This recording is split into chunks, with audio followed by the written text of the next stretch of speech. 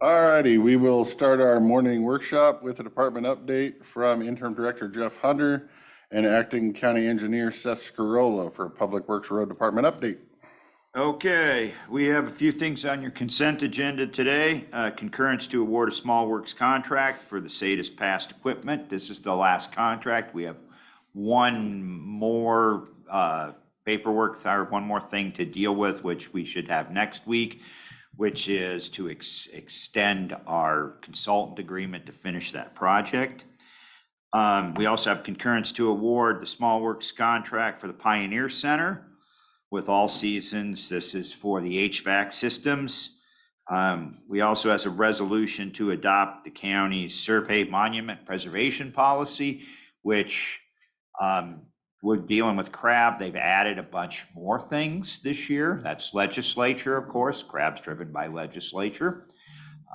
We also have, we'll talk a little bit more about that, but also the requirement to have standards, and there's other things they keep kicking down the new items legislature keeps talking about. Also concurrence to award the small works contract for the county courthouse HVAC system install seasons, and a consultant agreement with Epic Land Solutions for on-call real estate services. Typically, we do all our own purchasing for real estate. But if for some reason it's good for us to have them on because Public Works says the whole county can use it. If it's a federal or condemnation, for some reason, another department needs to condemn, we don't have to go out and look for somebody. We can use these guys. Does this say we don't have to pay them unless we use them? We only pay them if we use them. Got it. So it's kind of a safety blanket. If we run into a pinch, we need to acquire right away for a federal project, we have to use that. Or if we get a request for an appraisal, they'll do our appraisal services. Yes, so we do have them for all that. We also have a pay estimate to All Seasons, the amount of $25,965 for the courthouse replacement project, HVAC replacement. I was going to say courthouse replacement. You're going to start a newspaper. No, not new courthouse, just the HVAC. For that price, I'd do it though. And I'll turn it over to Seth to talk about some of the other things. On the construction end of things, Courtney Road, if the weather holds out, the contractor's planning on doing that slope repair, the little area that sloughed last fall, on Monday the 27th. And they continue to maintain the road surface with grading and rolling as needed at their own expense. Are we choosing when they grade and roll it, or are they doing it on their own schedule?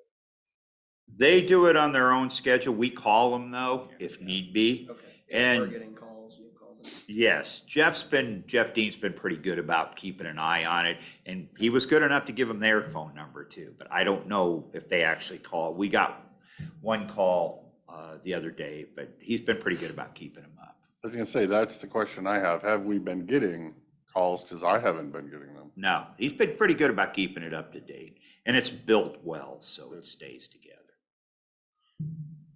And the crew's also helping with the fairgrounds water line. Jeff will cover that subject a little bit more. On the road design end of things, so we have a call in yesterday. We called the director of local programs for WashDOT to try to figure out why all our federal projects are still being held. We have no movement. I looked at it yesterday, and the first project we sent, it's been 82 days since we sent them all of our requests for construction funding for all these federal projects we have ready to go. And that's more than double of what we've seen in the past for the review period and approval. And we still don't. And today I got notice of another step they want to have us go through for those approvals. So we have no idea where we're at with those yet. We're hoping he can give us a call back and he can move things forward. If not, we might come to you guys next week and ask for some help. Maybe reach out to King or WashDOT yourself. And yeah, Senator King. Senator King, typically, like Seth says, we would prefer to work with local programs and push them. But in the past, if we can't do it, then we come to you guys and say, why don't you talk to Senator King? Because ultimately what this is going to do to us is it pushes, we should be out to add. So now we're going to get crappy prices. At least we don't have a match in these. No. So at least it's not counted, but it's less we end up doing.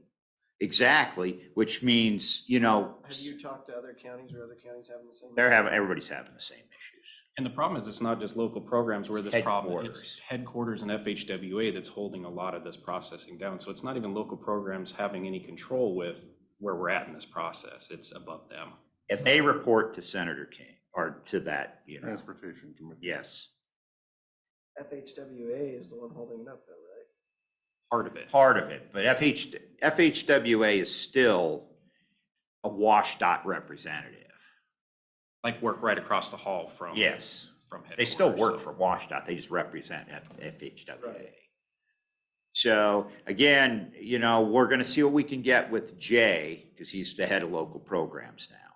But if we can't get anywhere, we've expended all of our resources. So they're saying there's gonna be something, a new hoop to jump through that we've never jumped through before, and do we have any idea what that looks like or could be? Yeah, so in the past, we would send our plans and provisions to local programs. They review them, look for anything that might stand out or trip us up, and then they approve it, and we're good to go. Now they're also reviewing it, but now they want a portion of it. So Division 1 of our specs is all the legal responsibilities. Headquarters wants to review that separately from their review for who knows what other issues. So it's a whole nother step that we have to wait for their review before local programs can review their piece before we can be approved to go to ad. And that just happened this last couple weeks. Yes. It's a new requirement. And keeping in mind, if there's a trip up there, they don't come to help bail us out. We fight our own battles. I'm curious, because that's one of the pieces of legislation is the federal pass-through dollars. And I'm wondering if they're creating work for themselves so that they can take their 10%.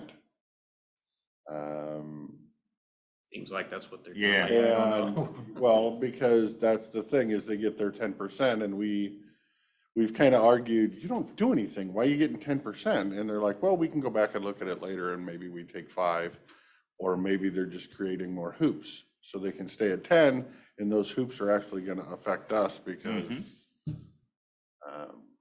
interesting.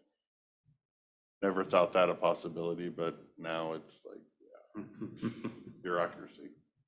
Yeah, I mean, we'd like to get, but we will, I mean, when we just wanted to give you the heads up, when we hit the fence, and then we'll come back to you guys and, I mean, you still might not be able to make anything happen, but at least we're telling you that, look, I mean, we should be out to bid now.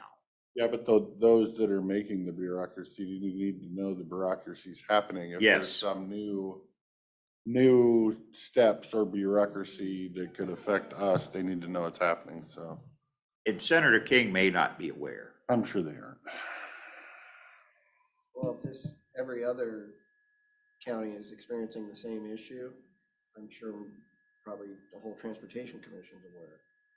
Or will be shortly. Or will be shortly. Or will be shortly. It just depends on where they are. But they're seeing it, they're seeing that. The other thing we're seeing is the fact, and this isn't just the transportation. It's a lot of, when we talk about we can't find contractors to bid our work, it's because of retainage. Because these other agencies, 6 months to a year to release a project. So we're holding on to somebody's money that long. It's ridiculous. Some of it is feds because it's employment, but it's at the state level. Employment Securities will only review it 1 time a quarter now. And so if we submit the stuff, say we miss the window by 2 days, we have to wait 3 months before they'll actually look at it again. And we're just, it's kind of. I don't know, we're fixing that one. I think that one's on purpose to make sure that the big guys always get the contracts. Because they're the only ones that have the money to be locked up in retainage on multiple deals. So they're also the big campaign donors. So I don't think we're fixing that one. I think Probably that's not. intentional. Probably not, but just giving you some extra ammunition if ever it comes up in a conversation. I mean, Wasaki's talked about it a lot. And their answer is, okay, don't do retainage then. Just don't hold retainage. But then the local jurisdiction becomes responsible then. That doesn't help us at all. then we're holding the bag if the guy doesn't pay. We have nothing to use to pay these agencies, so it's kind of, anyway, I've spent enough about that. Sorry, Seth, go on. That's, the rest of them are pretty much sitting where they were last week just because of that issue. So hopefully we get an answer and we can move forward. If not, We'll be back. we'll be back. Okay, east side, we're graveling, grading, and brooming. West side, we're and we're graveling. What we mean there is we're spotting in areas where we got complaints earlier. It's starting to dry up enough. We can start putting graveling. We're pothole patching, grading on the west side, and we're working on the water line project. Water line project's coming along pretty good. We ran into some rock. I'm going to go out this afternoon and take a look. So it slowed us down. We were hoping to be done with putting the water line in this week. And then all we have left is the testing and stuff. We've been cleaning up as we go. So we're still moving forward with that. Hopefully have the water back on by the end of, or the 1st of April. But we'll see. I can't guarantee because we did run a little slower with the rock this week. Okay. As far as this building, we just have the main items, the HVAC units, and we're getting something together now for that. Courthouse, we actually opened bids, and this spring, we haven't scheduled the date yet, but we should be working on that to do the HVAC units here shortly. In the courthouse from last year, Pioneer Center and the courthouse are on the agenda to award. The jail roof project, we are told that the design should be complete and we should be ready to go to bid in April. Superior Court remodel, it is at DHAP for review. And in talking to them, we would not receive the granting until July because it has to go through the budgetary thing and everything, but we're not planning on constructing till next year. As we talked about that, juveniles, the same, we're still working on that. The break room, the countertops are supposed to be in tomorrow. They haven't changed yet. They've changed 3 or 4 times. If that's the case, it'll be ready for the board. If they want to take a look at it next week, it'll be ready and we'll be ready to open it up. Radio tower, the bid package is on the board this time. And we talked to the contractor. They are getting the tower package in May. This is expected delivery. So we should start construction. They're actually going to get the bolt pattern earlier than that. We'll see what the weather brings, but we should be able to, we'll start very shortly. Okay, some other issues or some follow-up stuff. We had our first, we're still on schedule with the standards. We had the first meeting the other day. And then we still have one lingering thing that's hanging out. And we're gonna get going outside for some advice. It's how we allow for easements on plats. What we've done in the past for 15 years, and what I did in other places, is we allow them to just put it on the face of the plat. If you bought a piece of property and and you had an easement, when we did the subdivision, the easement would be on the face of the plat. We didn't have a separate document. Well, there's been some ground stir by some people that have bought recently, said you need to have a separate document. The developers aren't that fond of it because it's a lot of extra cost. And also, to me, it doesn't make sense because I want to see the picture. I want to see where the thing is. But if it's not, and the RCW that talks about that is not clear. It's gray. It's the interpretation because it says dedicated. Dedicated means if it's to the county or to the public. We always get a separate document for that. But when we're doing an easement between private and private, it's not our easement. And we think it's, surveyors agree that it should be, the surveyors on our committee agree that it should be on the face of the plat. That's it. There shouldn't be a separate document. Surveyors think that. Yes. Real estate agents do not think that. They think it's different. They think it should be a separate document. It should be on the face of the plat and a separate document because they've had some issues with people coming back to them and saying, well, I don't think I really have, somebody buys and then the lot that needs to get access through them, they're saying, no, you don't have it. I want to see the easement. Place your plat. That's, yeah, so we're gonna get legal advice. We're also talking to the Board of Land Surveyors and see what their theory is for checking around. We'll also put in a note to Crab and other things to see what everybody else is What doing. about title company? Title company, that's the interesting one. They do not see it that way. They won't guarantee it. They want a separate document. That's what I thought. Yeah, that's there where it gets, issues, yeah. kind of issuey because they want a separate document, even though most jurisdictions don't require that. But they won't, and I don't know, they would guarantee it anyway, but they don't they say a lot of times they won't recognize that as an easement without a separate document. So that's something we need to hammer out. The other standards are quiet to that. This one, we will make a determination. So we don't have this skeleton hanging out there. So that's something we got to solve for this one. So we're working on that, just bringing you up to speed. The other thing that we have on there is window washing, and my memory is not as good as I thought it was. It's not quite the numbers I quoted earlier. It's actually, I don't know, it depends on how you look at it. We got 2 bids. Actually, I was wrong. One's from Hood River. It's and it's $21.65. Then you add tax and it's, a little more. That's for a one-time washing of this building on the outside, not inside. And then we got one from Portland. They were the only other bidders and they were $68.50. I thought it was $8,000, but it'll be close, closer to that when we get tax and everything. My recommendation is we give the other guys a shot from Hood River and see. The difference in prices is the guys from Portland actually come in with a lift and they run a lift around the building. These other guys work from the ground with a wand system. So, you can go with the lowest bid and see, and if we don't like it, then.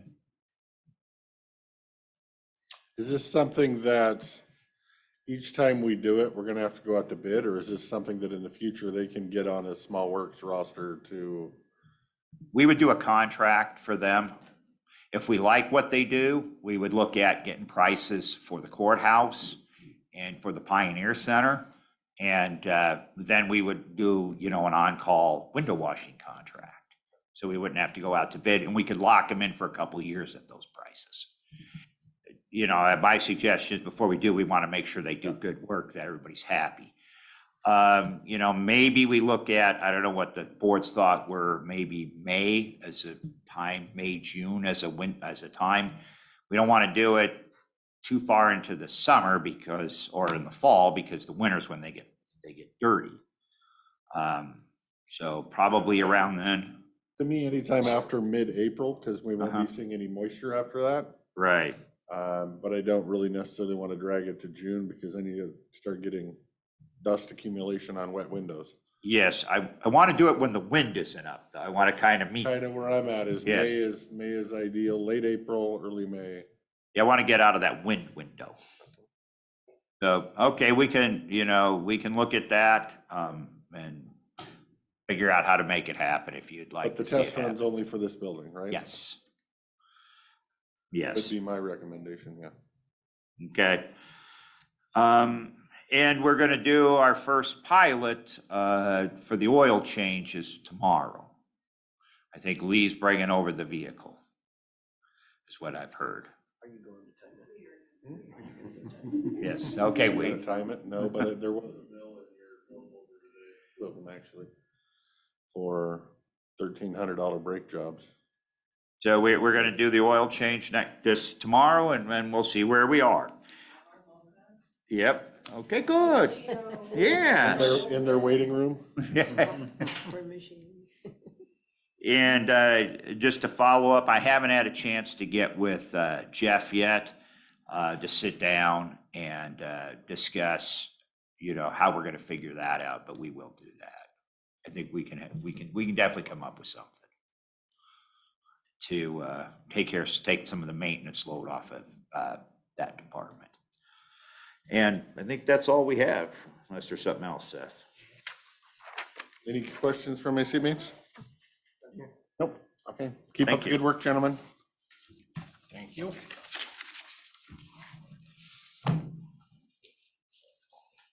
Okay, next up is 10:21. We're 6 minutes behind, but that's okay. Finance Committee update, Treasurer Greg Gallagher, Chairman of the Finance Committee. We can make up some ground right here.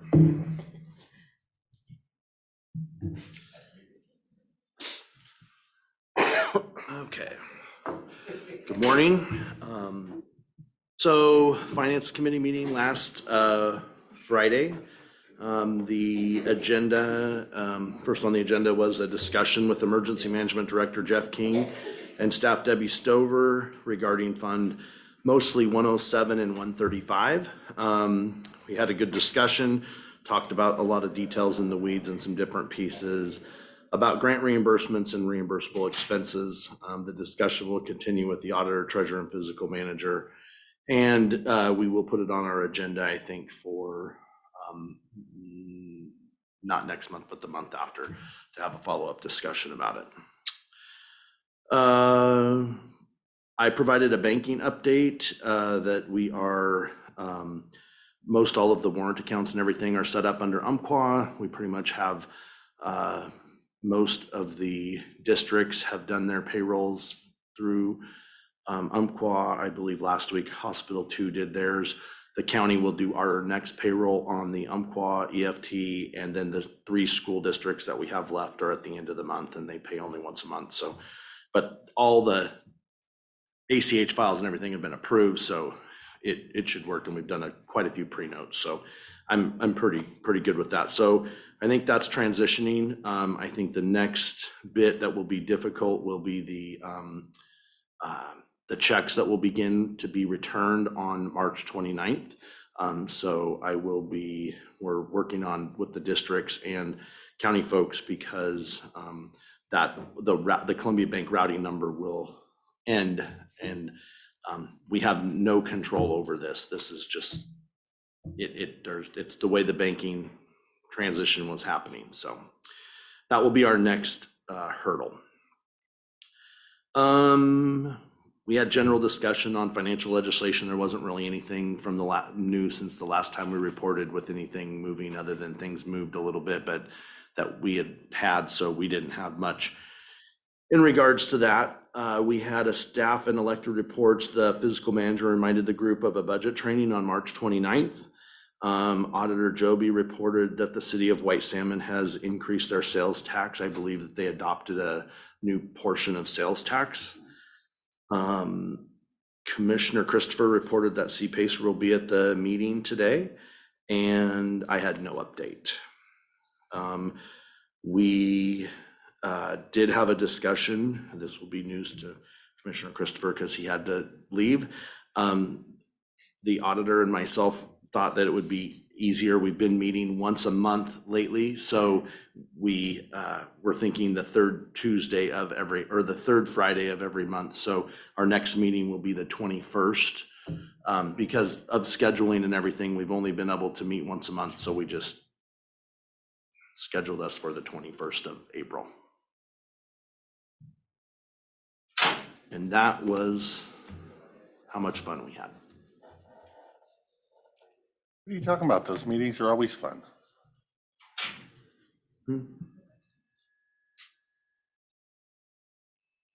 Yes. I'm forgetting. Hold on.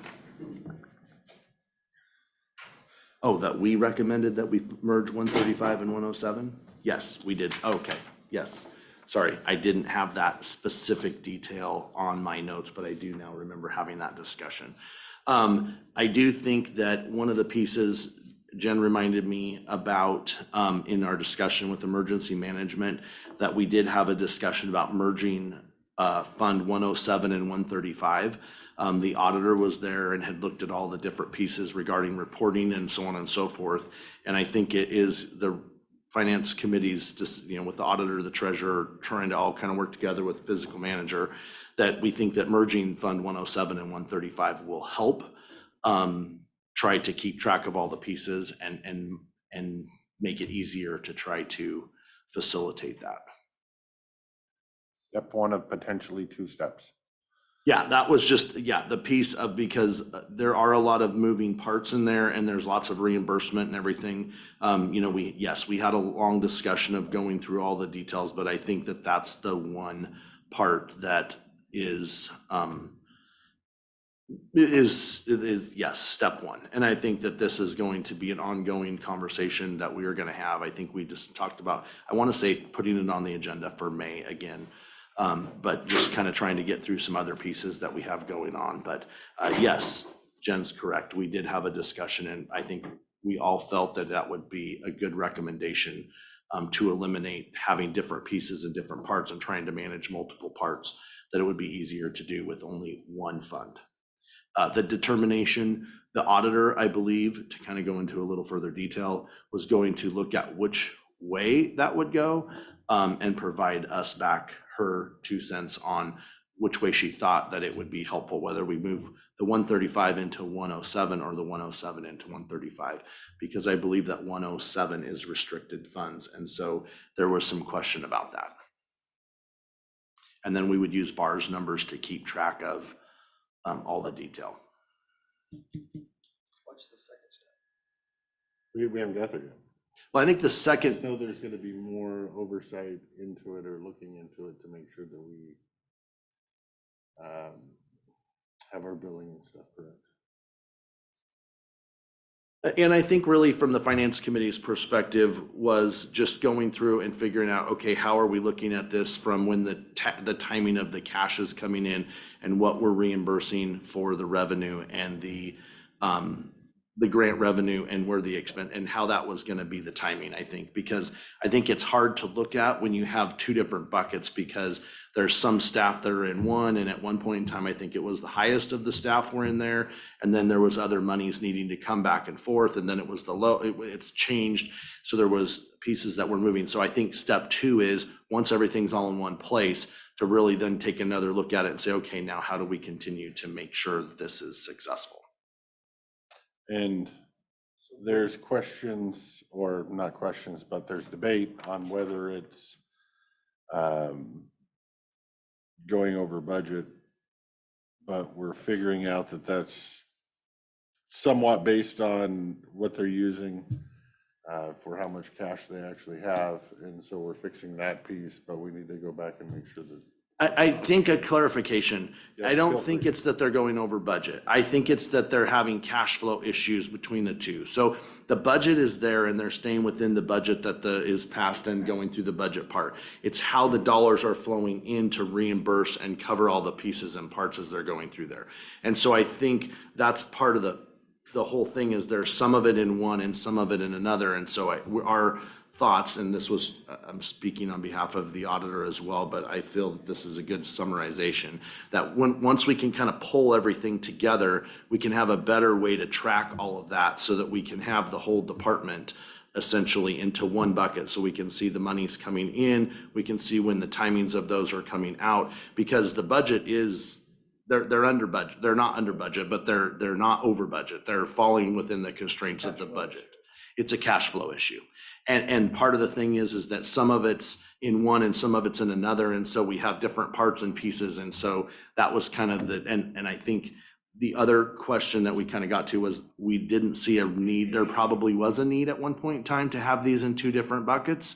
But today, with looking at everything we looked at, we didn't see that there was a need to do it that way. So we were thinking that eliminating that barrier would be easier if we could put it into one and then continue to go through the process. Will there still be restricted funds Yep. flowing into it? Yes, there will still, the restricted funds are not going to go away, and they'll still be reported in the annual report. And Heather had all of that figured. I mean, for the most part, she was just going to You can do that some. by bars.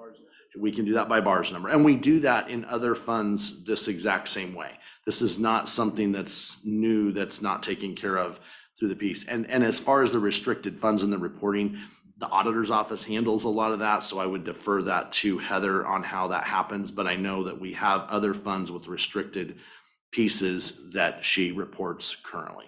So if we put them in the same fund, will that fix the cash flow issue, or is Well, there still gonna need? In to the be- short term, it will fix the cash flow issue, but we're also going to be able to look at all the parts and pieces together, because we'll be able to have all the staff and all of the revenue in one piece, so we can look at everything together without having different folks in different pieces. Because I want to say 80% of the expenses in 107, I think was a number that I remember, were payroll and benefits. So there was some materials and other expenses that were in there, but that's a huge piece of it. So when you have a department that has some of those pieces in Fund 107 and some of them in 135, and you're trying to keep them all, it just got really kind of fuzzy on exactly where it was. So we felt step number one was to merge these funds. We'll look at it, and we decided that that's our recommendation.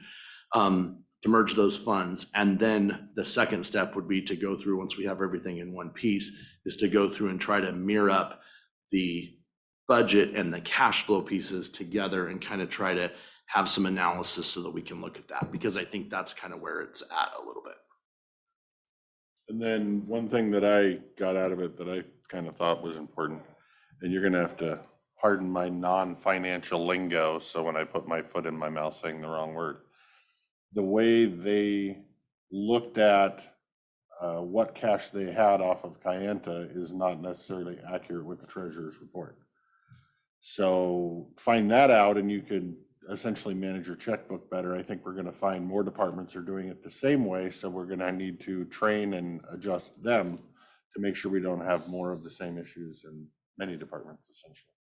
Yeah, that's kind of, I mean, Kayenta is not used to daily, it's a financial system, so it has a lot of JVs and everything in it. So we reconcile all the cash at the end of the month to a treasurer's report that everybody has access to in the Dropbox and to the stock room. So yeah, we have all those reports out there. I think there might be some miscommunication. I also think there's some thoughts on revenue versus cash, and there's some pieces on what's coming in and what's cash and so on and so forth. So I think once we can get all those parts there, that would be correct. But yes, the cash is any asset is a snapshot in time. So it is whatever it is that day without all the other pieces. So we go by, when we're looking in our office, we're always looking at that reconcile. We reconcile every day, but we do a big reconciliation at the end of every month. Any more questions for the treasurer? I'm good. Good.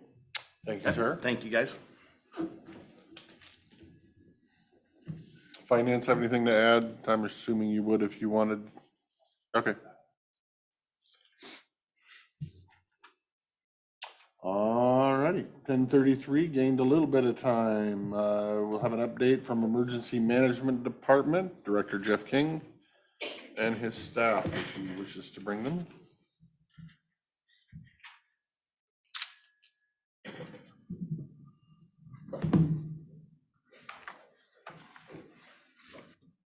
New updates? Good morning. There's some updated information, not anything substantial.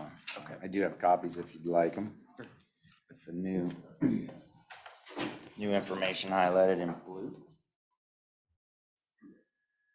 Thank you. Sir.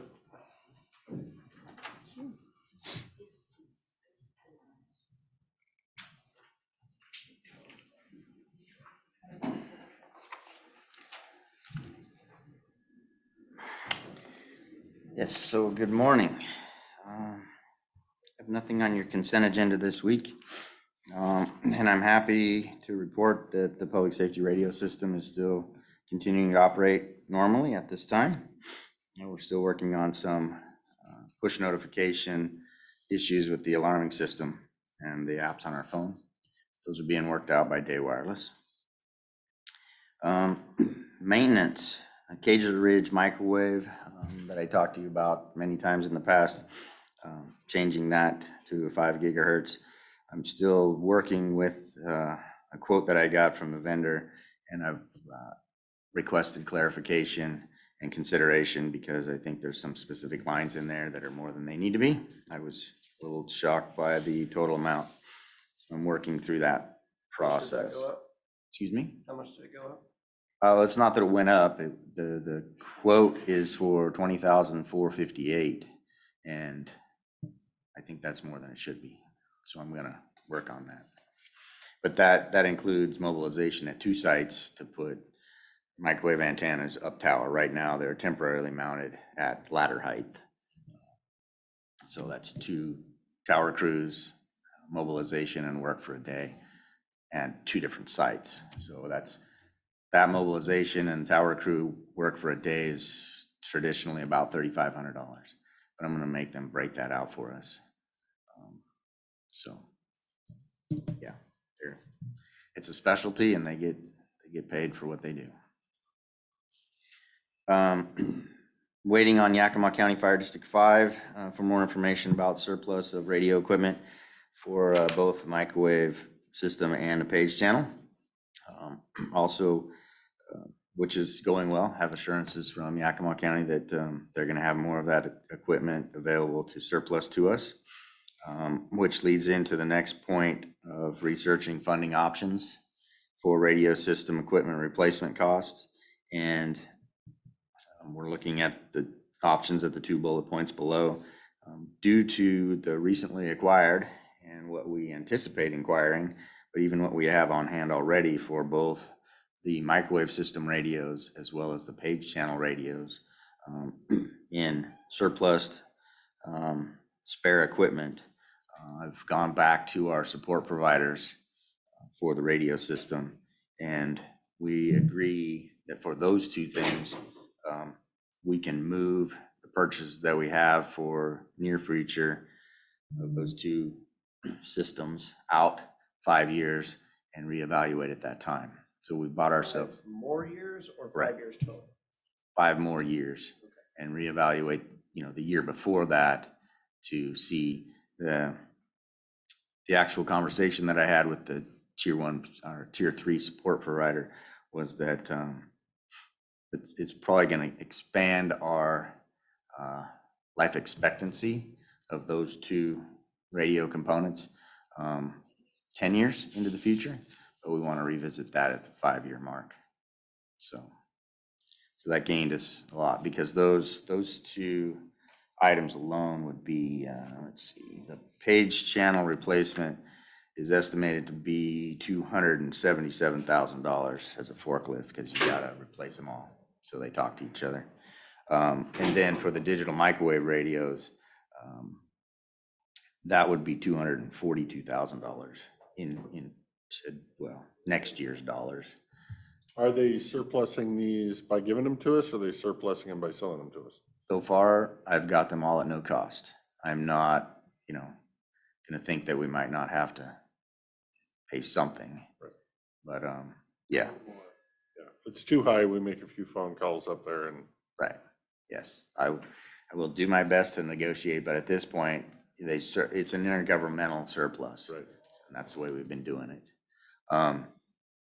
As well as then the next thing I'm gonna be looking at and talking to our contractor for generator maintenance. What we use for facilities maintenance at the sites now is the replacement of those generators. And each one of those generators that are up for replacement is right at $30,000. And how many hours do they have on them?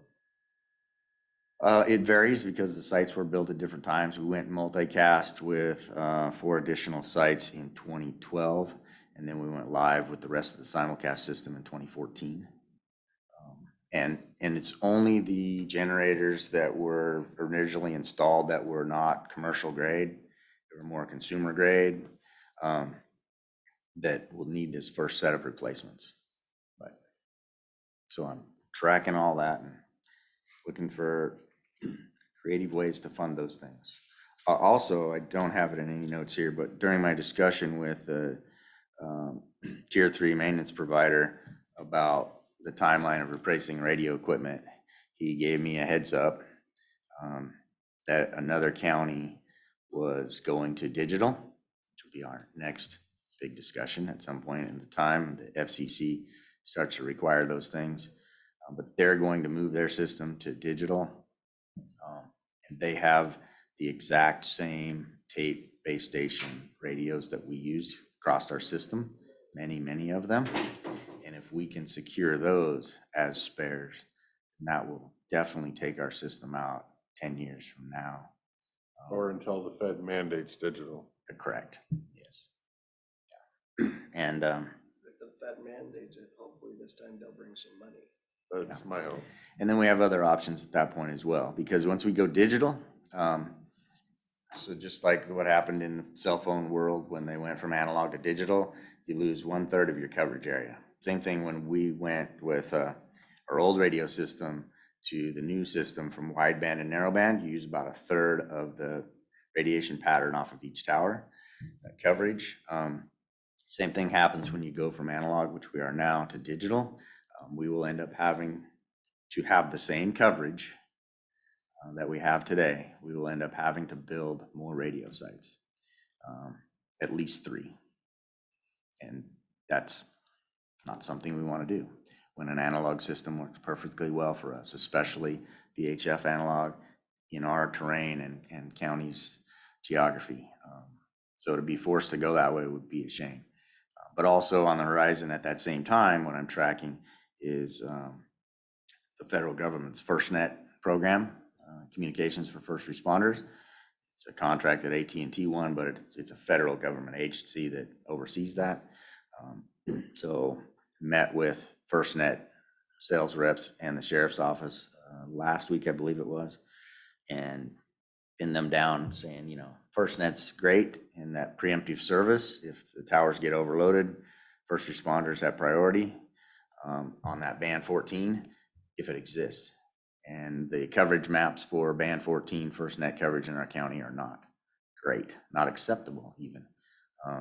So I pressed them on that, and we'll see 5-10 years down the road when that go digital mandate comes, we might be able to move on to a FirstNet system and pay for that service instead of managing all of this infrastructure ourselves. And there's pros and cons to that. We can talk about that at a later date.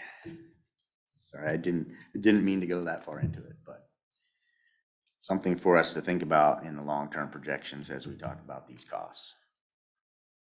Any questions? No, thank you for the reminder. I got some connections at AT&T and Verizon to hopefully get some coverage into the Glenwood Valley. Good. I would love to hear that because I'm pushing the same buttons. And Let's get together. AT&T Let's get together and chat then. Yeah, let's do that. I told them they should come on Diamond Gap with us. And they kind of looked at me cross-eyed. But one good thing I found out for general service, I don't know the particulars, but something has changed between AT&T and US Cellular. Because users across the county have had trouble with US Cellular in the last 2 months. Older phones just quit working when they go to the cities. They turned off their 3G in the cities. It's still here. But what AT&T FirstNet reps told me was that AT&T customers can now roam on US Cellular. It doesn't provide the FirstNet preemption. It's not FirstNet band 14, but regular AT&T coverage is now being provided off of US Cellular towers at no cost to the user.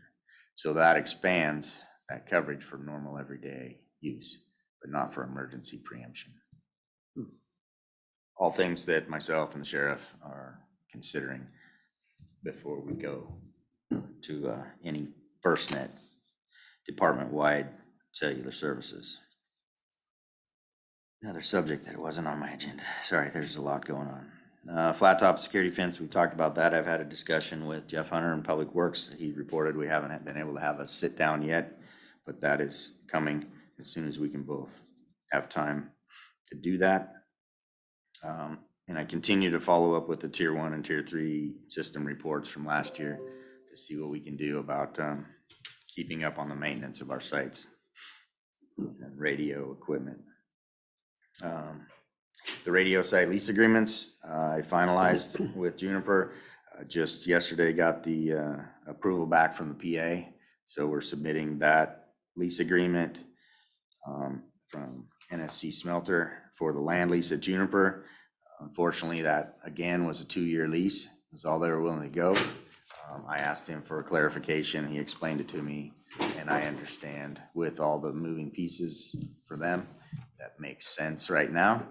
And he assured me that it's not a matter of whether they will continue to lease to the county, but what that would look like in 2 years might be different, and they might be able to provide more services based on the projects they have in the works. We're currently working with the DNR for their sublease at Juniper. And again, that has to, according to DNR rules, that has to meet the prime site land lease. So it can only be 2 years as well. Any questions on the radio system itself?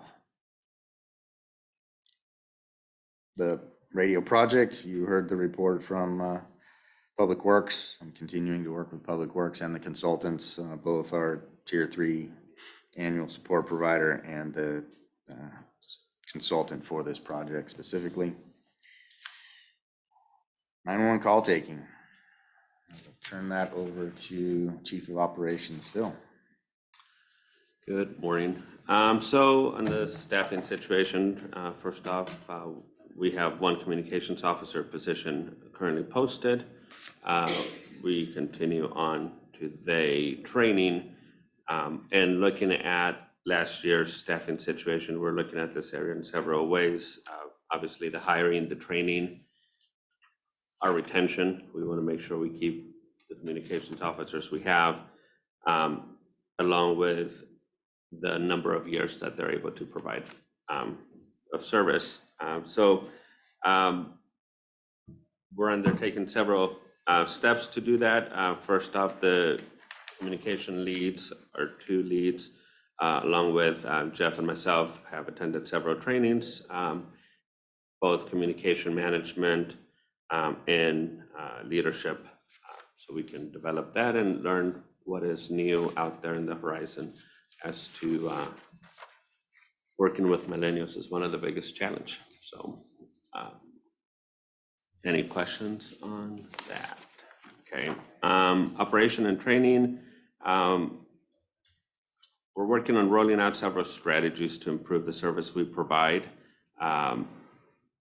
working with law enforcement, EMS, and fire agencies, and making that more cohesive, and seeing what is out there for the training they go through so that we can understand more of their side of the field. It makes us better dispatchers. We are completing continuing education certifications and recertification for emergency medical dispatch.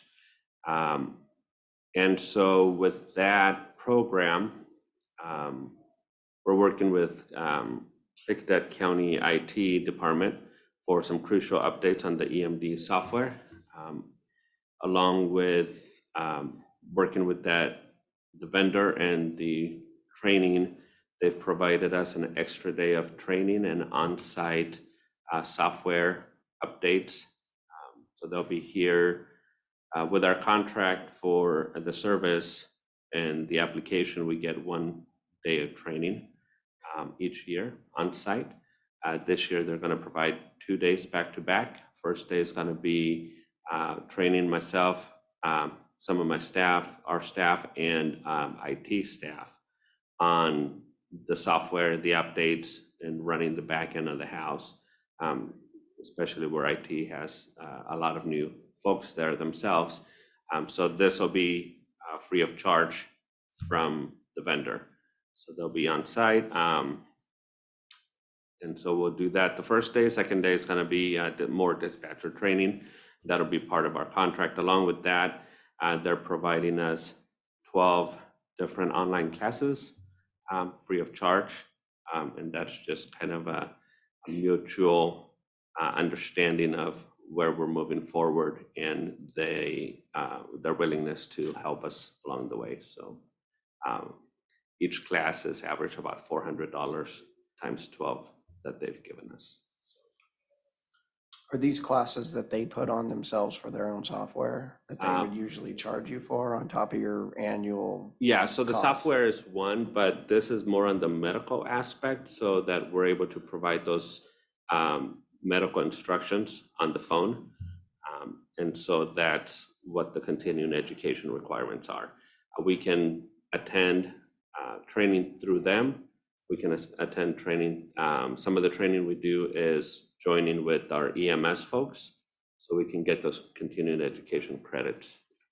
And obviously, the ones that they provide has a high cost, but again, those ones are going to be free of charge, so that everybody can have refresh training across the board.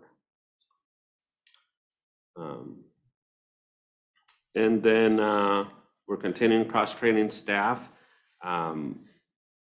Projects pending is text to 911, and I'm hoping to get that going by summer is the goal. We're also working with IT and buildings and grounds on the dispatch console computer monitor project. So all 4 consoles have been upgraded. So now we have the racks and the mounts, and big, huge thanks to buildings and grounds for completing that. They had to do some cutting on the metal, did an awesome job with that, so it fits perfectly. And now we have, IT has updated 2 of the computers out of the 4. The other 2 are pending for replacement this year. And so right now we have 6 additional monitors for all 4 consoles. Once we get the 2 computers, we should receive 6 more monitors. That would give us 6 county monitors per station, plus the radio, plus 2 for the phone. So 8, 9 monitors that each dispatcher has to be able to do all the work. So along with those monitors, the 911 phone system for rapid SOS mapping integration was completed. So now with our phone system, that second monitor on top pulls up the map and pings 911 calls from cell phones, so that as soon as the dispatcher answers, they're able to see that on the map right away, which saves a lot of time in confirming locations, especially in our rural county where not everything is addressed and not everybody knows the street names once you go on a dirt road, right? So we're able to see that, picture that, and clarify where the caller is. Is that pinging off their GPS location, or is that pinging off 3 different towers? It's both GPS and the towers. If you are, so Rapid SOS works differently than just your basic triangulation. It works with systems kind of like Uber Eats, Uber, Lyft, or whatever the other systems are, so that it will connect your phone to any Wi-Fi in the area. So if you're in town, it will figure out the Wi-Fi locations, even though it's not connecting to the Wi-Fi, and triangulate your location to the front door of this building, as opposed to typical triangulation was center point of a property, right? So this one is more accurate. In our county, I don't know, maybe in the White Salmon Bingen area, you don't have 3, you need 2, let alone 3 towers that you're getting signal from at one time to triangulate. So it's all dependent on the accuracy of the phone's GPS. Right. Rapid SOS has figured out a way to make that even more accurate. Yeah, you use any other technology that's out there to connect your phone. Like I said, like big cities, Uber Eats and things like that is, they can deliver food to a bench in the park, right? So that's what this system allows, is pick up anything else as well. And the idea that previously the dispatcher answered the phone displayed GPS coordinates, and then we would have to type those on the computer on the map system and wait for it to come up, right? And if there's somebody screaming on the phone, you're typing as fast as you can, errors happen, and all that happens. At the same time, asking them for their location, which may or may not be, Billy Bob's Corner. Yep. It doesn't exist on And the so map. now that pops up right away. So that's one of the upgrades that this integration And the work from buildings and grounds and IT has allowed us to move forward. I am definitely curious on how accurate that comes out, It is, out in the country. well, it is pretty accurate for most places. At some point, it depends on the user's device. Right. So if they have an up-to-date, Well, it's like us Smartphone. out in the country, I would have our GPS location on a 3x5 card, and that was posted on the wall of the in-laws' house in case they needed Lifeline to show up. They knew what the hell the GPS coordinates were, so, smart, but nobody does that, so it's up to you guys to know where it's at. Yeah, yeah, and that's where kind of the knowledge and the training that we do is, and part of the training with EMS Fire and Law is going out on ride-alongs. And it's not just, hey, let's see what you do and what kind of fun happens. It's more of, here's a list of locations, like Billy Bob's Corner, the big wheel, the white picket fence around the corner, those kind of locations that we get, right? And there's a whole list for this county that people know them by, a certain location by a local name. names, yeah. The farm that Farmer John had 50 years ago that burned down. The old hog farm, That's, top of Mary Hill Grade. see what I Well, mean? it hasn't been that for You decades. describe a farm and somebody knows it. People still refer to that when they come. I wasn't here I then. wasn't here, so I don't- What percentage of callers that you're getting now, you're getting that exact location and everything? Is it almost all of them? It's almost all of them, yeah, because when we verify that and we're able to see where they're at, we can point out different features around them. Do you see this? Are you, Mary Hill grade? Are you at the bottom of the grade? Do you see Pat's Ranch Mart? And so we're able to verify that location. Even though the caller doesn't know where they're standing, they're like, can you see the big house on the right that's red? They're like, yeah, I see it. Okay, we know where you're at, So we go through that kind of process. And we've mentioned before, sometimes we start with, are you in Washington? Right? Because callers don't know. Yeah, the question where- is, do you where know they're what at. state you're in? By the Yeah, time you get 'cause- down to that, they don't. And the answer is usually, my GPS told me to turn left, so I did. Great. So this comes in place in that it also gives us a few miles outside of our county. So if any call comes in from around the county, we're able to see that as well. Transfer that to the appropriate. Yeah, based call on center. whatever tower they pick up, right? So, yeah, that, and It could be, I think this will be useful if it works out, search and rescue things and. The technology is getting better and better to the point where this was the logical next step. yeah, so it's And to come a that long point, way. you'll be able to come and see it to the next item on the list. I'm gonna take a look. So, yeah, so National Public Safety Telecommunications Week is April 9th through the 15th.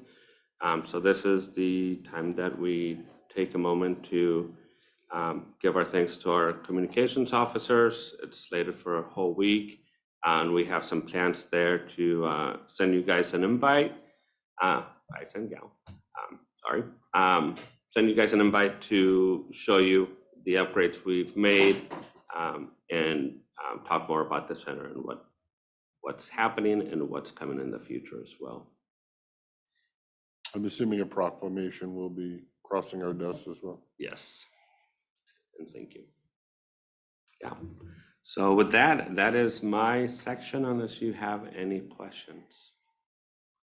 We're coming a long way and we're looking at everything that may or may not have gotten us in the situation where we were last year and trying to address from every angle we can, including the technology piece to the personnel piece.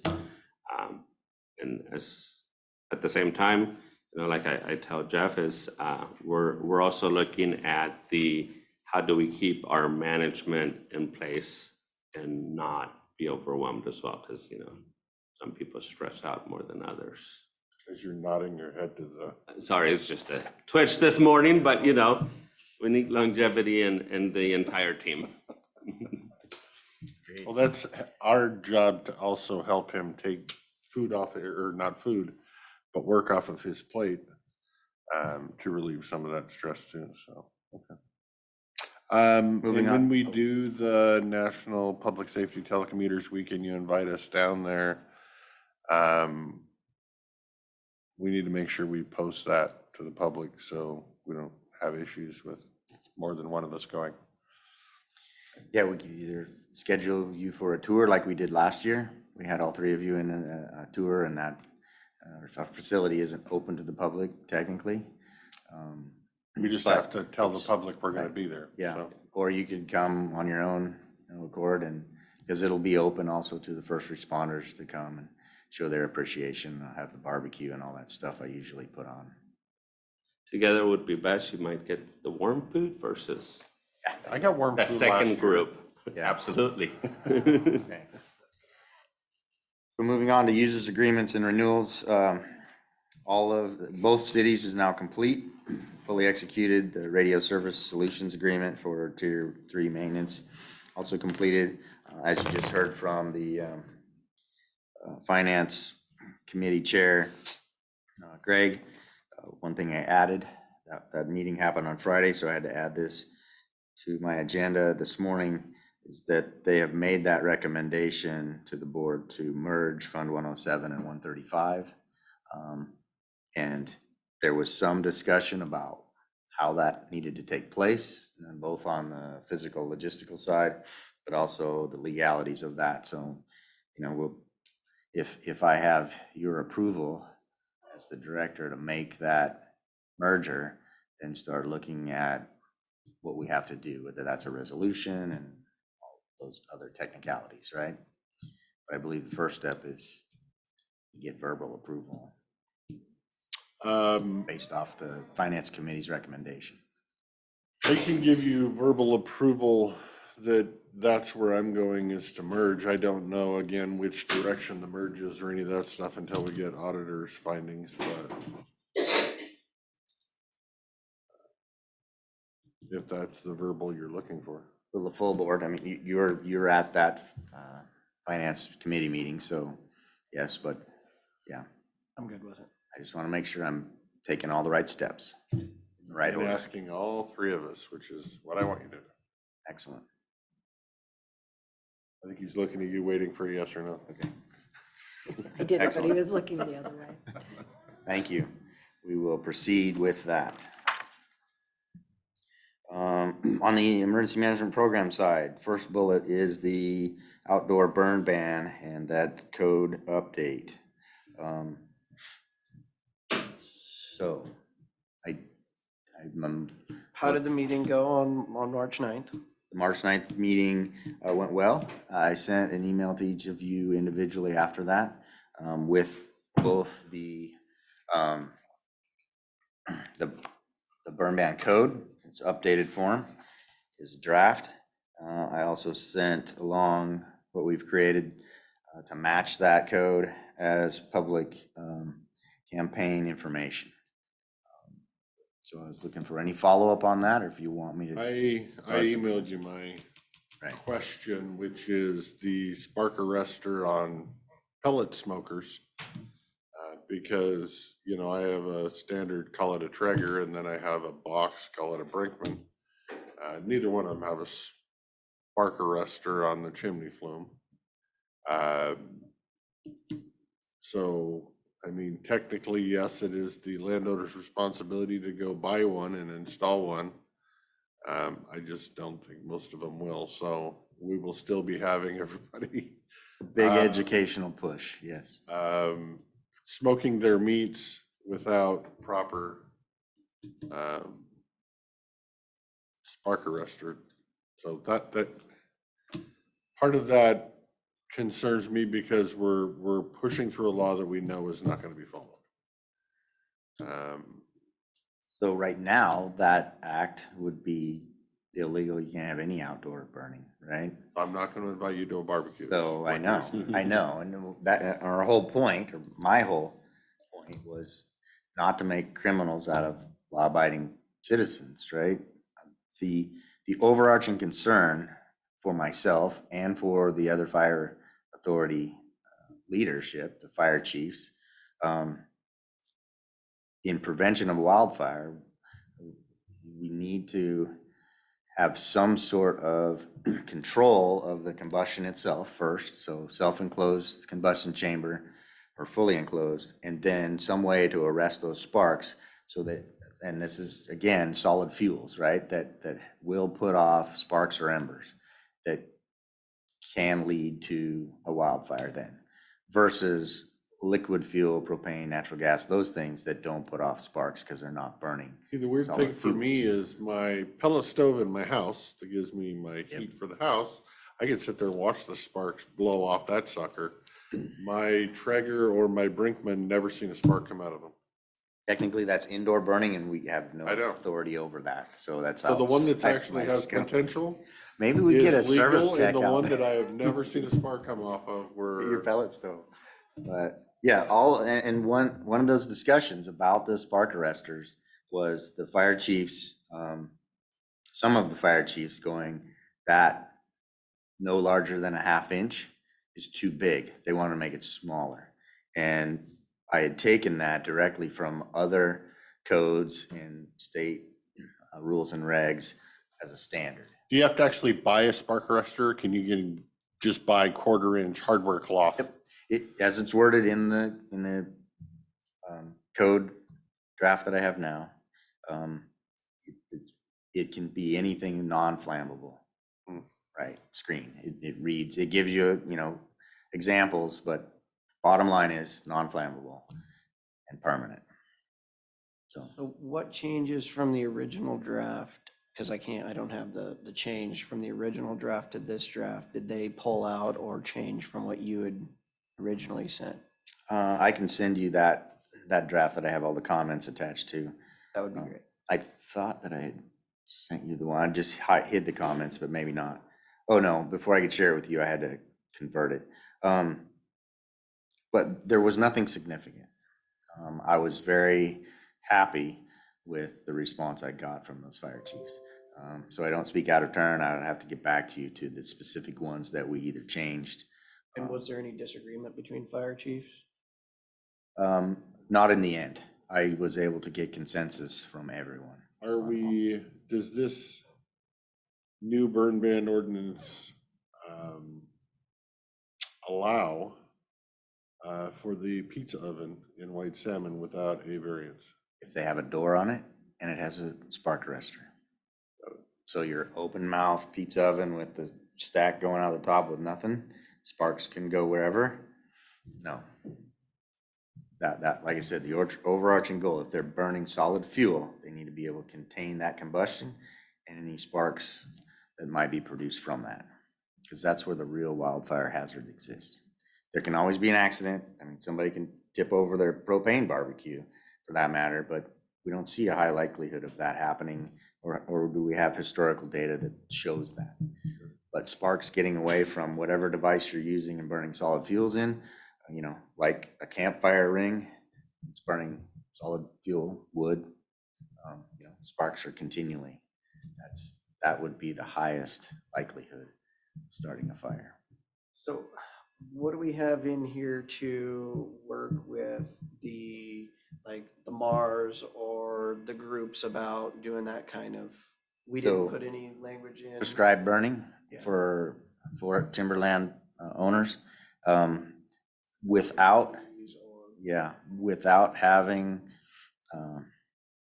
some mechanism of oversight and management for that, i.e. a fire marshal for the county. That is not something that we can currently provide for.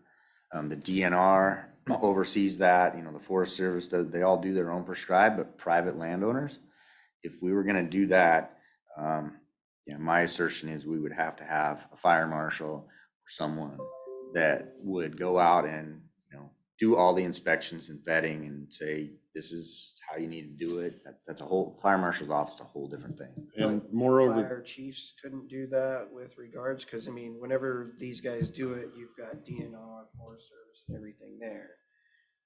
moreover than that, to me, is the reason I want to redo this is for liability of the county. And I understand there's a push to do prescribed burns during the burn ban, but in the same regard, I've seen the same people that are pushing for prescribed burns during the burn ban to have their prescribed burns when it's not burn ban get out of control and start hot spots and other fires. If we allow for that under county and they get a burn that goes out of control and starts a wildfire that burns up 12 homes and kills 3 people, the county is liable because the county gave them the permit and told them they can do it. DNR, no, you get to sue DNR. You don't get to sue the county. Forest Service, you get to sue Forest Service for doing it. That wasn't the county that gave them permission. What you're asking for is the county to give permission, and we've already seen those fires. I think the idea is to not have us give the permission, but allow for it legally to be done with the local fire department, as well as, you know, whoever's planning that, and create the mechanism that the fire department has to be okay with it, because the fire department's gonna be using as a training for their people too, probably during it, when you look at these. I still think it's a county liability if we put it in our burn ban that you can have campfires.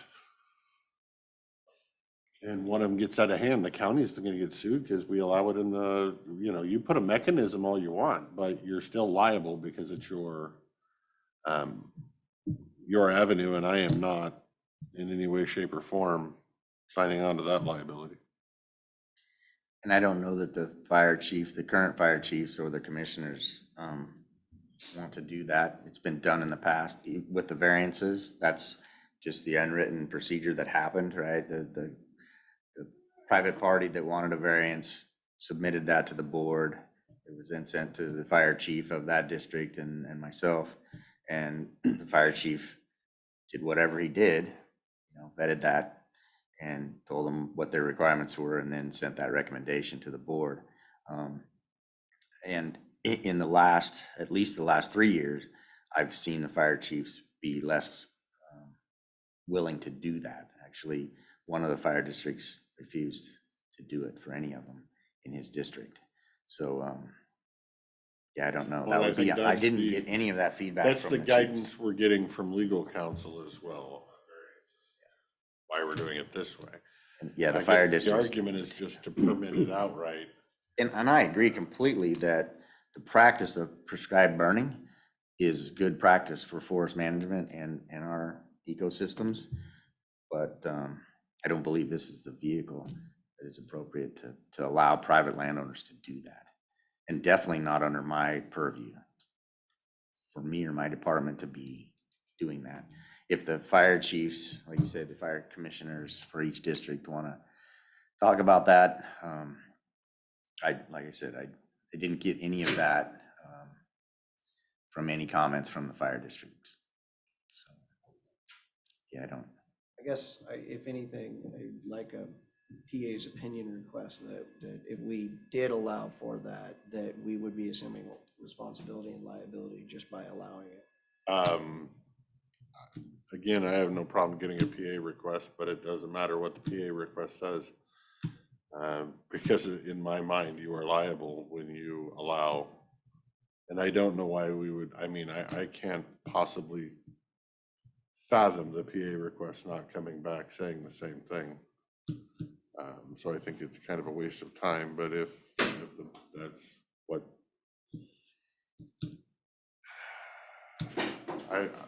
I'm one of those that will never turn down a commissioner's request for legal advice. So with that, I would say draft up the question, submit it to Lee to be turned in, You will do that? and we will see what it says, but we also have a timeline We'll add it to on when we our need to get, discussion that we have.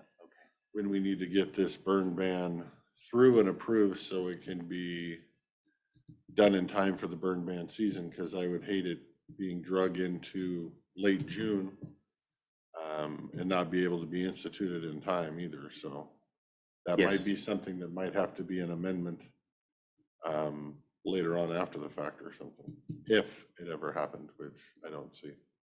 I don't want to hold this up waiting on that, is my point. And that's a very good point. And in discussions with Lee about the official process for updating the code, you know, the public comment time, public meeting, before the board takes action, and all that will take time. So the issue we had last year was a Native American wanting to burn for cultural reasons. Would this current draft allow for that? Only if they do it in the controlled manner that we've prescribed. And that might be a legal challenge that we have to face. because- Inside a enclosed combustion chamber with a spark arrestor on the other end. Which other people doing those types of ceremonies have complied with. If you can do a sweat lodge with a camp stove, spark arrestor, if you so choose. And if it's inside a structure, it's not outdoor burning. So there's that. Like I could burn my wood stove in August in my house if I wanted to. That's not something we have, this doesn't control that, right? But in a structure, even if it's a tent or a teepee or, And I think the issue with the variance is that we didn't have a variance process within it. Right. Not that it wasn't okay to do variances, it's just that we didn't have the legal process for doing Correct. it. but I also think when you give a variance, and somebody wants a permit to have a, bonfire. And when they're asked what size, and they say the size of a bonfire. And that's where the chief in Trout Lake stopped even considering Jonah Ministries variance for their campfires at their facility. Yeah, because it wasn't willing to take on that There's risk. a liability, and as the, you know, Because that's what they'd gotten a variance for in the past under different fire chiefs. They have a fire pit out there and there's, I don't know how much grass around it and gravel and all this stuff right next to the river. But the fire chief was like, no, we're not gonna take on that liability. one ember starts fire, and all of a sudden the county is liable, and In the era of mega fires and whole communities being burnt down, and bankrupting whole communities. Big Paying deal. for the litigation of such thing. I'm not interested in, yeah, I mean, it only takes 2 votes, but. yeah. And the prescribed have one burn, here. however, I'm not taking sides at all, but prescribed burning is a way to prevent those things, right? But this is not the vehicle for that in my estimation, and at least not under my purview. So, yeah, if we figure out a different way, and that that issue won't, need to be addressed until the fall when they want to do prescribed burning. So your idea of, adding it as an amendment sometime, if we consider to do that over the summer, then in place for this fall's prescribed burning, that could be a compromise. Have you talked with DNR about small fires, small burning at all? What their quota I've had is? many conversations What at their CEFA threshold meetings is. and all that. Yeah, they have. I mean, their rules are very strict. Right. And both DNR does that and have done those things in the Glenwood Valley as well as the Forest Service does that up Courtney Road every year. It always causes 911 dispatch heartburn, because especially off Courtney Road, because we get so many calls to 911 from the Oregon side. Well, I-84 think about Mars and prescribed burns. Don't they qualify under the DNR regulations? What they're telling me Too is no, small. they haven't been Not able to enough work it fuel. out with the DNR. Only if it's on DNR property. Yeah. DNR permit. Yep. Hmm. And like I say, that's unfortunate to meet, and not to get too far in the weeds, but my understanding of those prescribed burns, to meet the criteria for getting the best prescribed burn for fuels reduction is all about the fuel moistures. And the timing of that is usually just before we release our burn ban. And so that's why, like I said, when the DNR and Forest Service does it, it's, I've convinced them over the years to help me put a better public education campaign out there. When the public sees that burning going on, we get overwhelmed with calls, and I guess- everybody's on edge. I guess my issue is that we have CWPPs through a countywide, and we also have them, locally, and in every CWPP is controlled burns for this. But yet, in our own process, we're eliminating it. So we're saying this is our goal and what we want to do, but in our own planning, we're saying we can't do it. And so the rocks are hitting really hard together, and I understand where, the community would be coming from. It's not a question of if you want fire, It's when, and is it gonna be controlled or not? Do you want wildfire or do you want, prescribed burning? I understand all those things. And this is saying you can't do it during the county's burn ban when it's in effect. And like I said, we can have the debate over when exactly the fuel moistures and conditions are right, and whether that's while it's still under a burn ban late, or whether it's just after it. It might not be ideal, but they can still do it. Well, I would, for the the time constraints we are under, prescribed burning wasn't allowed in the old burn ban. So far, it's not allowed in the new burn ban. If we would like to have time later on an agenda to have conversation to potentially add it, I'm fine with that. It says BOCC workshop. But we need, we've still got 2.5 pages to go through and 9 minutes to do it. I can do that. So I would like to get back. So just for clarification for me, the roles and responsibilities, sorry, in the public safety world, the board will submit a PA opinion request for what we talked about earlier, not me, to ask about the prescribed burn. Prescribed burn. You and I will get together and then we will submit it. Okay, thank you. Just want to make sure that wasn't for me to do and drop the ball. But don't let that hold you up in the process. Okay. Well, the next step in this process would be scheduling, advertising to the public comment time, but I'm gonna have to wait for you to tell me when to do that. At this point, that's your decision, right? Right, but when you're ready for this to be finalized, right? And that, I think, that depend after the prescribed burn opinion request, or? Me, no, I don't want it held up and potentially not go into effect when it needs to go into effect. If we're going to add something to it like prescribed burn, we can always do that in May or June, or it's just an amendment in another public hearing. I have no problem with that. I don't want to wait and then be late and not have it done in time for burn ban. That's my opinion. Anybody else have an opinion on the matter? I would just figure when we plan on implementing the burn ban and walk that back on when we need to advertise and everything else. And if we have enough time for a workshop with that, I'd be happy to do that.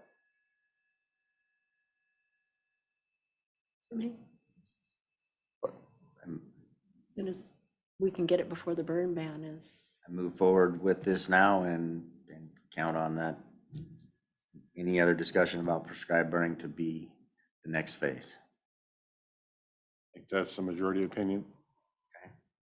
All right, because we did have a out of control burn pile yesterday in the Fire District 7's area, and then we had one, if my pager is correct, they paged out for one in Waikakis Fire District as I sat back here earlier this morning. So when the burn ban needs to be put into effect by zone, we don't know yet, but always sooner than we expect. Okay, so I'll move on from that subject. Emergency management program training and exercises. None of that's changed. You can read all of that good information. Said I have how many minutes left? Working on that unmanned aerial systems team, 12 team members, doing some more training day on Saturday, April 1st, and going live with that resource to be deployable on that date as well. How's that working? Are they supplying their own drones, or are these county drones that you already have that they're learning how to operate? They're county-owned UAVs, yes. Oh, I'm aware.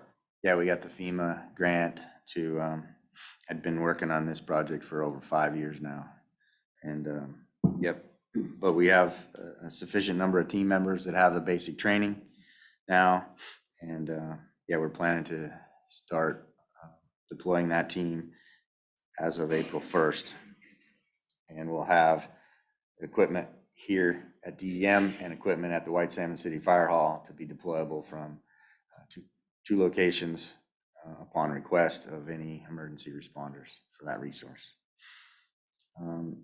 Also working on the volunteer recruitment, which is going well. I was given an update this morning from the program coordinator that as of this morning, we have 6 new people signed up to volunteer for that. Some of them, at least 3, with past life experience and lots of credentials. Now, not, they were hesitant, I guess, as they've lived that life and don't want to have anything to do with it, but they're agreeing to come back as volunteers and have first responder and emergency management experience. Those people are in our county. We found them before COVID and used them and burned them out. Now we're finding new ones. So I'm encouraged by that. There's always people out there that have skill sets that we can use that we're not aware of until we ask. So we'll be going through that orientation process and getting those folks the basic training that they need, regardless of their experience. The grants, you can see all that, read all that, nothing's changed there. Community outreach, I've worked with the schools. Centerville School is always the most proactive when it comes to safety. The principal out there, Mrs. Cameron, is always reaching out to us about her panic buttons and testing those every year with 911. And also had a comprehensive safety plan meeting with the school and the sheriff's office and going through those things because that's now a state requirement for all the schools to have that plan and to submit their floor plans to the state system that we're supposed to be able to access and law enforcement to access. If we have an incident in the school, we can see what we're getting into before we get there. We're still working out whether that's actually feasible or not, but that's all going on behind the scenes. And I'm happy to announce the Employee of the Month for March is Communications Officer Ashley Murphy, one of the newer members of our team, and we're very happy to have her. Congratulations, Miss Ashley Murphy. Yes. And one other thing that wasn't on my agenda, I saw it in my stack of stuff. Back on February 22nd, we had a bridge closure planning meeting. I don't know if any of you are aware, but there will be a 4-day closure of the Hood River Bridge, May 19th through the 22nd, full closure. So not only for the public's access, but also for responder access, as the ambulances and fire and EMS mutual aid goes back and forth across that bridge. So we had that first planning meeting. We're going to have another planning meeting, and also to take into consideration that construction crew that's working there with heavy equipment, big cables and all this stuff. If something happens, they have a medical emergency or an accident mid-span where they're going to be, who responds from where and how that's coordinated and making sure that everybody's on the same page on both sides of the river. So if we have to, we can effect a technical rope rescue or some other such thing, or just basically get EMS and fire vehicles out there and not jammed up so they can get back without being able to turn around. So another thing in the works. And heads up, don't plan on crossing the bridge that weekend. Anything else? Yeah, Any- long weekend. Yeah. Any questions from staff? Nope. Thank you. Yes, thank you. Keep up the good work. Mr. McClure, do you have something for us? Yes, sir.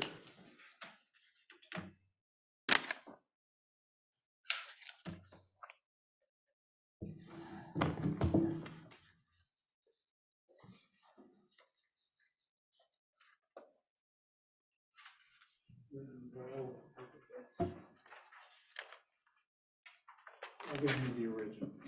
The original. Thank you, sir.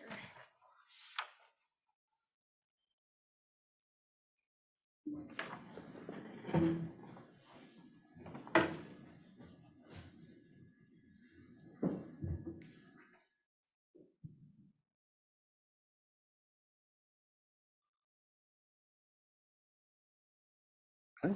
Do you want to announce this or? Well, I can give it to you now, and we can discuss later. That may be better. I have some people I need to talk to about this, so I can come back this afternoon or some other time. Okay. Teammates, anything, or do you want to wait until he comes back? Come back this afternoon after you had a chance to tell some other people. Digest. Yes, thank you. Thank you.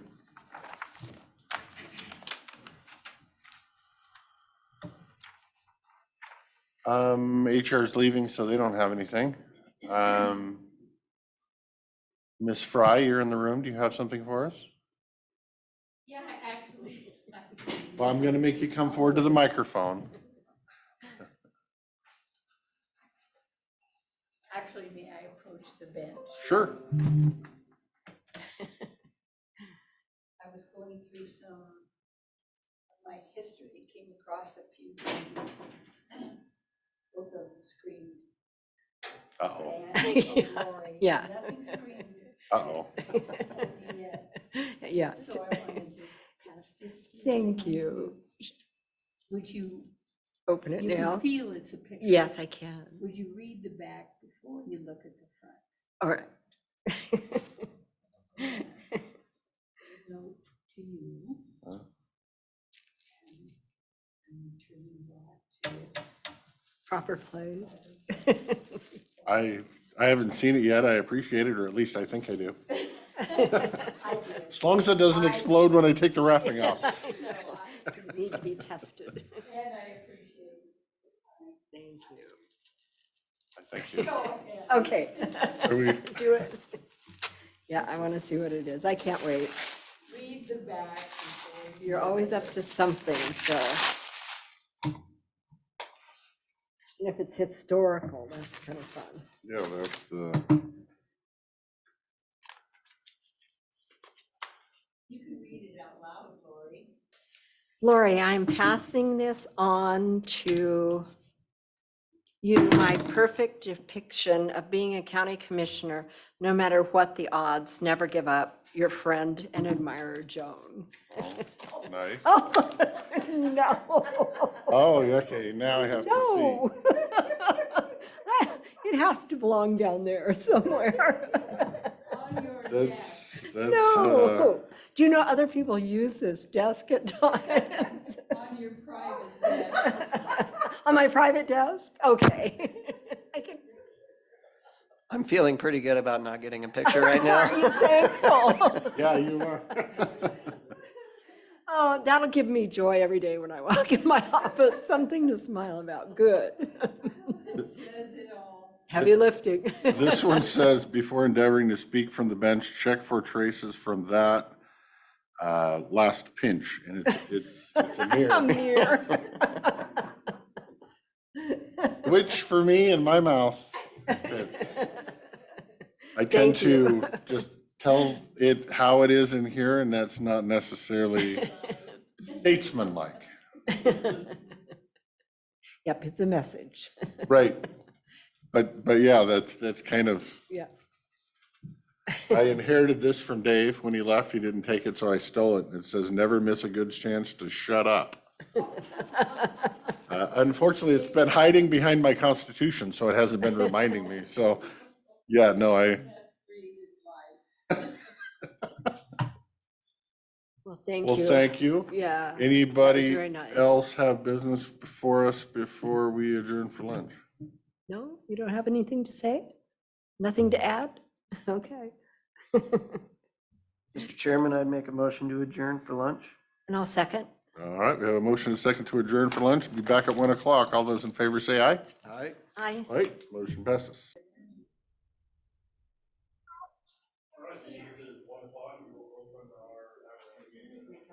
Board of Commissioners, I just turned my mic on. Let the record show all three commissioners are present. First order of business is we will stand for the Pledge of Allegiance.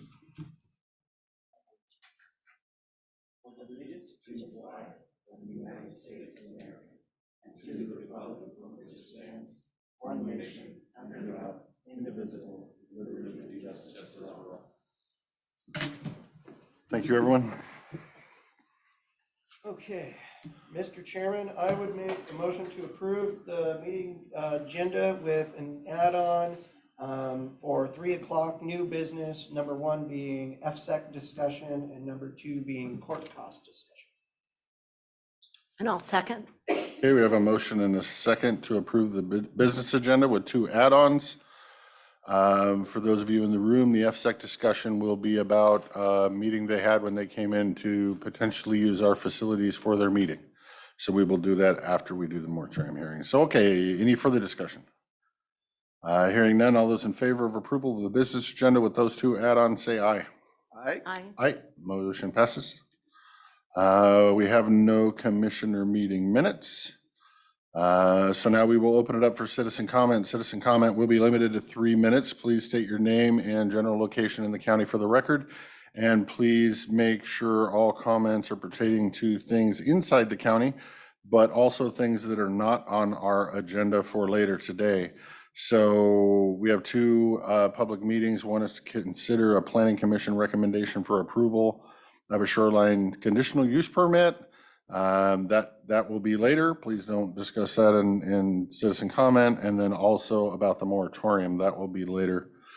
Please refrain from using that during citizen comment. Anything else is open. Anybody in the room have citizen comment for us, or are we waiting until later? Okay, I'm not seeing any in the room right now. Do we have any online citizen comment for us?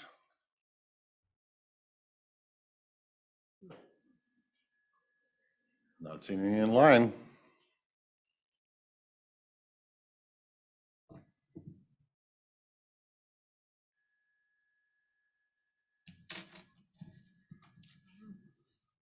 Not seeing any in the room or any online. So in either case, if you're in the room or you're online and you have citizen comment for us in the next 22 minutes, raise your hand. If you're on Zoom, or unmute yourself. If you're in the room, just kind of wave at us and get our attention. And we'll have you come forward for citizen comment. As I push my button now. Excuse myself for a sec to get a document. Okay.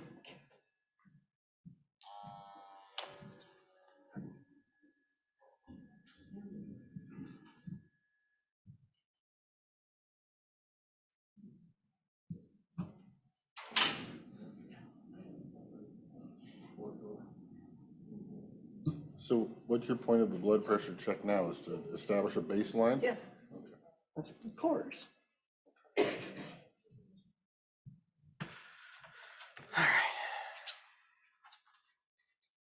Oh, I can imagine it's going to be spiked right now.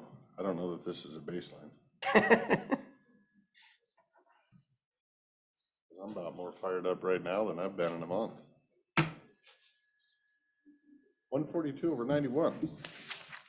Not a baseline. 142/91. Does that mean you're like, we need to take you to the hospital? No. At what level are we supposed to cancel and cause the meeting? When I start chewing on the nitro in my pocket like it was a Pez dispenser, I guess. What's is- nitro? Nitro? I don't take any You medication. damn young people. Sorry. So this little bottle of these little white pills is nitroglycerin. Really? No. No, it is. If he flips on the ground, you're supposed to put one under his Yeah, you tongue. put them under the tongue. Oh. And it Why didn't you never tell me this? thins your blood, immediately thins your blood, and so it should unrestrict any restriction. Oh, And you like pop if those essentially every 5 minutes till you get to the hospital, essentially. I've only taken one as a precaution, and it burns. Does he take in blood? the mouth. It's like Is it taco act- sauce. Is it actually nitroglycerin? It's nitroglycerin. The old cartoon So his nitroglycerin? bypass, did he have? No, this coronary isn't artery? Wile E. Coyote. You could blow up a mountain with it. I'm sure if you were in a Yeah, different form, sometimes it's Yeah. hereditary. liquid form maybe. But My family. most has it, people my carry it brother around after a heart attack for a year or two and then Yes, quit. yes. When I had mine, I knew my father-in-law had some on his refrigerator, and I should have went over and grabbed it. We have one. Come on forward, ma'am. Sorry, I said ma'am. Come on forward, Miss Busquet. Sure. I knew what that was. Okay. Just Name 'cause- and general location. Sorry, we all know who you are. Hi, Sherry from Houston. On the beautiful White Salmon River. So I had a beautiful drive here today. It was very beautiful. The spring is springing and it's just an amazing gorge. And I may be taking the Glenwood Drive home. That's always so beautiful too. So I wanted to talk a little about, there's some, people come on and say on the radio, and I've heard it otherwhere, where, people can do whatever they want with their land. and whatever you want, just, don't matter, do whatever you want. It's my land. Well, I'm looking for our leaders to kind of put some stuff to rest. I mean, from what I understand, I have zoning on my land. I have a riparian, a don't touch, don't touch it. It's a rule that I need to follow because it's planning and zoning and what we have on our land. I can't put Disneyland there or Walmart, probably can't put a boat launch or anything like that. So, we do have zoning and we do have restrictions, every piece of property. And if you could point out what property in our county that doesn't have any zoning, any restrictions, nothing overlaid on it, I'd like to know who that is. Because I think we all have to follow some sort of zoning and land planning and what we have, riparians, what have you. So if we could just, kind of put that to rest so citizens understand that, we all have something to follow, because, we're not supposed to talk about the S word, but they're actually asking to have ag land reconverted. So, we have zoning. And let's just put that to rest and let everybody know we do have different things that we have to abide by on different parcels of land in different places, and that we just can't do whatever we want on our land. And that's for the betterment of the environment and our neighbors in our community and where we live. So let's just kind of put that to rest for the people. Thank you. Thank you, Sherry. In my opinion, you are 100% accurate, and I found no part of your statement inaccurate.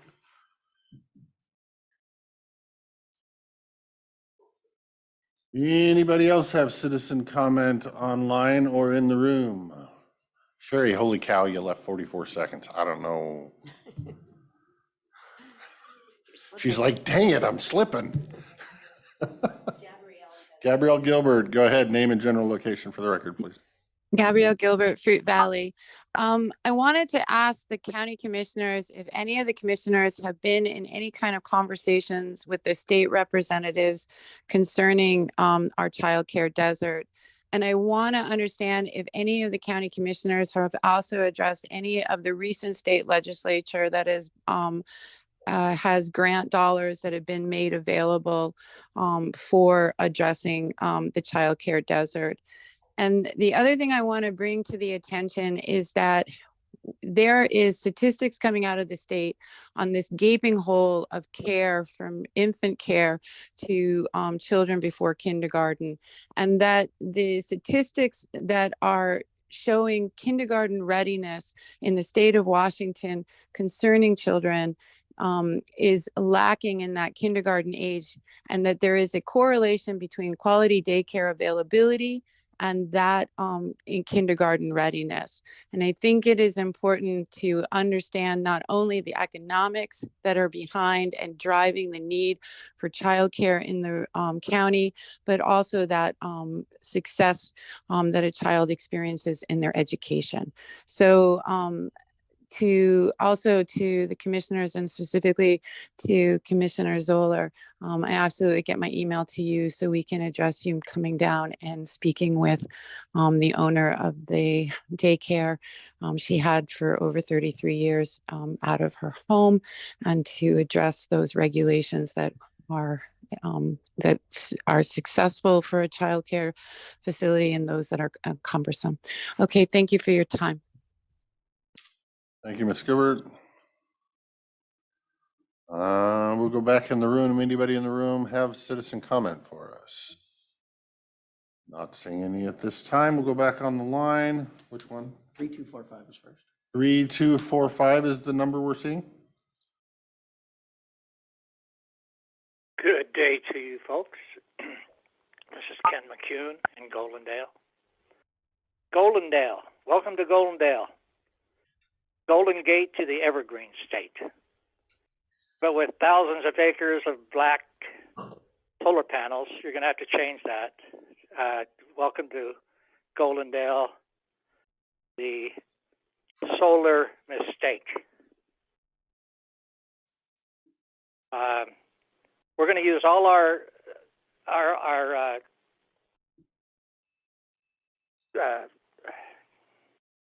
subsidies to buy Chinese solar panels, cover our beautiful farmland, and there's going to be a few local landowners and the county are going to reap the benefits, but we change our habitat dramatically. And I don't think it's going to be for the best. Countywide, so. That's all I have to say today. Thank you. Thank you, Mr. McCune. For the record, there was some question whether those comments should be heard because of the public hearing we're having later on the moratorium, and I took those comments to be a county-wide comment and not specific on the area of the moratorium, so that's why they were allowed.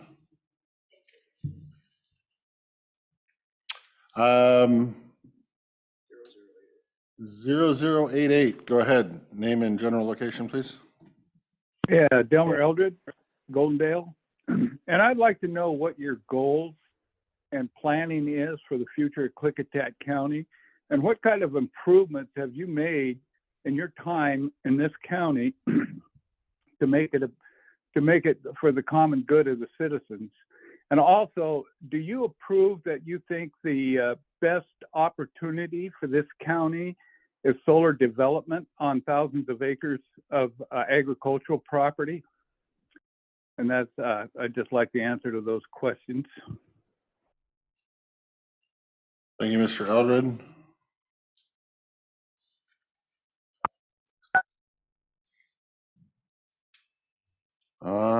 Anybody in the room have citizen comment for us?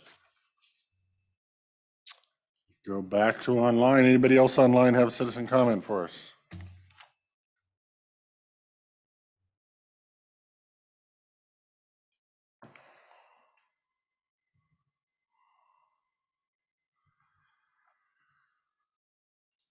Seeing none.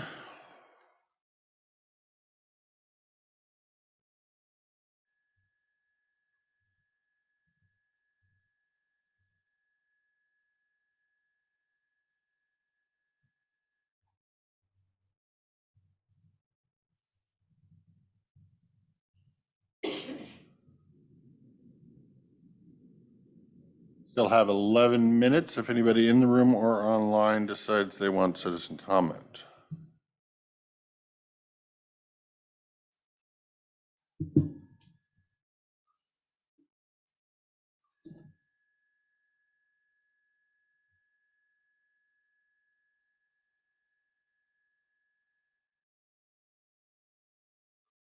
Okay, come forward, sir. State your name and general location for the record, please. Jackson Anderson from around Buck Creek or the mouth of the White Salmon. Have any of the commissioners talked to the sheriff's office about how they're using their budget or how they are budgeting? How the sheriff's office is budgeting? Or the sheriff officers or community? They're using it for their community. I'm sorry, I don't know that I actually understand the question. Have you talked to the sheriff's office about how they're using their money that they are given? I'd be happy to give you a response. Thank you, sir.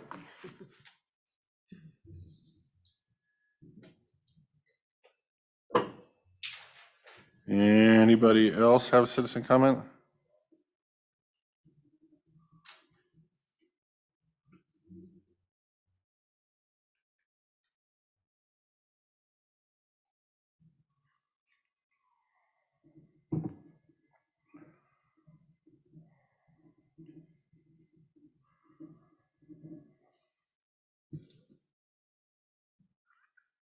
In the room or online, if you have a citizen comment, please raise your hand or unmute yourself. Citizen comment about anything has to do with inside the county. We do ask that you refrain from comments on the two public meetings, public hearings we're having today on the shoreline conditional use permit and the moratorium.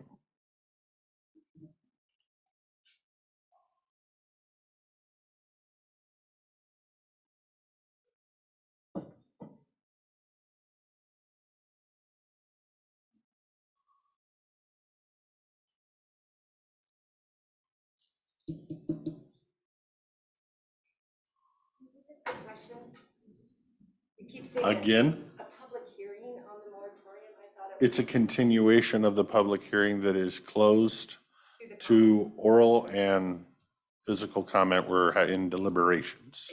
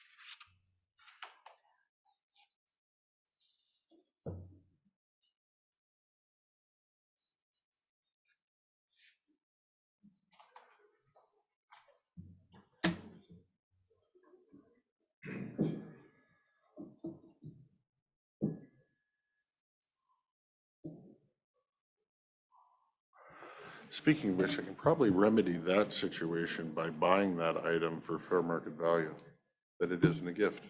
Or you can talk to him. No, that's just my thinking in my head. I haven't looked at mine to see if I've got the same.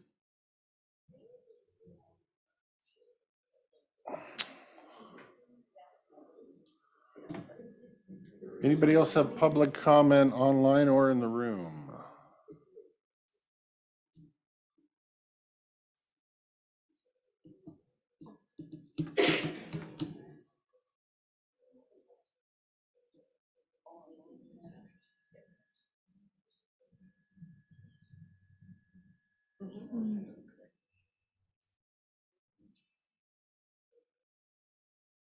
Oh, yeah.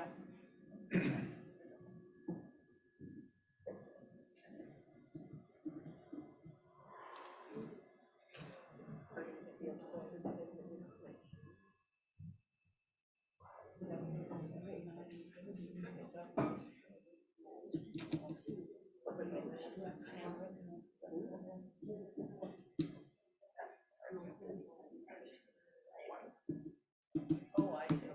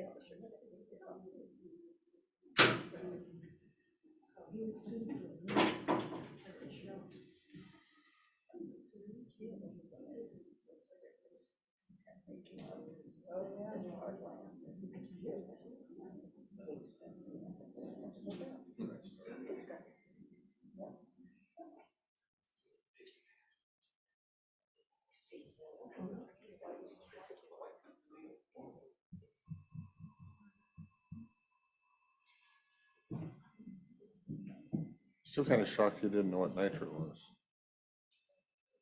I would. I don't know, you're one of the smartest people I know. I I don't figured know. you'd have run into this somewhere, somebody saying something, or watched a TV show, or. I will accept your compliment. I think But I everybody know in this very building Big should rushing have to.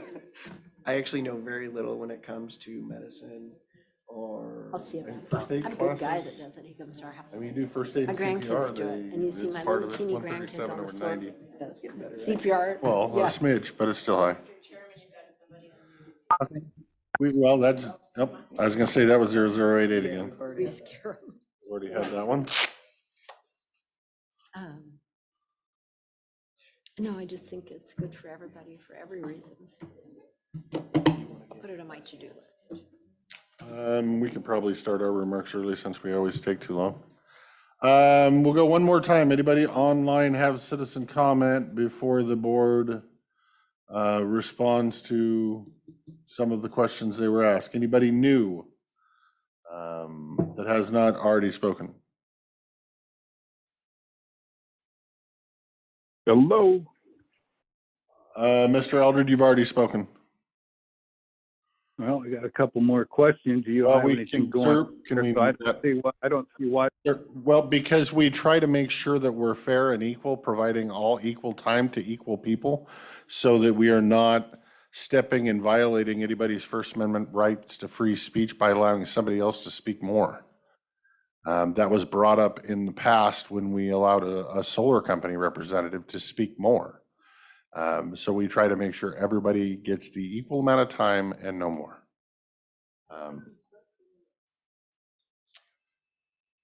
So anybody new online have a citizen comment for us?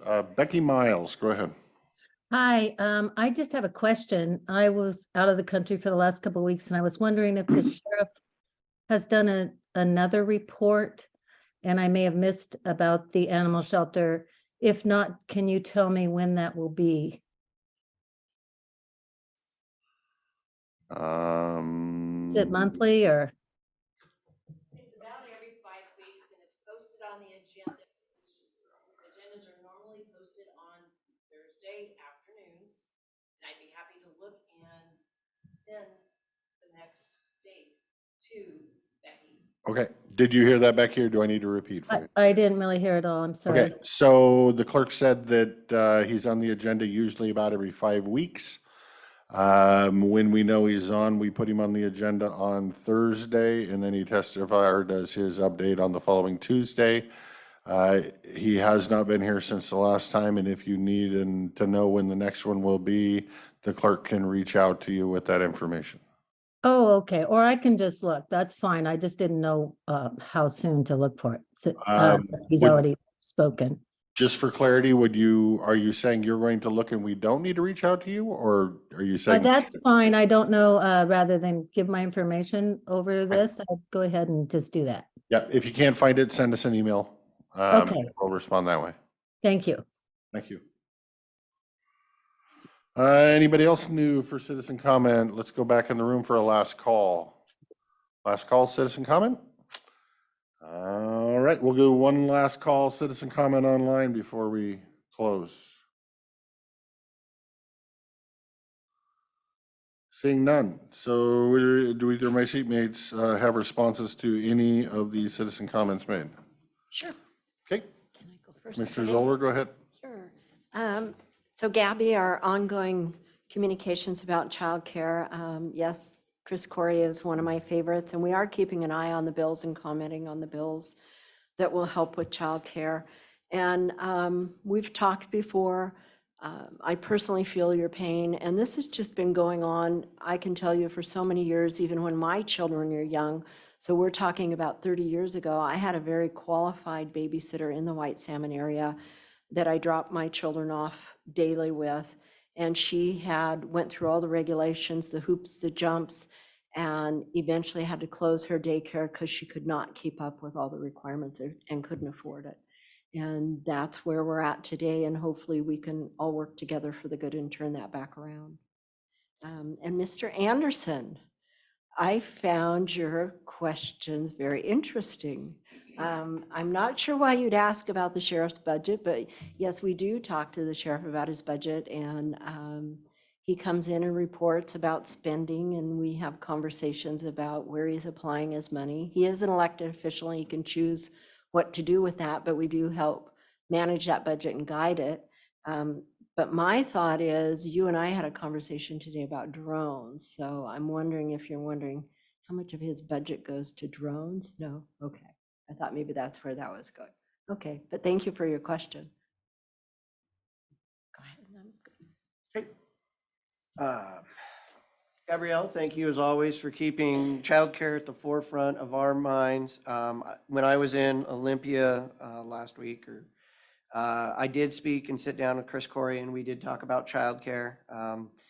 We all know the issue, and I think Commissioner Zoller brought it up very cleanly, that the regulations in order to become a licensed childcare facility is very difficult, and a lot of properties just will not meet the requirements. And what we've done is every child, well, I hope every child in this state is still getting childcare from family, and most people are now having to do it under the table where 4 or 5 families get together, and it's not a licensed child care facility, and that's how it's happening.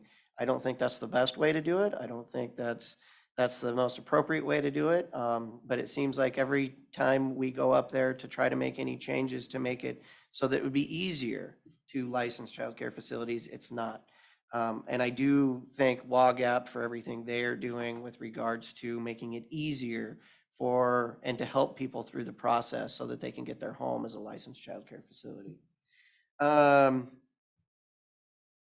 Mr. Eldred, what have we done for this county? Well, since Commissioner Christopher and I got on the board, we survived COVID, and we didn't lay any employees off, unlike the state or other agencies. We walked into COVID as well with a huge budget deficit staring us in the face as things changed. We've taken that budget deficit, and we actually had a budget surplus at the end of 2022. And that was from not the actions of us, but from all the good actions of our employees and our other electeds at keeping spending down so that we were actually able to have a budget surplus. On top of that, we're working on the critical areas ordinance. We're working on shorelines management plan. We're starting on comprehensive planning processes. We've updated the decommissioning plan. We've seen millions of dollars of improvement at the regional airport. We've worked on the bi-state working group, and now it's about to become a bi-state bridge commission.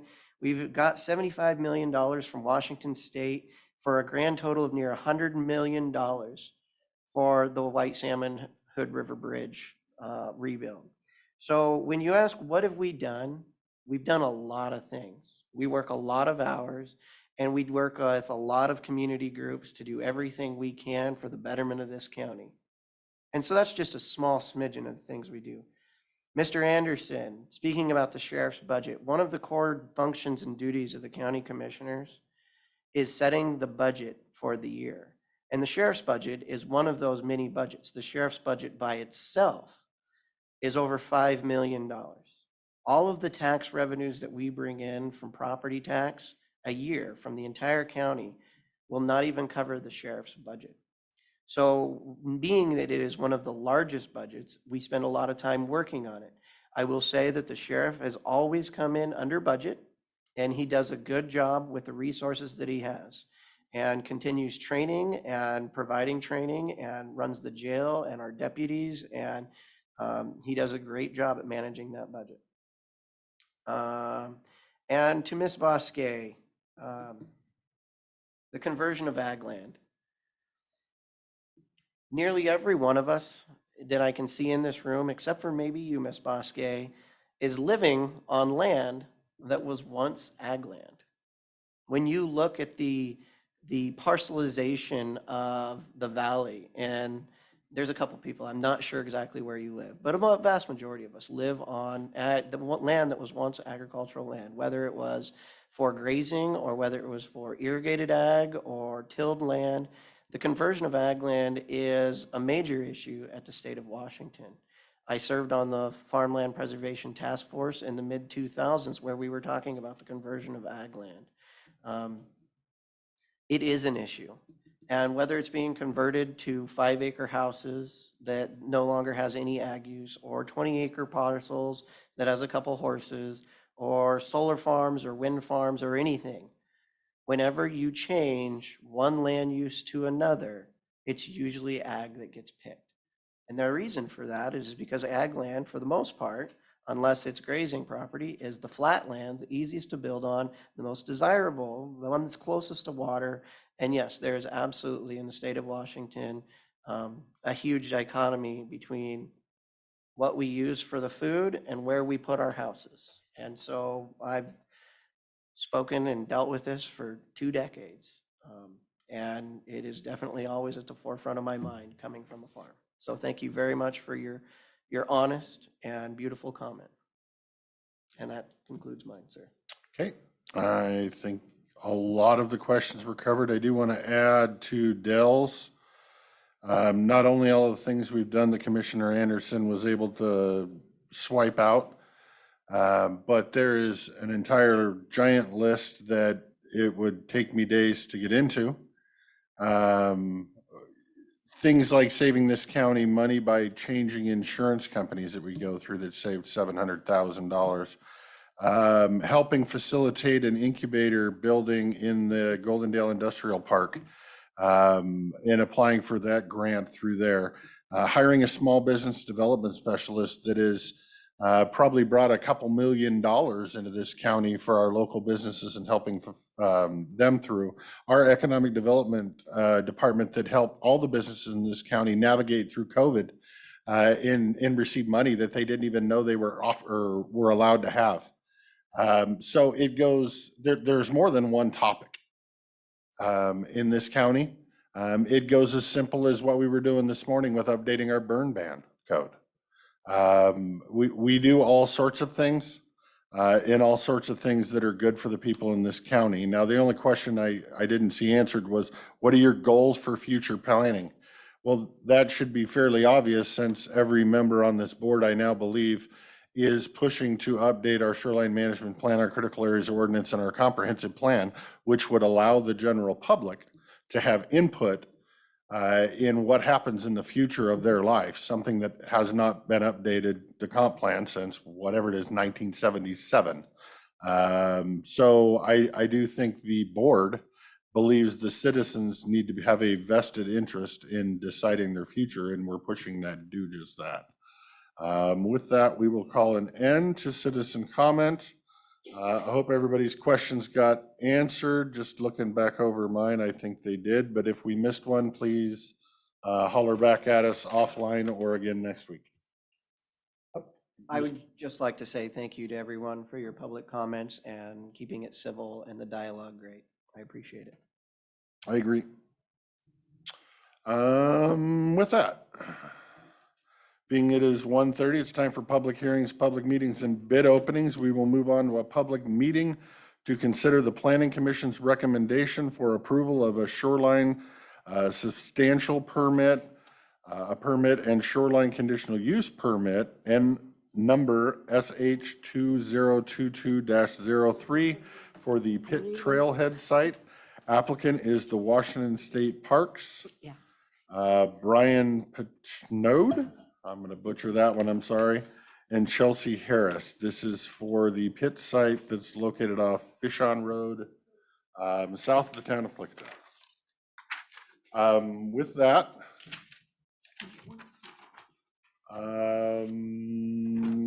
the first order of business is to disclose any ex parte contacts or take any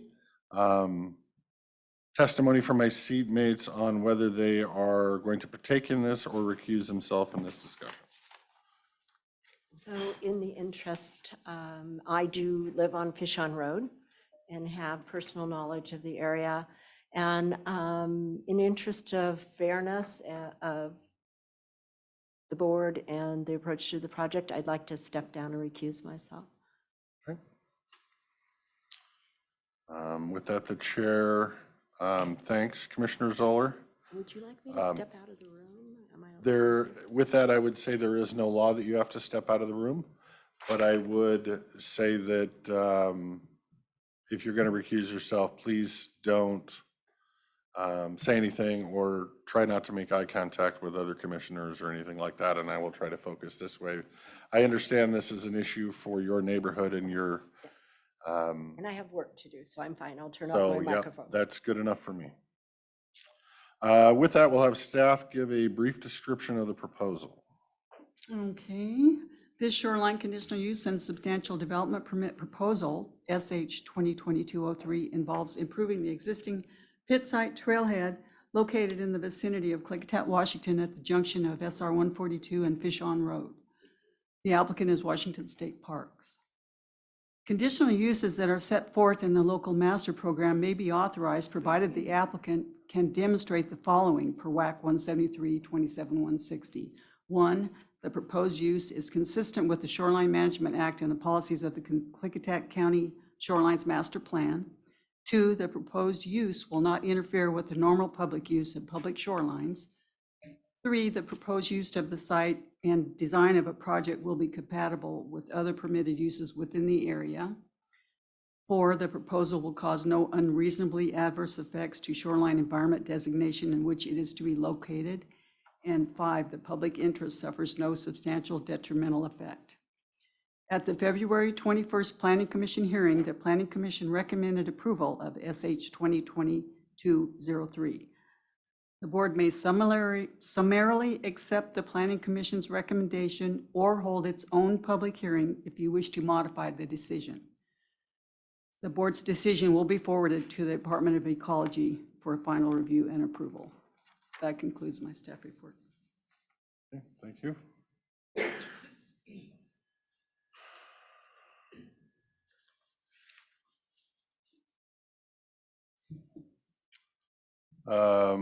Does my seatmate, Mr. Anderson, have any questions of the applicant, members of the public, clarification for the record, or any of that before we hear about approval or not hear approval or discussion or any of that? Any questions to ask? Sure. This question is for Ms. Harris and Mr. Panode. Maybe? Question is, looking at this property as well as the other property in the area, why did you choose to put the parking lot on this side of 142 when the other side seemed like it would make more logical sense?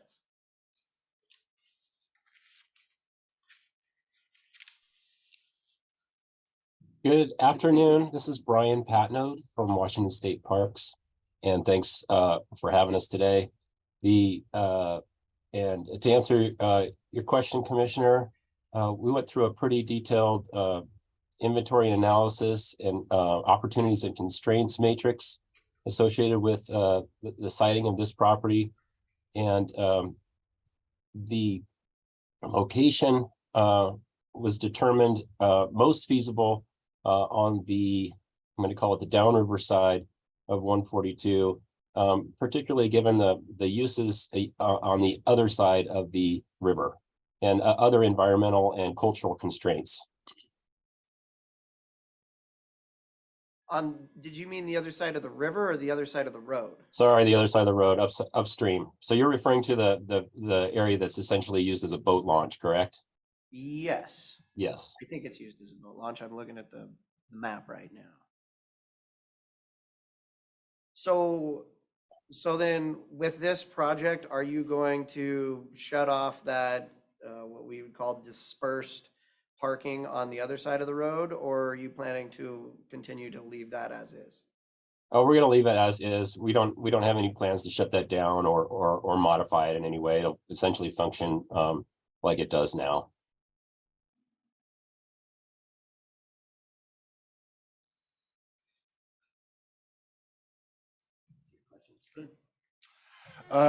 This is Commissioner Christopher. I'm reading in the policies, number 5, it says no views or vistas are present at the proposed trailhead site. What if there were views and vistas? What changes?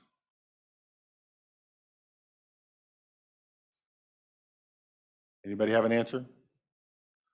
No answer. Okay.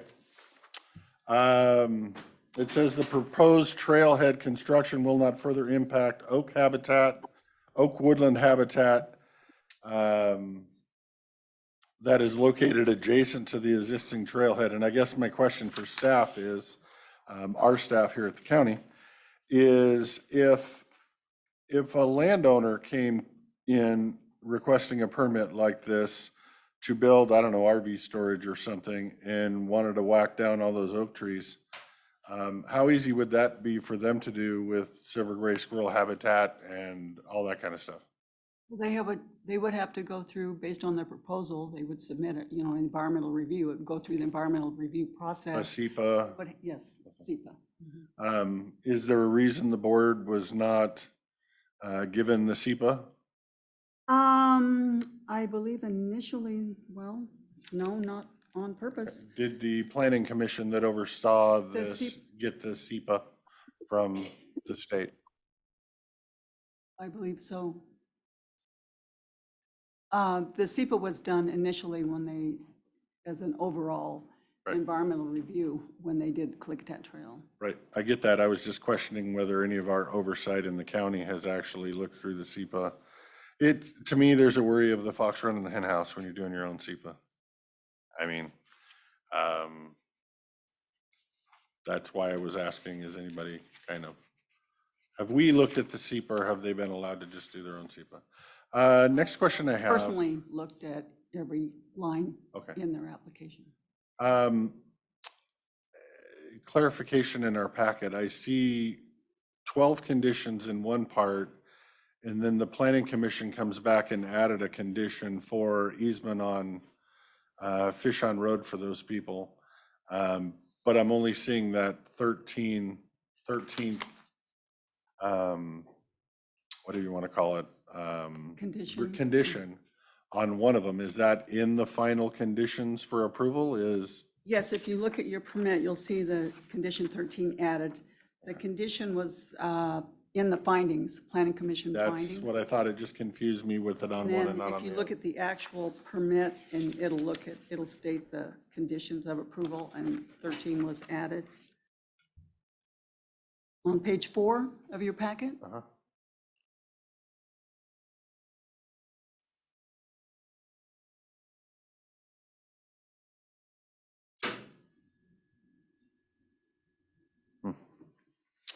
Okay. Mr. Anderson, do you have discussion or on where we go from here? The gate, I know the gate was an issue. Have you got that totally worked out with the landowners and everybody's on the same page? I'll take that question. This is Brian Patnode again. During the planning commission, we essentially, everyone agreed to remove the gate. It was placed there based on comments we had heard from the landowners, or it was suggested based on comments and concerns we had heard from the landowners. But in the end, my understanding is that the preference is no gate. You could always add one at a later time if people feel it's necessary or wanted even. But at this point, we'll be submitting for development permits through the county, and we'll be revising the plan accordingly. I mean, this is essentially for the shoreline CUP, making sure we're complying with the SMP conditions, as you probably are aware of. Right. No, which we will continue to do with any sort of modifications or adjustments based on the comments that we've heard. the part I need clarity to get past is that the public interest suffers no substantial detrimental impact. That's the part I'm getting hung up on that I need questions asked for. Because there was a concern raised by the residents about your turnaround, essentially, and them having to go left to get around the turnaround and then swing right to go up a hill. And in adverse weather conditions, why did you not tweak that turnaround so that they can have a more straight, better approach up the hill versus having to swing a left and then a right if they're hauling a 30-foot flatbed trailer or something? Why did you ever address that concern to the landowner nearby? And I think the landowner was concerned because his understanding is that it was going to be crushed rock. It still might be crushed rock, but I guess the response, I don't guess, the response to that is that all the turns were designed by a licensed engineer and studied with auto turn and a 50-foot vehicle. That's our typical radius or vehicle that our 50-foot radius is the minimum that we typically use for any sort of trailered or large vehicle. So we can look at that again. Our engineers don't have a concern. And so that essentially is the response. But we agreed to study it to ensure that there's no issue, with the caveat that we have studied it and that that the whole entire facility is designed with a 50-foot radii in mind.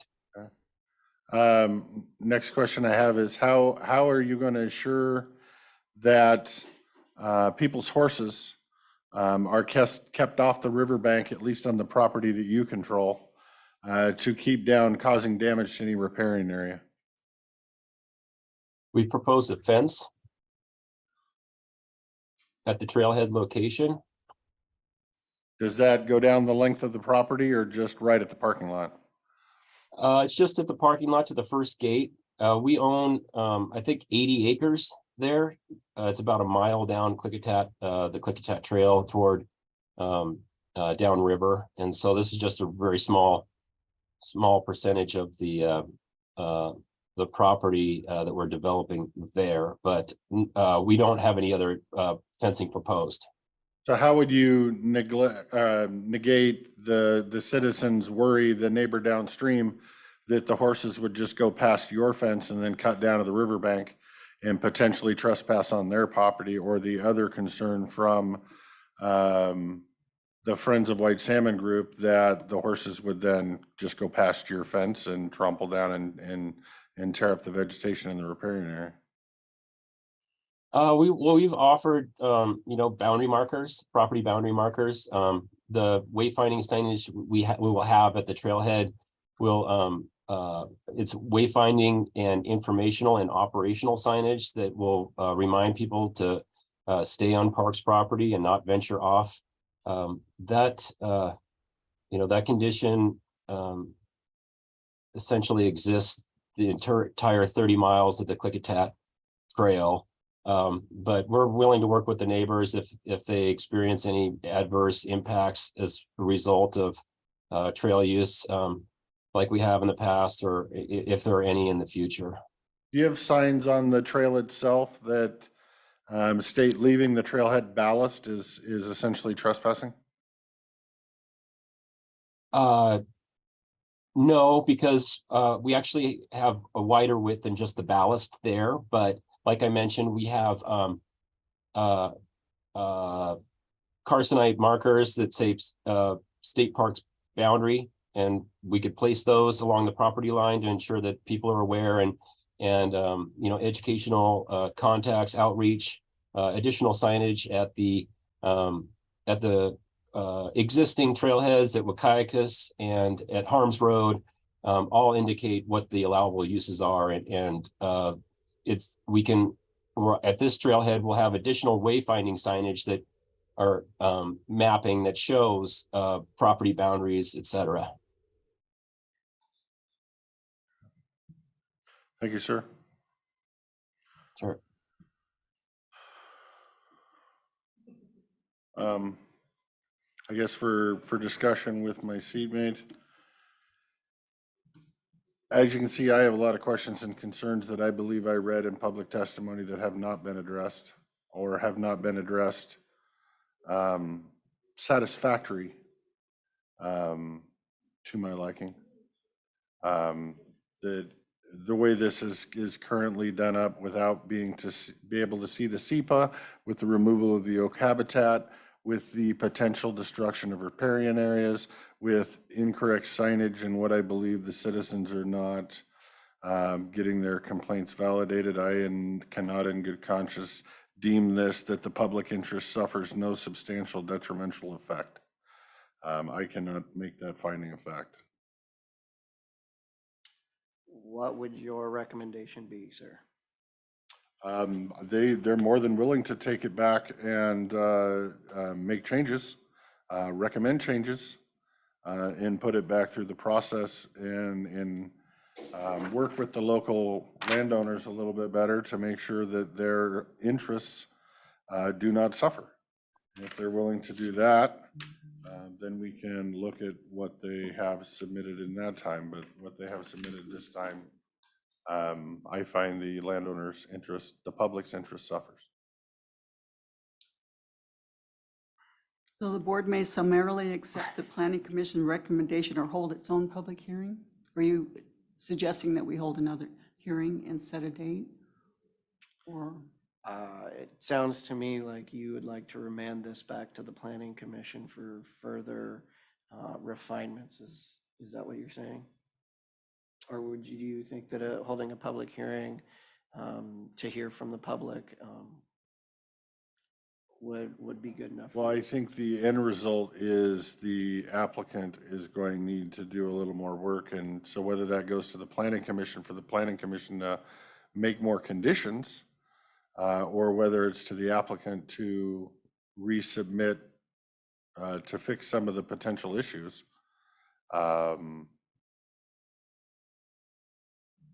Those are the issues that I can see right off that would need to be addressed for me to get behind it not being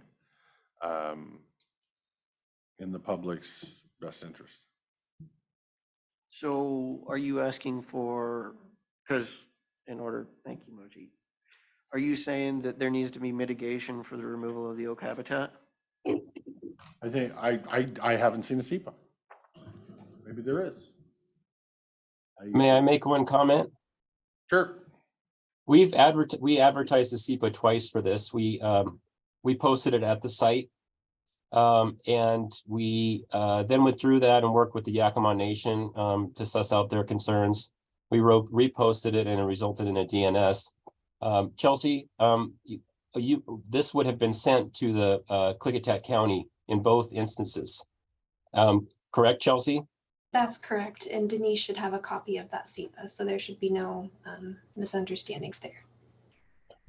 And I just would like to clarify, our environmental review is thorough and exhaustive.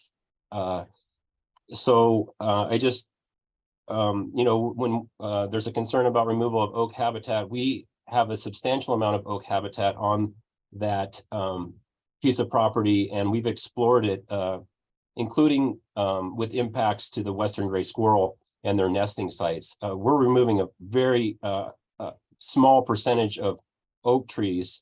And it's cleared our own environmental review and tree removal forest practices permit process. So when you consider the number of trees that are being removed and the fact that we're restoring all the vegetation with native vegetation, we're essentially enhancing the site as opposed to negatively impacting the site. And when it comes to trail impacts, we're specifically looking at this trailhead specifically. And like we mentioned at the Planning Commission, we've researched calls, dispatch calls from the sheriff and our own records from state parks in regard to trespass along that section of trail. And we didn't find anything. So we've committed, dating back to 2018, to work closely with the neighbors to address their concerns to the maximum extent feasible. And have been working towards that end goal, and we're not finished. Well, I should say, that's been an ongoing process, and we've done our best to address all the comments and concerns to the point where the Planning Commission is recommending approval of this to the Board of County Commissioners. So I just wanted to provide a little bit of clarity and a little bit of background related to this development proposal. That you may not have been aware of. So are there any other questions or comments or concerns that we haven't specifically addressed that that we could explore or address at this point? I've already went on record with all of my concerns.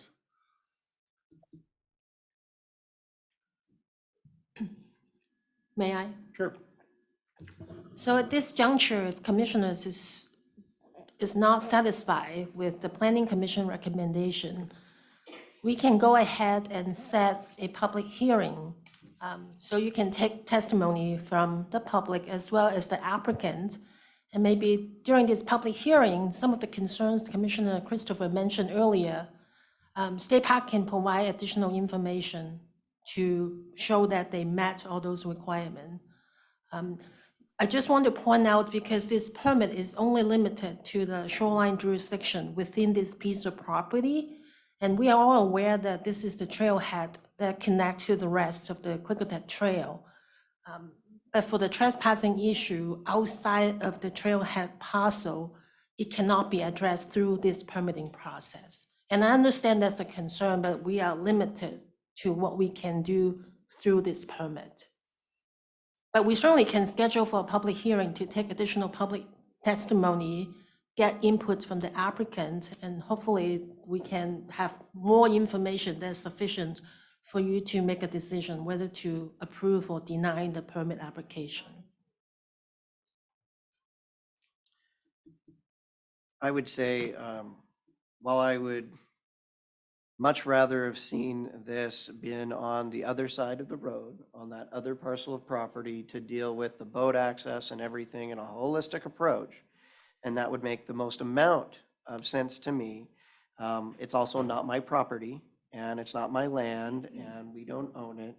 And if the planning commission has voted to forward this on, even though I don't like it, with the location where it is, I do think that it is going to enhance the environment in that area, particularly the riparian environment, because as I look at this map and I see where everybody's turning around currently and parking currently, it's about 25 feet from the ordinary high water mark, whereas the 2-rail split fence that says optional, which I hope would be not optional, but you'd actually build it, and then where the new parking will be, I think that keeps it further away while it's still within the shoreline bounds. It's an actual improvement. And so with that, I don't feel the need for a hearing, but due to my seatmates' concerns, I would make a motion that we hold this over for a public hearing before the Board of Klickitat County Commissioners, because I would like to respect his opinions. Okay, I will step down and second that motion. We have a motion and a second to hold it over for a new hearing. Any discussion? And I will start first. I agree with Commissioner Anderson, which is why I'm looking at this saying optional 2-rail fence. Yet nowhere in the Planning Commission's recommendations did I see that they were removing the optional and making it a mandate. That they were mandating signings. It was a bunch of state parks saying, yeah, we're probably going to do this. And then I guess we just have to hope that you actually do it. I would like to see it, what you're going to do actually written in writing so we can hold you accountable if it doesn't get done, to address those concerns and the other landowner concerns I already addressed. So hopefully you have some answers for that when we do have a public hearing.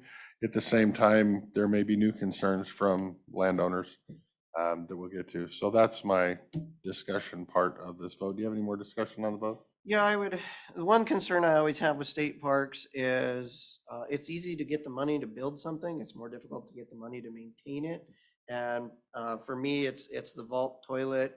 I want to just from state parks, the authorization that you have money in order to maintain this site moving forward, at least 5 years, 10 years, that it's going to be inserted into your program. And we don't have to go to Olympia to lobby so that we don't have it shut down 3 years after it's built. Yeah.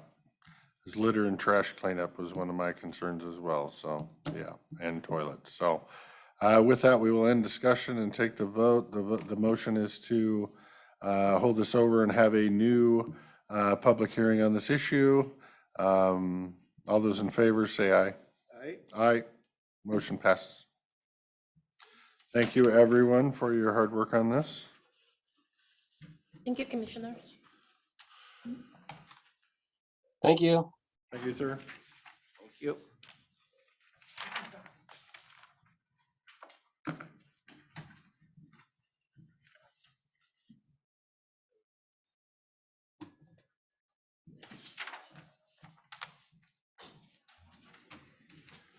All righty.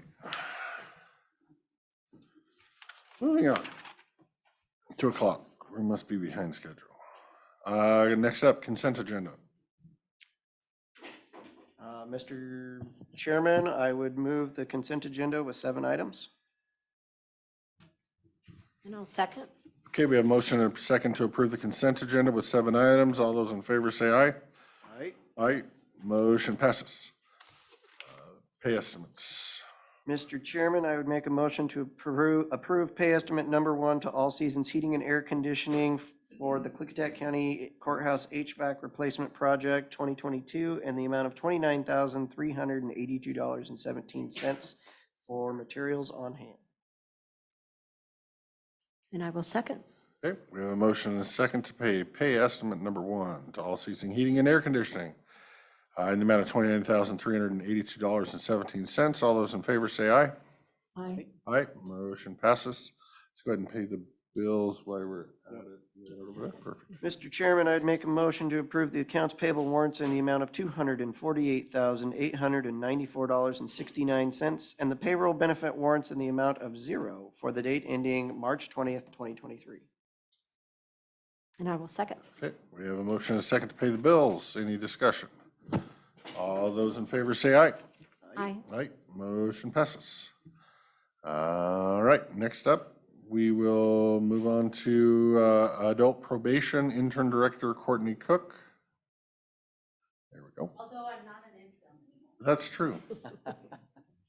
Clerical error, right? And we are very happy about that. I'm very happy Well, about that. and that's the question we were kind of talking about earlier. What is your actual title? Are you director or are you? Well, We weren't sure what that actual, according to HR, I believe I'm Chief Probation Officer. that's what we thought. So it was a matter, we were having discussion how to label you, what your real title is to put in the notes. Is it director or is it chief probation officer? So, Chief Probation okay, Officer. good answer. All right, carry on. Okay, so a couple weeks ago, I'd come to before the Board of Commissioners asking for some funding and a request to increase the current employee's position to full-time. There were some concerns and questions about some data. I provided that, and now I'm just back before you for an update to see if you have any other questions or concerns about the data I presented to the board and where that kind of leaves us in my request.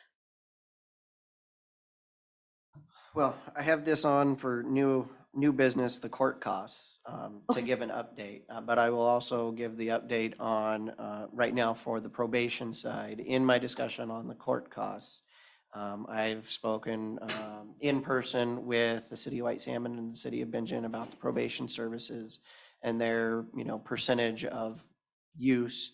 And the response I got right now is that they have not built it into the budget for this year and they don't have it set up yet. I had one phone conversation with not the mayor, but the administrator for the city of Goldendale. And he had the same statement that it's not built into their budget right now. They are absolutely willing to have the conversation and try to work something out, but right now they don't have that kind of money. And all of them stressed the financial constraints of their budget to a very certain extent. And so, my hope of, getting them to throw a little something at it right now was my goal, but I don't see that happening this year. I'm hoping that we can get that designed and built into your budget. And this is more talking about the full-time position. For a case manager? Or a case manager, Understood. because you guys having 300 cases between the two of you with all of your duties is, and getting no help from them on top of that when you're providing services is something that we need to fix. And Absolutely. we will be fixing the court side of that this year. In terms of the additional hours to provide, because my hope is that I could get them all to say, yeah, absolutely, we're more than willing to be fair and we'll find a way to budget it. But I understand we're all under constraints. And so in terms of making that position a full-time position at this time, I'm still trying to find the money. for Understand. that position. And I was hoping to have better news yet.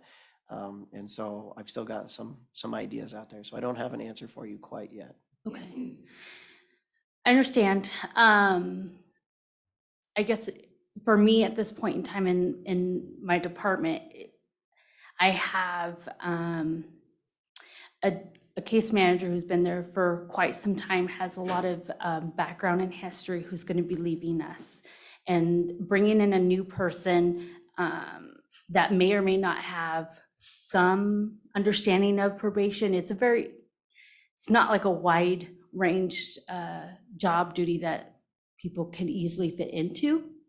It's usually a job that you have to learn on the job experience.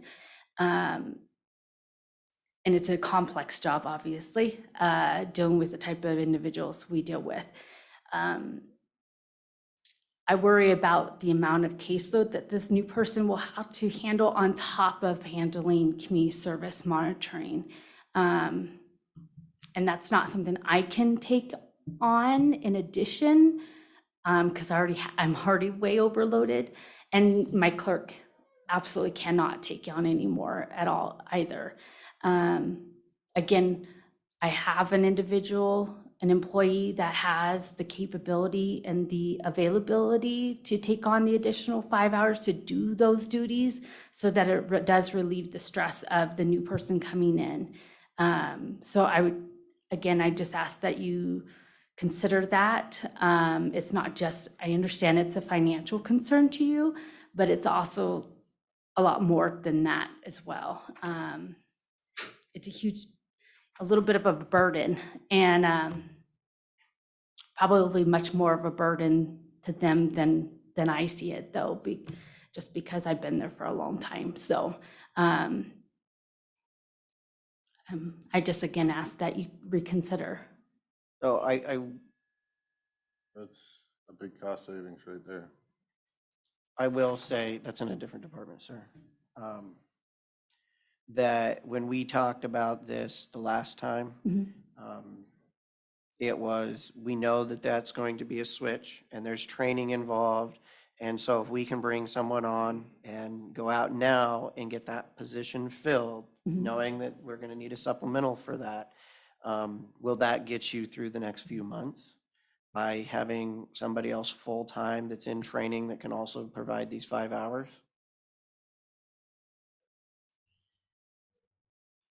I guess my concern is that once the current case manager leaves, I got, I guess, a couple months of without. Right, and my Without hope him. is that if we can bring someone on now, that will, they will be in training, so that's a time suck, but that's also, they should be able to be beneficial too. And so then we'd have, you and the two. And then when the other one transitions out, hopefully we can find the money so that we can then go out and hire the third when that other one retires. And we'll see some savings, and hopefully we can get some money from somewhere, so that then going into next year, you'll have 3, you and 2 full-timers. Well, I'm going to step forward on this one because I can talk about other employees. I don't think you're getting a third. I think that's a pipe dream and a sales speech. Unless opioid money is paying for half of them and they are mental healthy as well. The money we're going to get from the cities is not going to be enough to compensate a whole new employee. So I don't see that being an option, and unfortunately I do get a vote on that one. I see a part-time potential, but I don't see a full-time potential. But again, that would be next budget cycle. When is the individual retiring? When did he announce he's leaving? October 31st. October 31st. How long do you think you need with cross-training and having his replacement there working with him? How much time would you want to have 2 of them there? My request was at least 3 months. 3 months. So it'd start August 1. August, September, and October. So are It would you, be my request. are you planning on asking to post this in June or something to make sure you have the person lined up and ready to go in August kind of thing? Is that the hope? That was my, yes, that's my hope. All right, that helps me better clarify that part. The 5-hour ask, I'm still going to stay out of.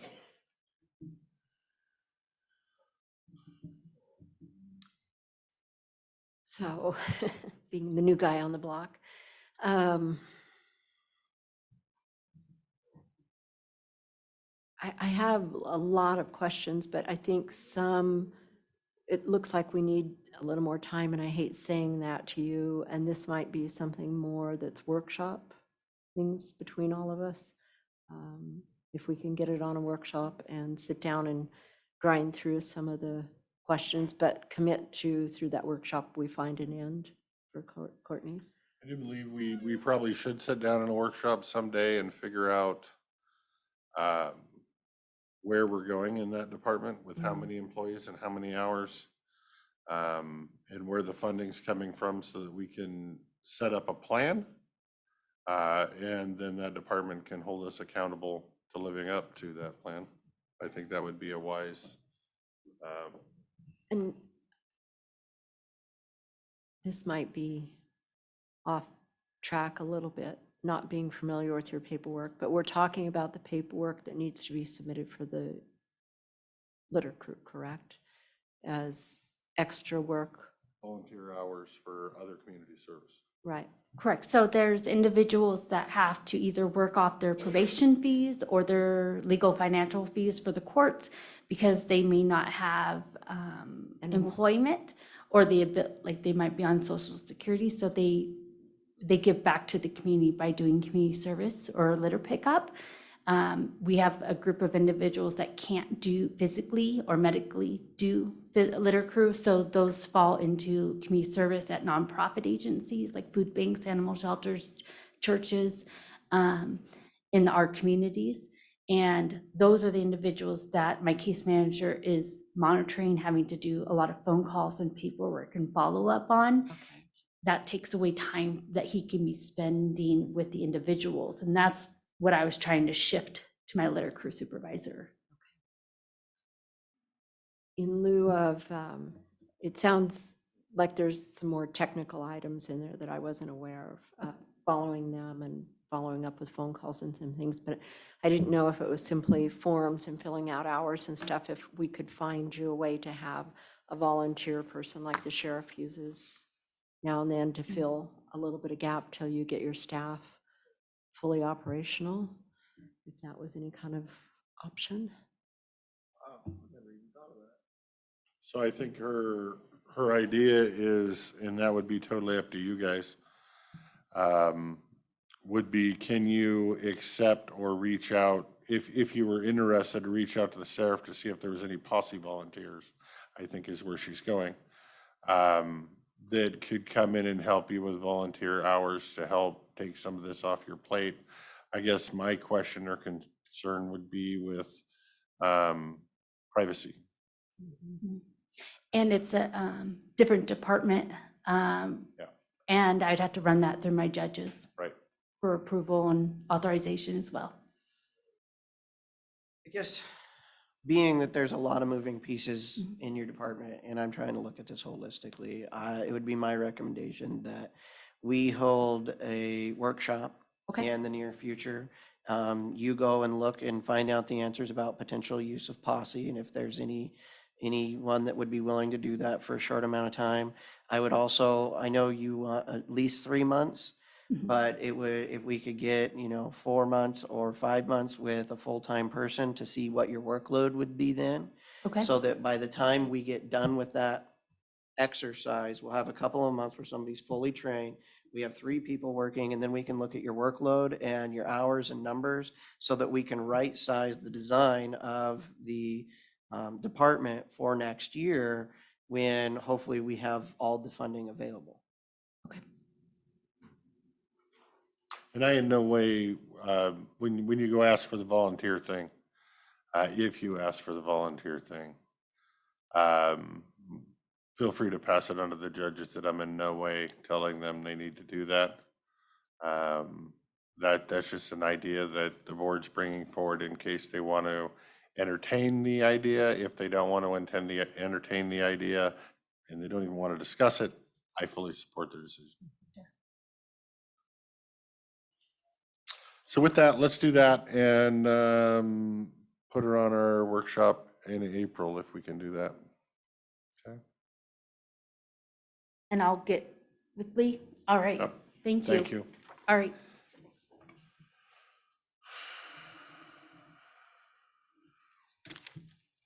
Right. That ends that. Next up, what the names today are, I'm just gonna butcher them all. I feel horrible. Doug Kirchhofer. I'm sorry if you're in the room. He's online. I'm sorry, sir, for butchering your name. Kirchhoff. No problem, sir. Kirchhofer. That'll work. My name's kind of the same, Christopher, but it's, yeah, butcher mine too, and I'll feel better. Okay. With Nguyen Green Capital representatives, Jessica Coleman, Shelby DuPont, and Adian McLaughlin.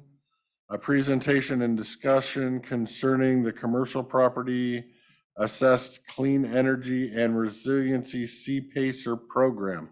Before we start, I believe this is a presentation Commissioner Anderson wanted. Is that correct? I'm just trying to get clarification. Who? Rob, somebody of the board had to approve such a thing, I would think. None of us. Okay. Do you have projects currently in the county, sir, that you're looking to do this on? Yeah, we've identified some CPACE qualified, and actually in Wasco, Klickitat, and Cascade Locks. So we'll be introducing this concept to the region, one county at a time.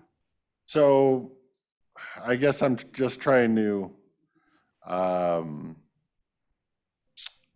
guess I'd say manage meetings and meetings in the future. So you don't actually have a current development that asked you to come forward to the county and present this. You're just a company that thinks our county could use your service, and you're presenting your service for us. Is that correct? It's not a service. I was introduced in 2018 to, so I'm born and raised in the Dalles, Oregon, across the river from the Dalles-Port Peninsula, and been here 51 years. And in 2018, the city manager of the Dalles and Chuck Covert, the airport manager at the time, asked for me to kind of dust off the old Sun Dune project to see if we could get it back on the tracks. And so we've been working on that to 2020 and then retracted again after COVID. So we do have some property that's CPACE eligible in process, but we'll probably bring the specific projects to you when they're farther down the line. But this is a financing mechanism that's available to all property owners and developers of non-residential throughout the county. Okay. Thank you for the clarification. Go ahead with your presentation, sir.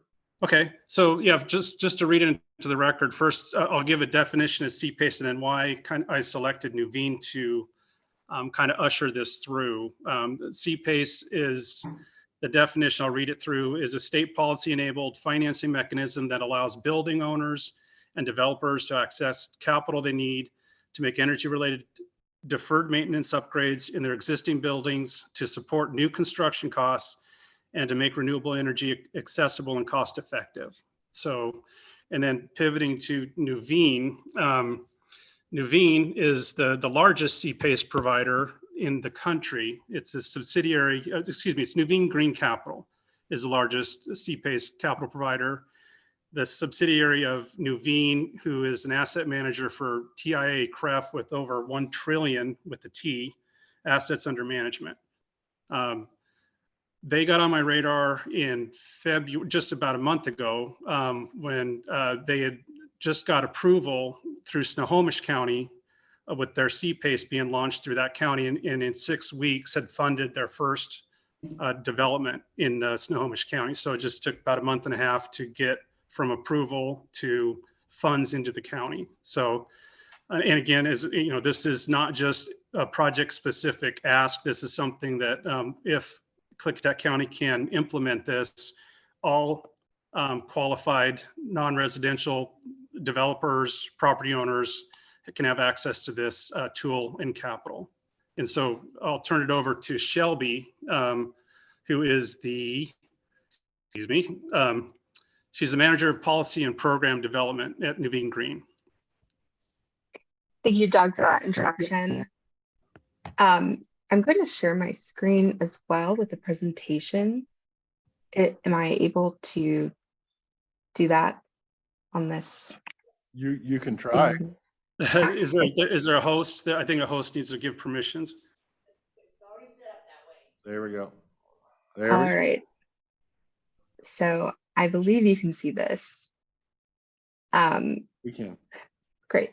So if you can enlarge it, it would help for everybody. But if it doesn't enlarge, that's fine too. Better. Thank you. Great.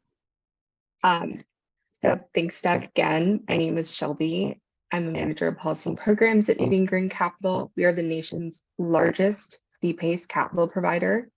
I'm joined by my colleagues, Jessa and Aiden. I can give them a second to introduce themselves as well. Good afternoon, everyone. Jessa Coleman, Director of Policy and Programs at Nuveen. Thank you for having us. And this is Aiden McLaughlin, Director of Originations in the Pacific Northwest. I sit in Portland and oversee our operations in Oregon, Washington, Montana, and Alaska. Thank you for having us. Thank you. And before I get started, I just wanted to make a note that the presentation that may be attached to the county agenda packet is in a slightly different order from the presentation I'm giving you today, but all of the content is the same. And a question I have for the council is if you have a preference to ask questions throughout my presentation or if you prefer to ask them at the end. Sorry, I was racing back to my seat. Good question. I guess if questions come up, we will interrupt you during that time to ask the question at that time. If we feel it's pertinent, if not, we might just have questions at the end. How about that one? Sounds great. Okay. So what is CPACER? Doug gave a nice definition of what it is. It's commercial property assessed clean energy and resiliency. If you can take anything away from today's presentation, it's that it's a policy tool to stimulate economic growth and conserve natural resources using private sector funds. And what I mean by this is there is no public or taxpayer funding used in a CPACER program. CPACER is enabled under Washington state law. It allows any county to pass an ordinance that allows commercial property owners to obtain long-term financing to cover 100% of the costs for energy, water, renewable, and resiliency improvements. This is because these upgrades are classified as a public benefit, and in turn, the financing is levied as a voluntary special assessment on the property.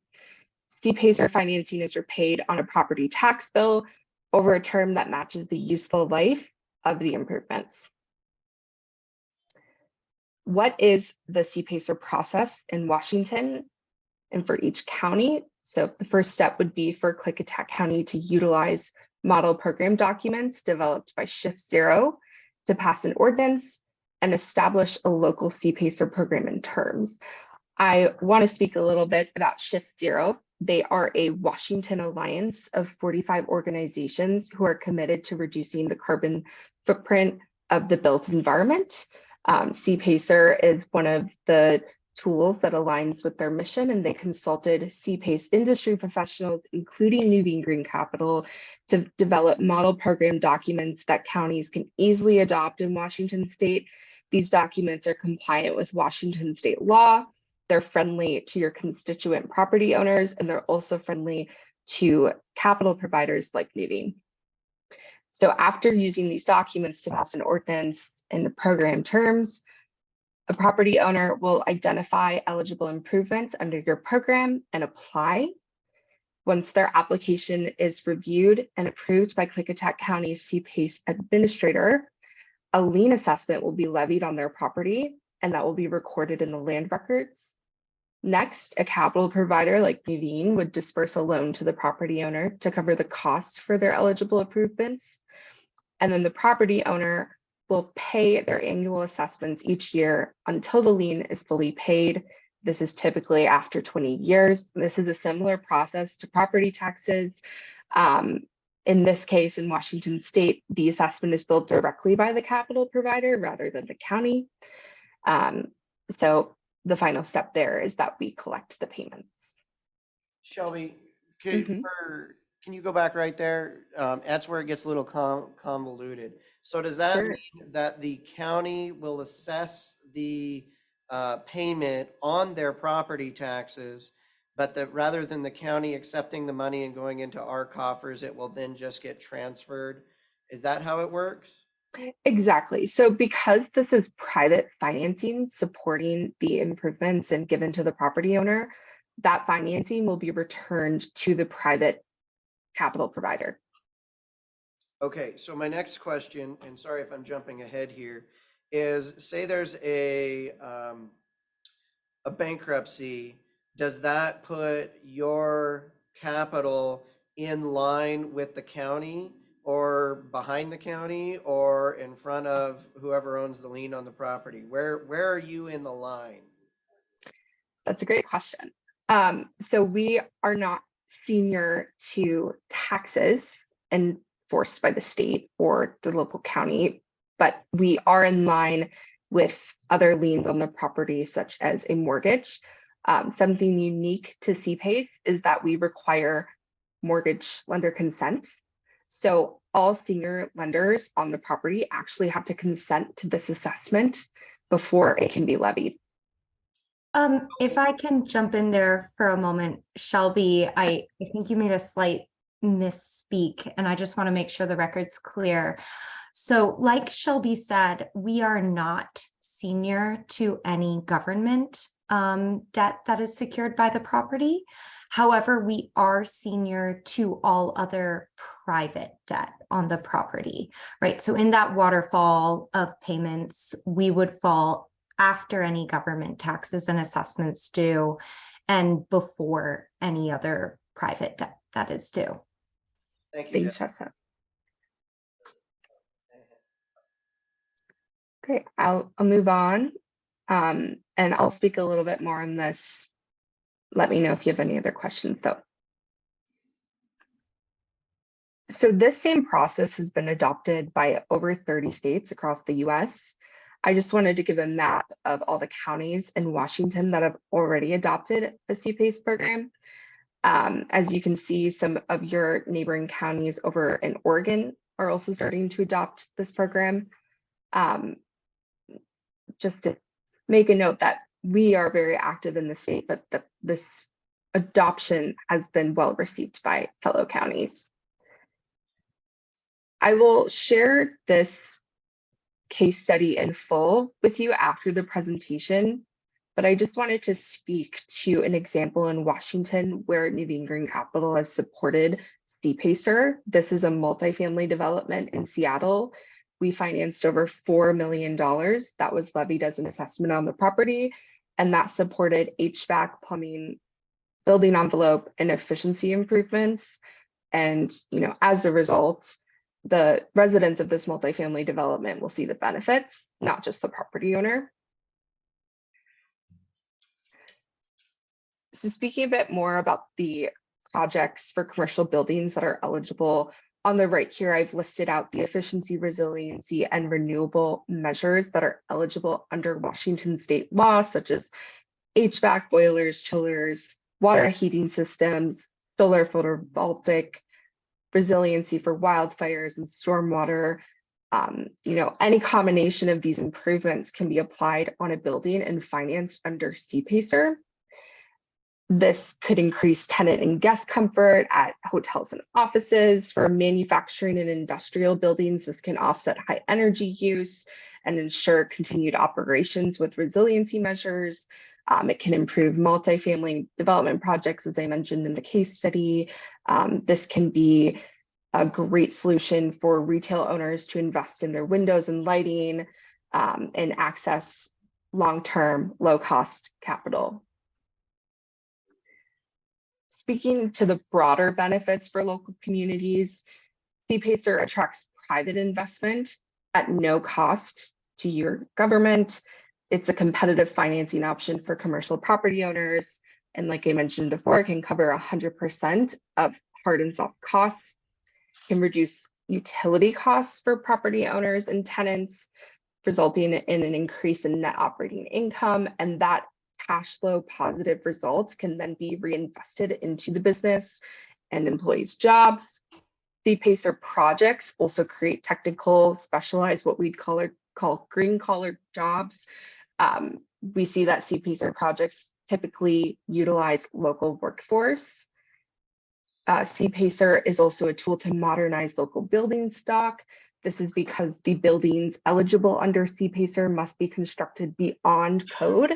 As a result, this improves the building condition for tenants and residents, boosting property value as well as your tax base. This supports energy efficiency and clean energy standards, reducing energy load. And then, further, CPACER financing can be paired with tax credits and incentives that already exist for related measures. This graphic here at the bottom speaks to Nuveen Green Capital's impact. Across the US, we've supported property owners to save over $1.5 billion in energy savings. And we estimate that our projects have created more than 22,000 jobs. Shelby, can you go a little bit more into the no cost to government? Because it sounds to me like this would have a cost for the auditor's office, for whoever manages that program. Yeah, so I'm planning to speak a bit more on that, but under Washington state CPACER law, the program administrators for a CPACER program are able to impose a reasonable fee to recover any costs associated with administering a program. This is a way that Klickitat County could recover any resources used to support this program, but all of the financing is private. That fee would be paid by the private property owner and financed by the private capital provider. Yeah, I would I'll also ask one to go on to there. This is Commissioner Christopher. At the no cost to county, we right before you heard from one of many employees we have in the county who are overworked and understaffed and have no time to do anything, including what's currently on their plate. So if we were to do this, I can't, think of an employee that's just standing around playing Parcheesi, that we would more than likely need to hire somebody to administer this program for the limited number of users of the program. And so who pays for their wages?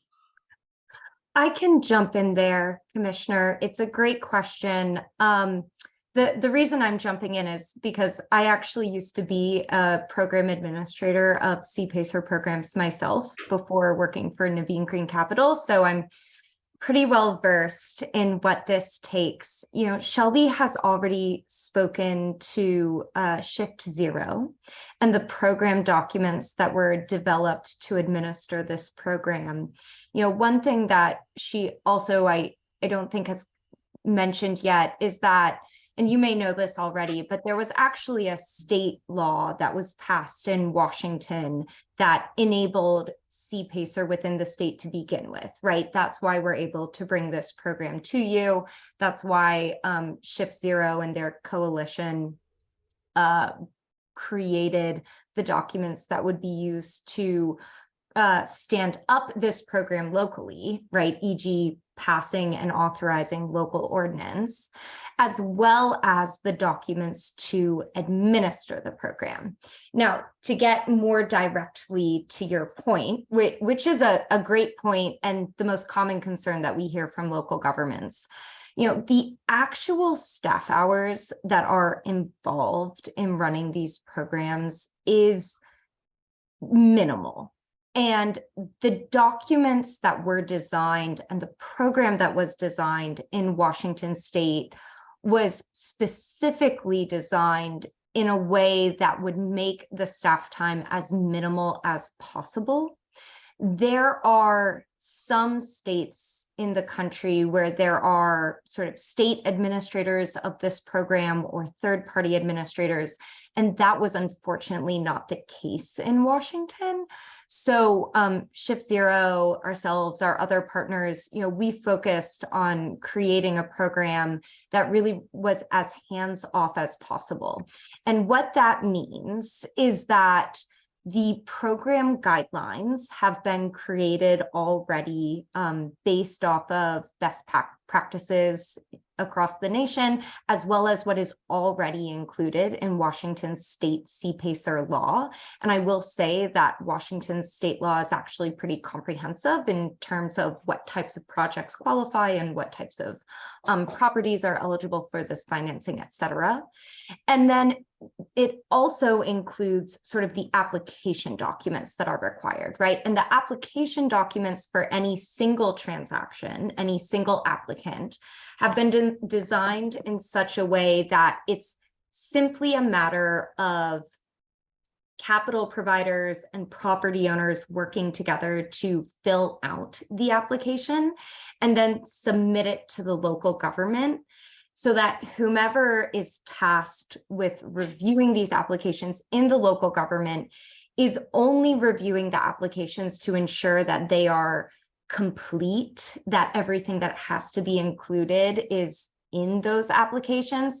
But the responsibility to actually sort of demonstrate that the project meets state requirements as well as local requirements, right, regarding eligibility once you were to presumptively pass an ordinance, that responsibility in the legal documents themselves that are used for the program has been passed off to us and to the property owners, right? So we are certifying to you all, as well as the other parties involved in the transaction, when we submit an application, we are certifying that this is an applicable project, that it meets XYZ requirements, that we're including the corresponding sort of data that shows or demonstrates that the project meets the legal requirements, right? So we've tried to take that legal burden completely off of the county so that it really can be a matter of just, okay, have we received these 10 documents? Are they signed by the appropriate parties? Yes, approved, move on. And so just to wrap it up real quickly here, in terms of the actual hours involved and the throughput that you're going to see for this program, we obviously think this is a great program. A lot of states have enabled it and counties all over the country, but we also don't want to tell you that this is going to be a massive program for the county where you're going to be receiving applications, every week. Right. This is a program that is really just another tool in your economic development toolbox. It usually sits within economic development or occasionally sustainability. And it tends to be just sort of an additional program that goes up on the website. You might only receive one application or a handful of applications a year. That's it. And again, once it comes to actually reviewing each of those applications, there might be a couple of hours to review it. And then, of course, the attorney's time involved on each transaction. But I just want to stress that while we think it's a great thing to offer your constituents, it is going to be very limited in terms of how frequently it's used. Yeah. Well, thank you for that brief, concise answer. I appreciate it. Shelby or Jessica, can you tell us, it looked like from that previous example, about 25% of a new construction can be done with CPACER financing. Is that about average? I can't speak to whether it's average, but I can speak to that being a possibility. Some states and programs set limits or minimum requirements to how much financing goes into a project.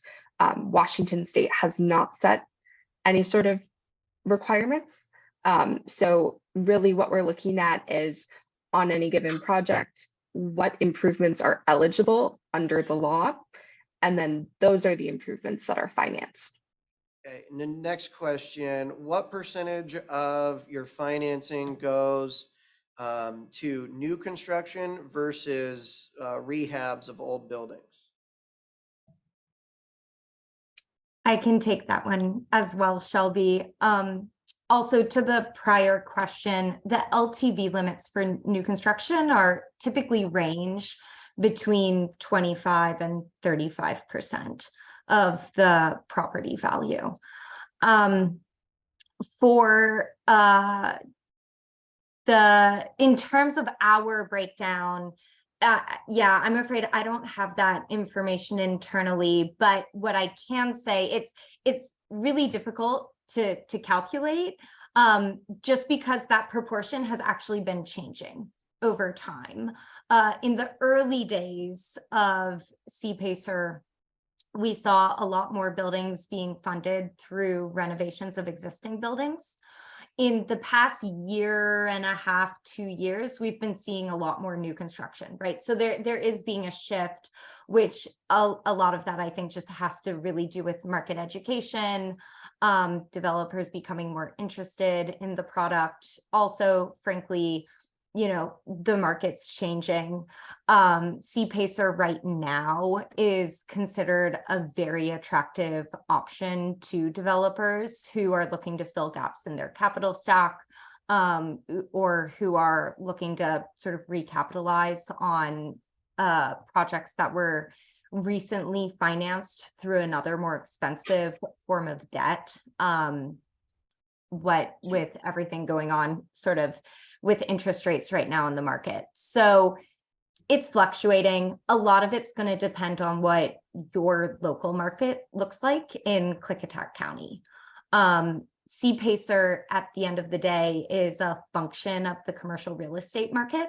So the way it's used in a given area is typically going to be a reflection of what's going on real estate wise. So may I ask one more? Sure. So my last question for right now would be, so being that this is, you know, commercial paper and you're trying to fill a gap, because you are in essence #1 behind the government, are your interest rates lower than traditional commercial paper rates? And if so, how much? Yeah. So our, again, interest rates are going to be set by each lender, of course. For us right now, and I would say generally across the market, we're looking at about 7%. That has gone up a little bit in recent months. We have previously been as low as 5 or 6%. We are historically cheaper than anything on the market except for your classic senior mortgage. And we are sometimes cheaper than your classic senior mortgage. It sort of depends on the underlying property.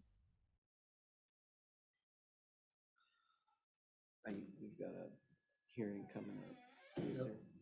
We did start them a smidge late, so I'm gonna let them continue on and with their presentation until 2:50. And we'll do the hearing at 2:50 since we started them 6 minutes late. So continue if you have 6 minutes left before our public hearing. Thank you. Great. So I just wanted to speak a little bit about why CPACER attracts private investment in your community. This is specifically because the financing is secured through a lien assessment on the property. This lien stays with the property for the full duration of the assessment's financing, and it passes from owner to owner. It runs with the land. This unique security is exactly why capital providers are able to offer competitive financing rates, and the status as a lien is what minimizes the overall risk for financing these projects. So I give a number here that, for example, CPACER has seen $4.2 billion of investment across the US. This is the kind of investment that we're seeking to bring to Klickitat County. There are numerous benefits, as we've discussed, for property owners. Can finance 100% of hard and soft costs. It's a long-term payback period. It's cash flow positive. It's a low cost fixed rate over this long-term loan. The loan is non-accelerating and it's can never be called to due. It's non-recourse. I just want to touch on this last point that it's a very attractive option for recapitalization. So right now the markets are quite volatile. Private property owners are looking to alternative capital options when looking at either rehabilitation or new construction. And so CPACER is very attractive for retroactively financing any improvements that they may have put on their projects. This will replenish their operating reserves, help them continue to operate business in your county during this volatile market. So I know you had some questions just about your responsibilities. To lay them out here, the first step would be to review the Shift Zero model program documents, which I believe have been included in your county agenda packet, but I will also share after this presentation.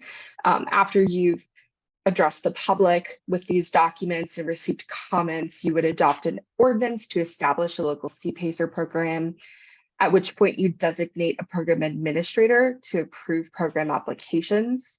So while it's the county's responsibility to levy the assessments itself, the county does have the option to designate a third party to administer the program and actually be the entity that reviews the applications. As Jessa had spoke to, CPACER primarily supports complex projects.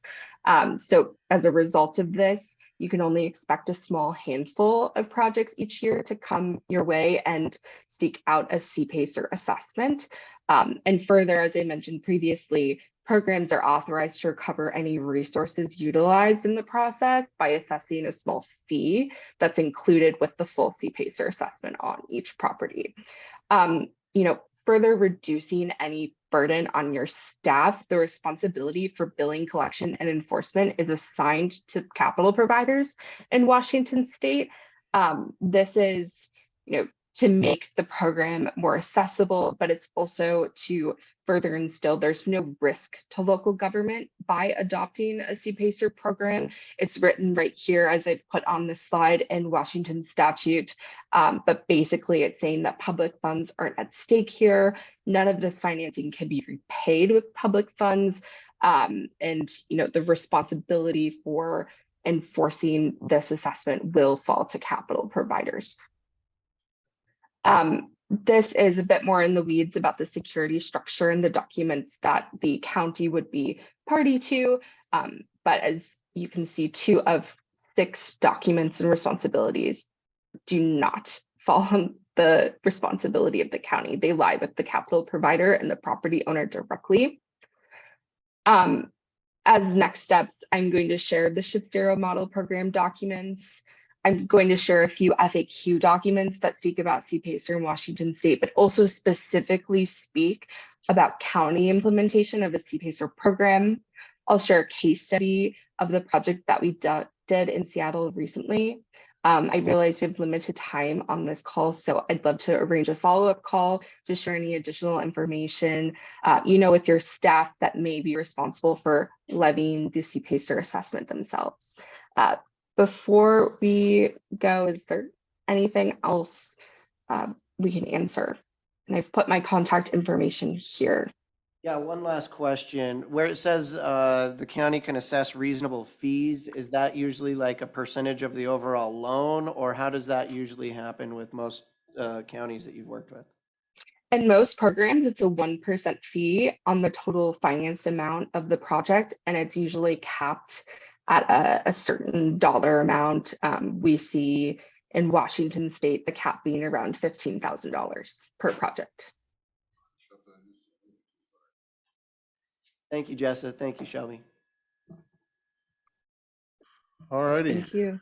Thank you for the presentation. The board will eventually have a discussion on this, and we'll reach out with our findings, I'm sure, to let you guys know where we land. Thank you, council. All righty.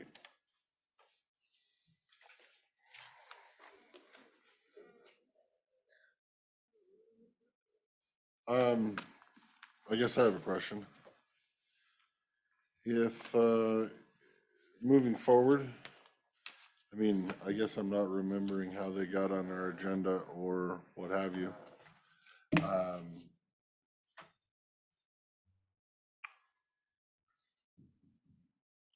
I, in the future, I would like the board to have oversight of who and how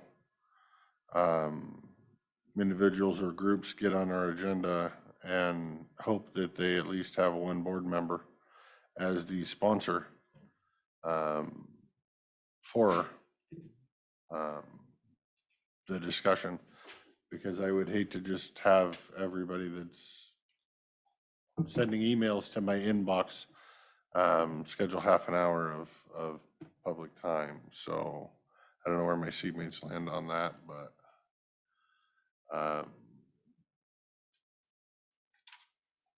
And I agree. I think I heard in their, the investors' testimony that they did usually go through economic development or something. So this was maybe an unusual situation. And McKed, I know, has heard some of these and worked with some of them. So there are avenues for them to bring it to the county commissioners.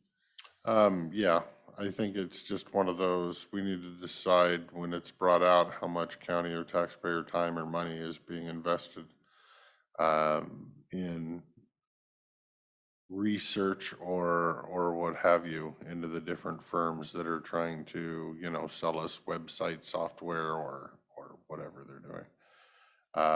And I don't know if either one of you two would like to go farther with the CPACER program, or have you heard what you need to hear? I would say we can take this all the way back to February 10th, where Mr. Kirchhoffer reached out to Mochi. He's with Kaido Development, which has interests in the Dallasport Peninsula. And this was one of the options that they were looking at. So it does have bearing on the county, and wanted to bring it forward. I sent it to Jen because I'd never heard of CPACER, and Jen did some research and came back and gave us a little bit of an overview paper in which I actually now have most of my questions answered by that presentation. So I would, and we put them on the agenda at Doug's insistence, because that would be a very large potential project in the county that they wanted us to look into. And I would say thank you to Doug for reaching out and having us look into it, as well as to Shelby and Jessa. And I thought it was very informative. In terms of moving forward, I would leave that up to my seatmates.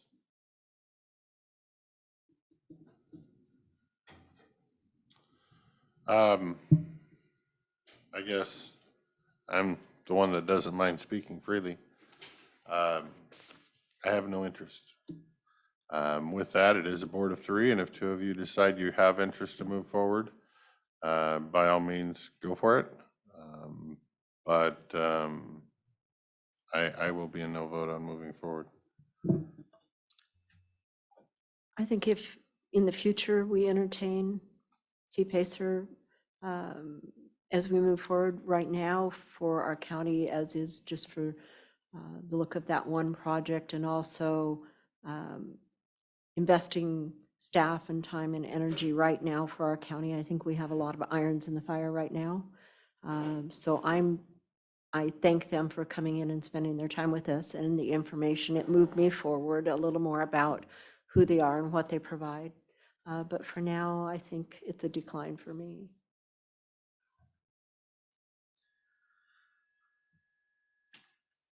Moving on. Are you still interested? I said I'd defer to the board. I kind of figured based on facial expressions where that was all going, so. Well, how do I you think feel? it's a. Where are you at on this? Well, consider, you know, Hood River County is looking into it. A lot of these counties are looking into it for the purpose that it helps get you the seed funding that is secure because it's safe, and then it helps you go out and get the rest of the funding for very large projects. I think it has value. That's why it was passed at Washington State. I think that if we were to try to pass something, the auditor and the treasurer would probably come after us very Wring your neck. vehemently. And so at this time, I'm absolutely fine being with you guys saying we don't have the bandwidth for it, at least not at this time. Alrighty then. With that, thank them if they're still online listening to where we're at. It sounds like we're a no at this time. And we will move on to under unfinished business. We have a public hearing continued. It's closed to further public comment in accordance with RCW 36.70.795, the resolution 00823 in regards to a moratorium for large-scale solar projects over 1 acre in size located within township range 314, 315, 316, 414, 415, 416, 417, 515, 516, and 517 in Klickitat County. This is, I don't know if we need a staff presentation again, or if this is just the time for discussion by the board and a rendering on possible actions and/or what were your findings coming out of the moratorium to give us where we'll need to get together and with the findings of fact and dialogue moving forward on where we go. Would you like to start us off, sir? I would prefer not to. I would like to see where my seatmates sit. Well, as I'm the chairman, I was going to take the prerogative to go last, and since Lori's new, I didn't want to throw her to the wolves. But if you would like to change that order. I prepared some documents, so I would prefer to go last based on the direction that you two and how you both feel after it. We all know that in the discussion and the decision, I was in the minority, so usually that's in the position of rebuttal. Well, usually it is, but in the chairman's prerogative, I will be last in this matter. So would you like to be first or second, or should I flip a coin? So if neither one of you want to be first.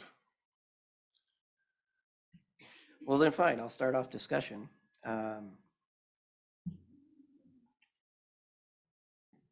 This is one of those really interesting planning decisions that comes in front of a board because it's not simple. Many things that come in front of the county commissioners are very simple because we actually do have all of the authority, the legislative authority or the executive authority, or potentially both. When it comes to a moratorium on large-scale solar development, it is not simple because there's a third path.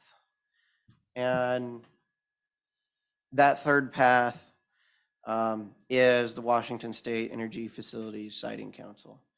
And by having that third path, it complicates things. It doesn't make it simple. It makes it very political. It can make it very ugly. And as I always say, unintended consequences can be far-reaching when it comes to making decisions where you may not have the control and authority that you may wish you had. I'm not in the state legislature, so I don't get to make these decisions about what the state has found we can and cannot do at a local level when it comes to large-scale energy projects, whether it's solar or whether it's nuclear or whether it's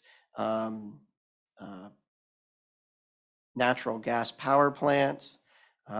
It makes it a lot more difficult because it's not just simple. With that, I will say that I read all 280 pages of written comments that were provided to us. I read them as the emails came in, and I read them again this weekend.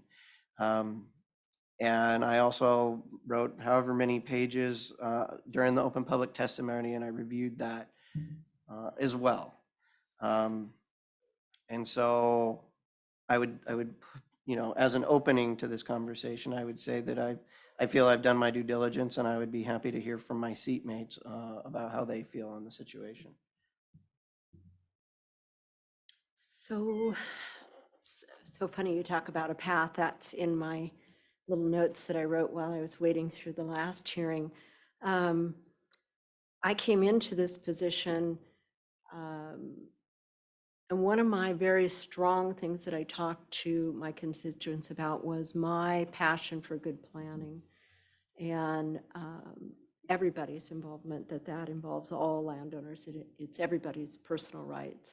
And as a supporter of good planning and what it does for our county and its landowners, I'm encouraged with the public input during this time and would like to thank them for their thoughtful, constructive comments and testimony. I think they did a really good job, everybody sending their testimony and sticking to task of what we were talking about.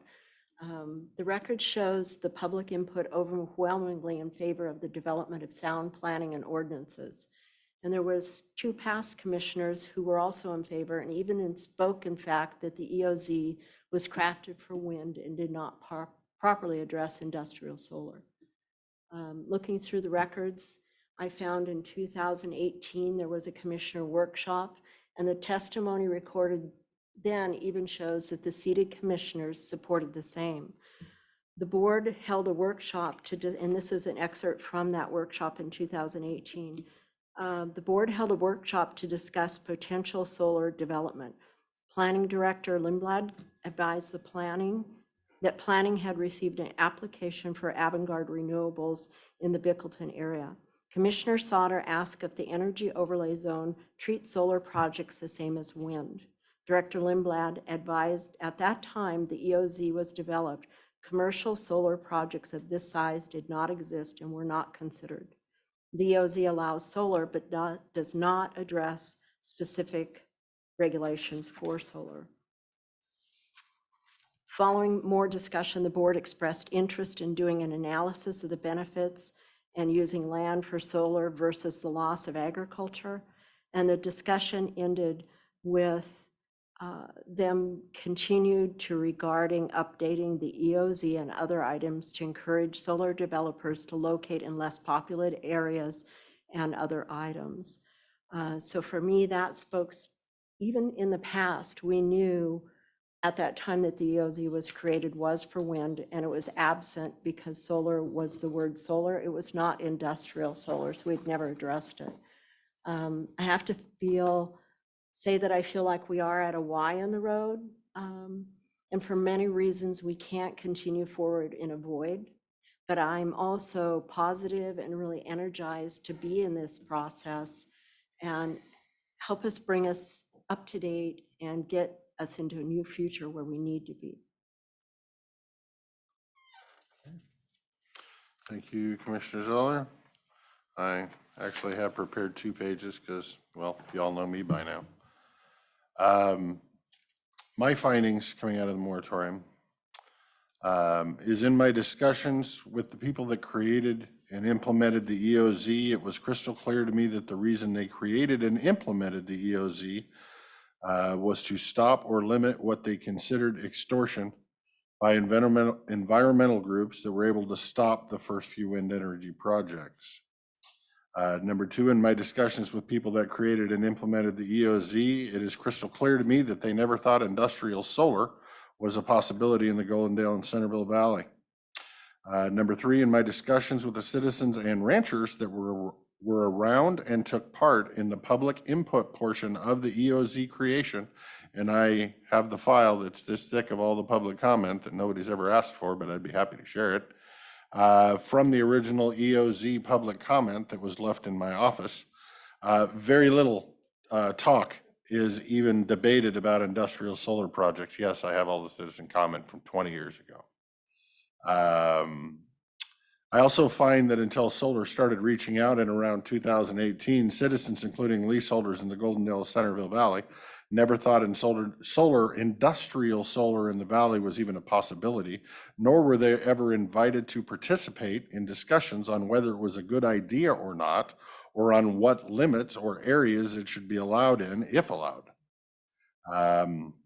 When I ran for office in 2020, I could not find one regular citizen that knew anything about solar development in the Goldendale and Centerville Valley. The only people I could find that knew about potential industrial solar either were county government or they were ex-county government. And then shortly after, Mr. Wagner had somebody digging in his backyard. Well, sorry, not his backyard, but across the fence from his backyard. In my short time in office, I have learned that there has been a concerted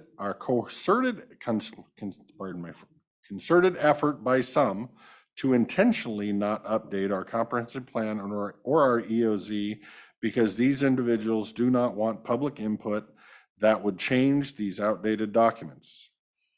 Number 7, I also find that the person that created the EOZ said, and I quote, these are real quotes from his email, when the energy overlay programmatic environmental impact statement was being prepared, we considered an alternative that would have prohibited energy projects outside the energy overlay zone. Frankly, we didn't think that would happen, but now that it has, it seems reasonable to have this public discussion, end quote. Number 8, I find the majority of the pro-solar leaseholders and anti-solar activists both believe the county needs to create better ordinances in regard with solar development in the valley. The only difference they have is when, where, and how much. Number 9, I find that the current Board of Commissioners has found that the county's last model solar decommissioning plan was feeble and inadequate in protecting the county and our citizens, causing the current board to strengthen and correct that model decommissioning plan. I find that the current Board of Commissioners found that the road haul agreement for the Lund Hill Solar Project was feeble and inadequate in protecting county roads and our citizens, causing the current Board of Commissioners to strengthen and correct any future road haul agreements. With all of this evidence, I find that the general public has not had the opportunity to be involved in the safeguarding of their future, that they have not had the opportunity to be involved in protecting their customs and culture, or protecting the natural resources or the resource lands of Klickitat County through periodic review and updating of our outdated county documents and zoning.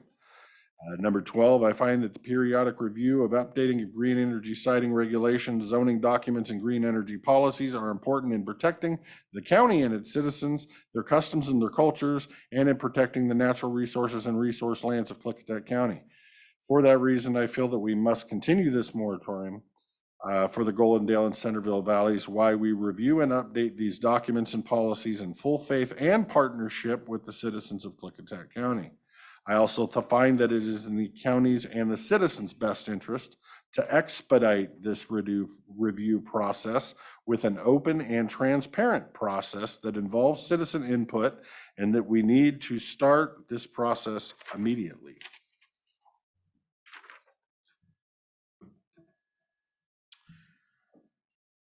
Any more discussion? Of course. I brought up 2 months ago, near 2 months ago, I said, if our goal is to create ordinances for solar, we do not need to wait for the discussion on the moratorium because those are separate and distinct. You can at any time direct staff to do that, and I asked if the board wanted to at that time. The board said, no, we want to move through this process. Which I think has been a great process in order to take public testimony, because it could have came out that the public doesn't care, and which we all knew they did. For the record, I want to submit to my seatmates as well as the record. Thank you. And this is and always has been my fear. This board passed a moratorium covering certain townships. It is not a blanket moratorium like our very first moratorium. It specifically states certain areas which I found to be troublesome to begin with, which then, of course, I worry about the liability and whether or not it can be held up in a court of law. Because there's a lot of money at stake on all sides here. And so the big important thing is that FSEC wrote to me that to this point, the council has ruled that moratoriums, whether passed prior to or after an application is received, are not the same as zoning ordinances or codes, and does not meet the council's need for this determination. And behind that, I submit the documents from both the Kittitas County moratorium, in which FSEC is pointing out, as well as Order 884. And they've ruled that multiple times. And so the question I have before the board is, do we as a board feel that, number one, FSEC will issue a determination of non-consistency based on our moratorium? And if not, what else can we do? Sir, this isn't about FSEC. I thought I would bring that up. This is not about a site-specific project. This moratorium is to discuss solar and solar development in the valley, has nothing to do with FSEC, Cypress Creek, or any particular development that is going through the FSEC process. As you made me tell our citizens during public comment. I was not talking about a specific project. I was talking about what the goal of this board is. Is your goal to actually stop all development or not? Or is it only to stop development from us accepting applications in this area? I've prepared 3 different documents based on the response. And for me, that question's Well- off topic again. Well, that's my point. The question's off topic. That the answer is that, for me anyway, that I believe the citizens haven't had enough input to decide what they want for their future in their valley. This has nothing to do with FSEC or Cypress Creek. This has to do with a moratorium for the valley on permitting in the valley. So with that, I'm not going to, what I will not do is I will not get into a debate when I believe that the debate is being used to get the commissioners to say something or do something that would cause litigation to not be in our favor in the future. So with that, I will give you as much time as you need to have a lecture, but I will not be having debate that could jeopardize the legal standing of this county by one commissioner bringing in FSEC or a site-specific project into something that has nothing to do with FSEC or a site-specific project. I was, again, not the one to bring up a site-specific project. That was you, sir. Excuse me, that was this right here. And you were just talking about Cypress Those Creek were, and FSEC. I did not say Cypress Creek. I was talking about whether or not a moratorium is used at the state FSEC process. I was not talking about an individual project.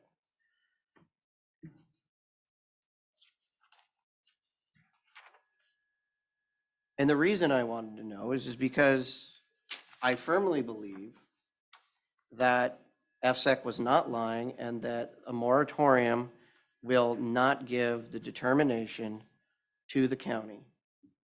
I think that they will issue a determination of consistency and move forward, and that is on any project within that moratorium's bounds. Well, and for me, that remains to be seen.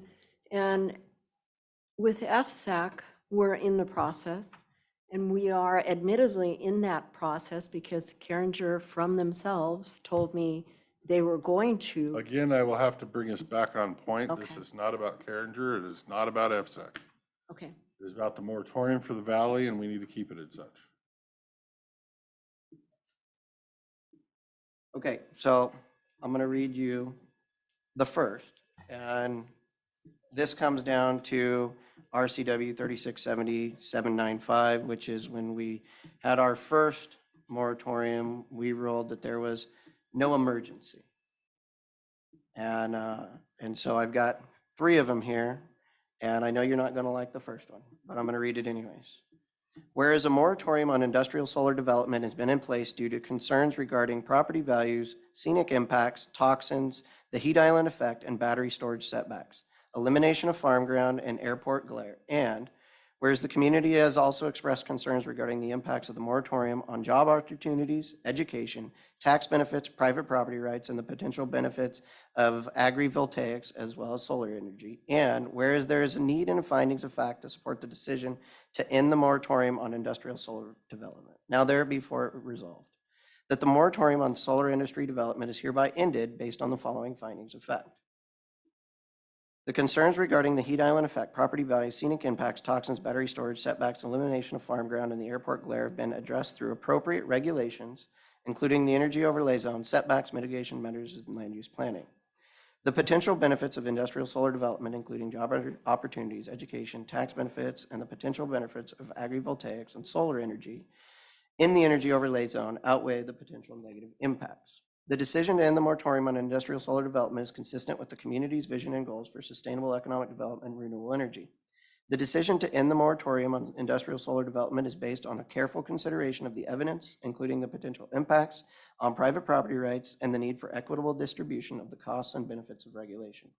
The decision to end the moratorium on industrial solar development acknowledges there is no emergency according to RCW 3070-795.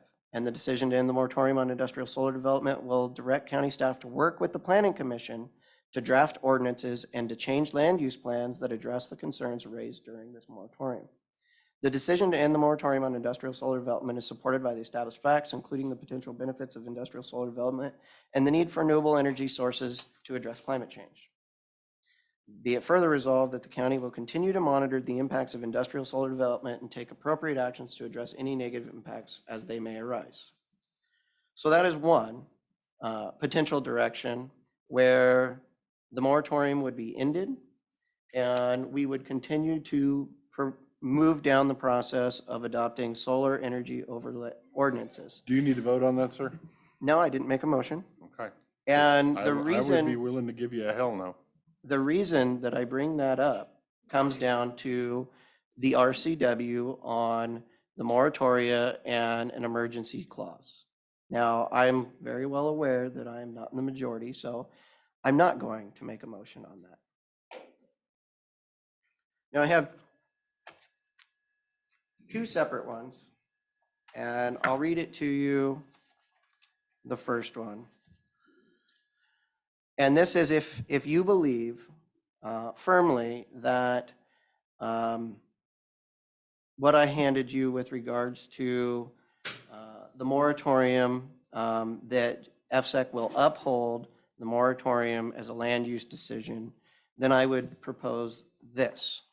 And it says, whereas a moratorium on industrial solar development has been in place for concerns regarding property values, scenic impacts, toxins, the heat island effect, battery storage setbacks, and the elimination of farm ground, airport glare, and the preliminary injunctions, and whereas the community has expressed concern regarding the potential negative impacts of industrial solar development and has requested that the moratorium be extended for an additional 6 months to allow further study and review. Now therefore be it resolved that the moratorium on industrial solar development is hereby extended for an additional 6 months based on the following findings of fact.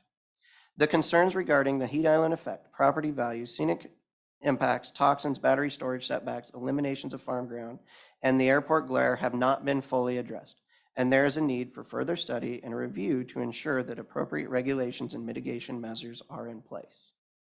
The potential negative impacts of industrial solar development on private property rights, the view shed, and the community's vision for sustainable economic development and renewable energy need to be carefully considered and weighed against the potential benefits. The decision to extend the moratorium on industrial solar development is based on specific ordinances and changes in land use and planning that need to be further reviewed and evaluated. The decision to extend the moratorium on industrial solar development is supported by the established facts, including the need for a comprehensive review and study of the potential impacts of industrial solar development. The decision to extend the moratorium on industrial solar development is necessary to ensure that the county's land use planning and regulations are consistent with the community's vision and goals for sustainable economic development and renewable energy. Be it further resolved that the county will continue to engage with stakeholders and conduct a comprehensive review by the Planning Commission to write an ordinance for the regulation of industrial solar development during the 6 months moratorium period. Based on the findings of the review, the county will take appropriate actions to address any concerns and ensure the appropriate regulations and mitigation measures are in place. Do you like that one? That would be a hell no too. You don't want to keep the moratorium in place? No, I'm not going to accept findings of fact that you wrote, because I believe one word could literally undermine the entire thing, and that the one word might have been intentionally inserted. to undermine the entire action. So thank you for your offer. But I think I would, if we go that route, I would have the planning director maybe work with legal counsel to draft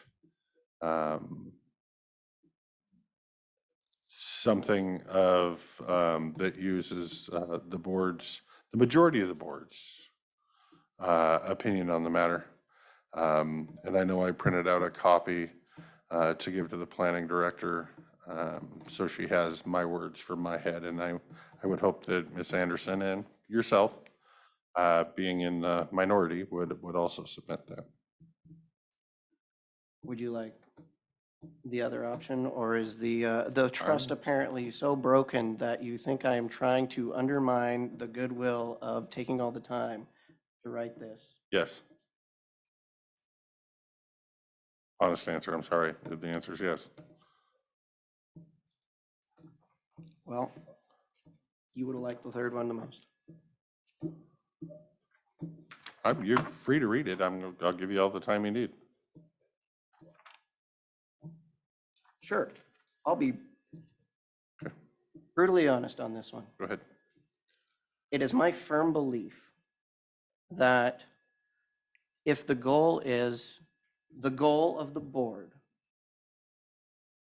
and I wrote that in good faith, not trying to hide anything or stick anything in there, that if the goal of the board is to actually take time out and to require that we do everything so that FSEC cannot process an application during that time, then there has to be more than just the moratorium put in place. There actually has to be interim zoning put in place, because we already have enough FSEC determinations and decisions that show that a moratoria will not be enough. You actually have to add to it. And so what I did on the third one is most of the same words, but what I included in there, because apparently nobody's thought about it, is be it further resolved that the board declares an emergency exists and hereby adopts the following interim zoning controls covered only by the land area included in Resolution 00823. Utility scale solar projects, being those projects over 1 acre in size, are to be a prohibited use in Chapter 1939 Energy Overlay Zone, Chapter 19.16 Extensive Agriculture Zone, and Chapter 19.18 General Rural Zone, and Chapter 19.14 Open Space Zone. Be it further resolved that the county will not extend the moratorium or interim zoning controls beyond 6 months to respect the private property rights of the community, which is in essence saying that we are going to get this done now, and we're going to do it so that the reason I wrote that in there is so that hopefully we won't get sued, because they will respect the fact that we are going to take 6 months to come up with our ordinance. And the reason that I wrote that and have given you the information is because I actually am open and transparent, and I do believe in the board's decision. I have always been willing to go with the board's decision. I can have my own feelings, but we are one team. And if the board feels that that is the proper direction, I want to give you the information to actually make a decision that actually will have the intended outcome of what you're asking for, because I feel that what we have done so far will not give us the intended outcome of what I feel that the board is bringing forward. So it is my hope, which I haven't been asked, so I'll share it now. When in my statement, how much I talk about expediting the process, if I've never used the word expedite before, yeah, no, I'm talking expedite. I would like to see the planning director come back with a finding of fact next week for us to sign, not only a finding of fact, but a schedule for when hearings would be if we remit this to the planning commission. And I want not one hearing a month. No, I want this worked on because technically I want this absolute worst case scenario done within 6 months. And I won't be happy with 6 months. If it's 4 months, I would feel better. That's how expedited. But during that process, you are correct in one thing, is that we need to make emergency interim zoning and attach it as have a public hearing and attach it as an amendment on our current comprehensive plan and our EOZ until the full review can be done by the planning commission. And that would be step one in the schedule of what we need to do when we need to do it. That's my opinion on where we go from here. So I guess, because we're gonna need findings of fact, we need directions to give to the planning director. Is this zoning, is this change or new ordinance for industrial solar development for covering the entire county or the areas under the moratorium? It would be the areas under the moratorium. So you are looking for an industrial solar ordinance for only the areas underneath the moratorium? In the Golden Dale and Centerville Valleys, that would be my recommendation. And so would your advice then to the planning commission be that the direction from the board is that, because I've thought about this enough, that the Centerville and Golden Dale Valleys and the areas that you've so deemed should be removed from the energy overlay zone, and you will leave the energy overlay zone and what happens on the east end of the county to how that's done? So that your ordinance would actually fit over the area that you're talking about? Correct. This, what I'm talking about, emergency interim zoning amendment ordinance, only pertains to what the moratorium is currently, the same landmass. And so the actual ordinances that they're working on only covers that area? As an No, emergency. that's the emergency moratorium. What they come up with, Has to address the EOZ. I was gonna say, technically, does it have to stay inside the boundaries of the current moratorium? Or can they say, oh, well, we want one thing for inside the boundaries and something else for outside? That's what we're trying to give Well, direction. I think Well, we I'm trying could- to ask her legally if- whether they can. If we do, my thought is, Mochi, if we do the emergency, like they're talking about, cannot the board give direction that we need to back up to 2018 when we first started talking about this and finally complete what was going to happen with the EOZ? And even as much in the testimony we heard, there were several people that said, just get rid of the EOZ. But those are things that planning commission and everybody has to debate and talk about and forge that into something that's usable for the future. Right, the kicker to me is that's gonna be a semi-time consuming process, Yeah. even though I say 6 months doesn't sound like a lot. That's really a 4-year project. You're cramming into 6 months. That's what I want emergency regulations put in place now. I mean, drawn up in a week, have another public hearing, slap them on. To be, if legally allowed, to be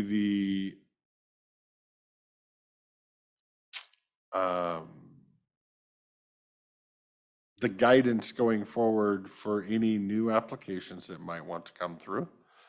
But in the same regard, I also don't necessarily know that that needs to take place, because I have a different opinion of the moratorium. You know, the governor obviously has a different opinion of a moratorium because he made all the moratorium on evicting people from their housing during COVID. So if moratoriums don't work, then technically we should have more than 16 and a half pot grows in the county, because that moratorium shouldn't have worked. Technically that also brings up the next case scenario. I personally think this county also needs to move forward with requesting from the prosecuting attorney to hire outside legal counsel and a skilled and professional land use attorney to help us guide us through this process and any future land use potential issues that may come arise in partnership or alongside of this potential issue. So I think we have multiple things to vote on and move forward on. Well, I don't know if we have to vote on anything since we got into this moratorium by making a motion without it, being written down with findings of fact and everything. And I would advise us that if our direction is for the planning director to come forward with findings of fact, to get the board what the board is looking for, as well as the schedule, that we should do that following the process. As outlined and enshrined. But again, so I'm hearing two separate things. Commissioner Zoller is talking about the areas over the energy overlay zone and totem. I'm hearing Commissioner Christopher say that is a long process and could be very drawn out and does not meet the time frame of what you're looking No, to. I was talking two different parts. That for me, there's two distinct parts. We have to take care of where we're at now with the moratorium and emergency rulings. And then also, because we're so far behind on so many things, expedite as a board, ask that the planning department work with the planning commission and expedite the process to open up that energy overlay zone like the commissioners started in 2018 and actually get that process moving and completed as soon as possible. So I agree with Commissioner Christopher that could be a very lengthy process by opening up the entire energy overlay zone based on the amount of time it took and how many comments you had. Well, in your and thing. I think we could talk about that. There's different ways to open things up too.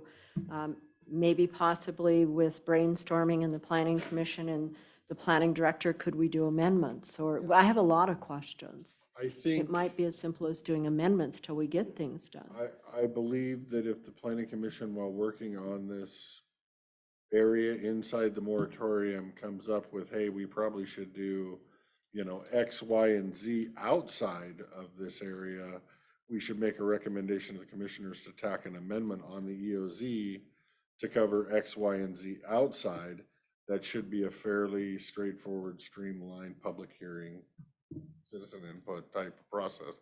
To actually take the whole EOZ and go through it line by line, that's going to be the very time consuming public process, because you're going to get public input for every line of the entire. So I guess I'm looking at it more of a holistic approach on the area, the Goldendale and Centerville valleys that are constrained in the valleys, and then looking for recommendation or ideas from them. If a red flag pops up and they're like, no, we really should tack something on outside too, then show me what you mean for tacking on outside. So if I may, if your goal is to get this done in 6 months, and your goal is primarily on the Goldendale and Centerville Valley, the area that you place under the moratorium, it would be my recommendation that if any change is made to the EOZ, it would be to remove those areas that you're speaking about from the EOZ, and that any industrial solar development would be a conditional use outside of that area, and that there would be a solar ordinance that is written that covers that area. So you want to make the area outside the Goldendale and Centerville Valley in the EOZ a conditional use permit? So No, we're so- digressing again off topic. No. This is going to Nothing run to do with the downhill. moratorium. We need to No, no, If we're no, get talking a smaller outside the scope. boundaries of the moratorium. No. Let me say it again a little differently. The easiest thing to do would be to remove the areas of the Goldendale and Centerville Valley that are included in the moratorium from the EOZ. And the reason you would do that is because then you could write your regulations or ordinances, or you could go down Benton County side where they just outlawed it, if that's the direction of the board and the commissioner or whatever you want to do. But that would be outside the EOZ, because you have also stated, Commissioner Christopher, that you don't care what they do on the east end of the county because there's nobody out there. And if that's what they want to have, they should be able to have it.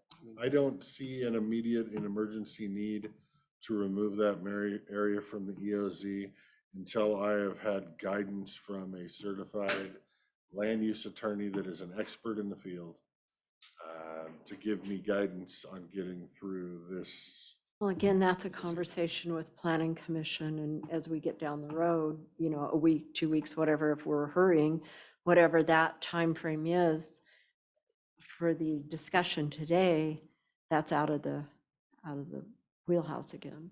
I don't, because in order for a moratorium to be extended, you have to have findings of fact. And if you want it to go any longer, you actually have to have a work plan. I don't feel that it's out of the design of this conversation, because as Commissioner Christopher was asking, he wants Mochi to come back with a work plan.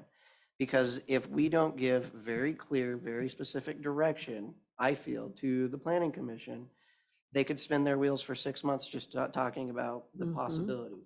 Whereas the three of us who've been enmeshed in this for quite a long time can very easily give very clear direction about what we would like to see done.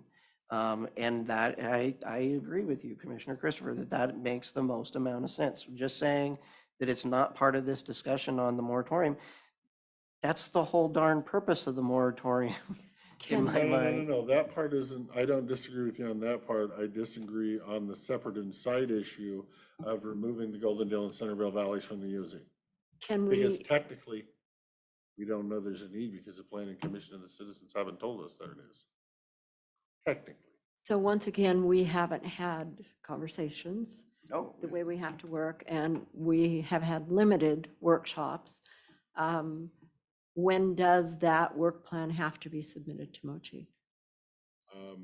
Moshi will provide us the work plan on how fast she thinks she can move this along with whatever our guidance is. On what you want to see out of the work To plan. hurry the heck up on it, kind of thing. I guess I say my whole goal is to expedite our process and not expedite anybody else's process. So for me, work plan is take care of what we have before us today, with the caveat of what you were talking about with adding them to get the emergency ordinances done in that area. Or Need to look at a legal review of that to make sure that we're not Okay. walking into, and I'm sure our attorney, the prosecutor, we can submit an application for a legal review. Okay. But at the same time, with that, I believe the board needs to ask for his approval and help in finding outside counsel that is more versed in land use, and maybe reaching out to Yakima, Benton County, who are they using for legal counsel to get them through this whole transition that we currently find ourselves in, that could then help us. Maybe we can create the plan, but that plan may need to be tweaked in 3 weeks if we bring on legal counsel and they're saying, no, you need to tweak this. We need somebody we can work very closely with hand in hand to make sure we're not accidentally not dotting our I's and crossing our T's. If I may. Open discussion, sir. Thank you. I'll try not to speak over you. The reason for that number 3 was because it sounds, as you just said, you want to expedite one and not the other, and I'm assuming, I understand that would be expediting Not the the other. other. Those were the words I heard. The reason would be to pass the interim zoning ordinance would then set an additional hurdle upon any potential large-scale solar projects that go through the FSEC process. I don't want to make the comment or say that I could stop them. because I don't want to be misconstrued that would succeed. It would add another level of Do that. it would add another level of adjudication at the FSAC process where the governor would have to override our local zoning in that respect. Whereas I do not believe that the moratorium would do that, and they would still be able to go through the process. And so that's why I put that forward as a discussion item that I think the board would need to agree upon at this time, unless you feel that the moratorium is good enough. I debate whether a moratorium has the legal power that it has, but irrelevant wise, it was already my plan and recommendation to do whatever we can in the interim to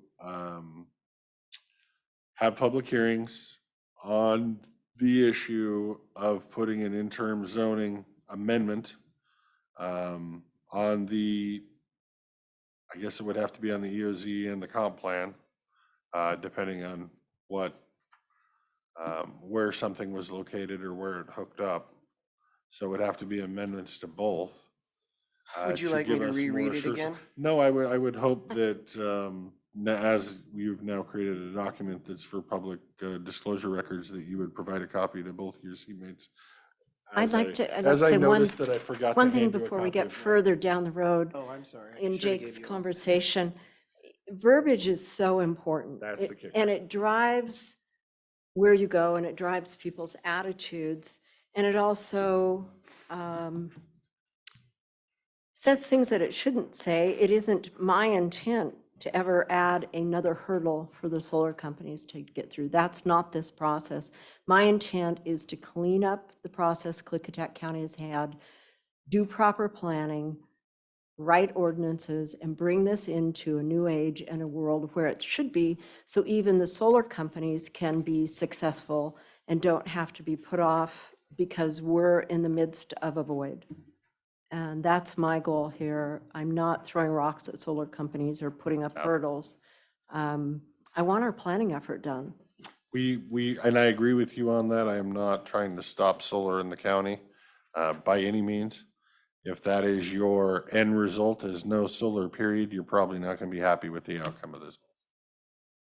But if your outcome is like mine, that the public needs to have an opinion on where solar is located, and we need to have discussions on where it can be sensitively sited and where it can't, you might be happy at the end of this whole situation. In all reality, we really don't know, because that's going to go before the Planning Commission to a recommendation to the board. But just like we all saw half an hour ago with a Planning Commission recommendation to the board, doesn't get rubber stamped approval necessarily.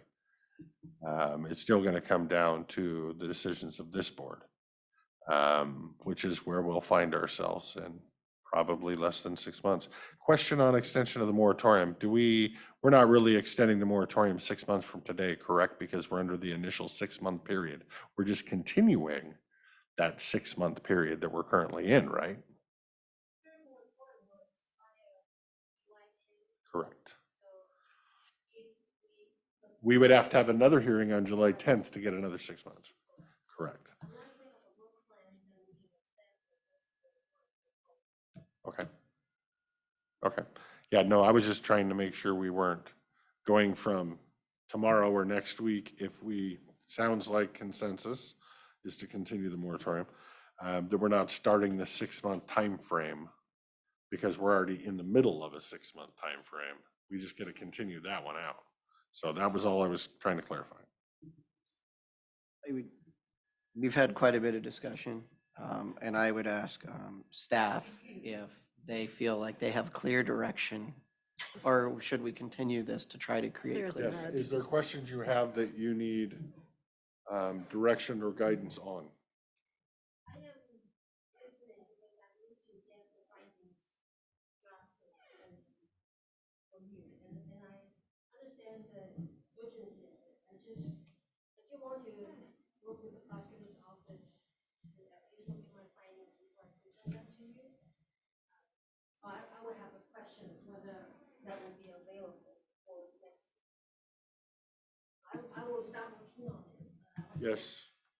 I agree with you that while he is currently our legal counsel on this issue, we need to make sure that the findings, that he believes that the findings will, are good enough. Let's go with that. So hopefully that's next week, but even if it isn't, but that shouldn't slow us down from working on schedule. If we don't have the actual findings to sign next month or next week, or even the week after, we can still get going on the other parts of it. And we can still, if we so choose, submit a request for approval to hire outside counsel.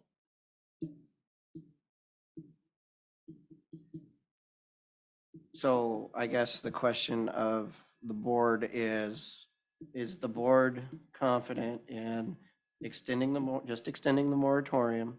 Or is the board, would the board like to ask for a prosecutor's opinion or correct on whether or not in our extension, we can also pass an interim zoning ordinance that removes large-scale solar development from the areas within the moratorium? We're I mean, not that needs asking that asked, question. but ideally I would like to ask that from the trained land use attorney that hopefully we're allowed to hire. But in the interim, if you would like an opinion from in-house, why we're waiting for permission to hire outside legal counsel, I'm fine with it.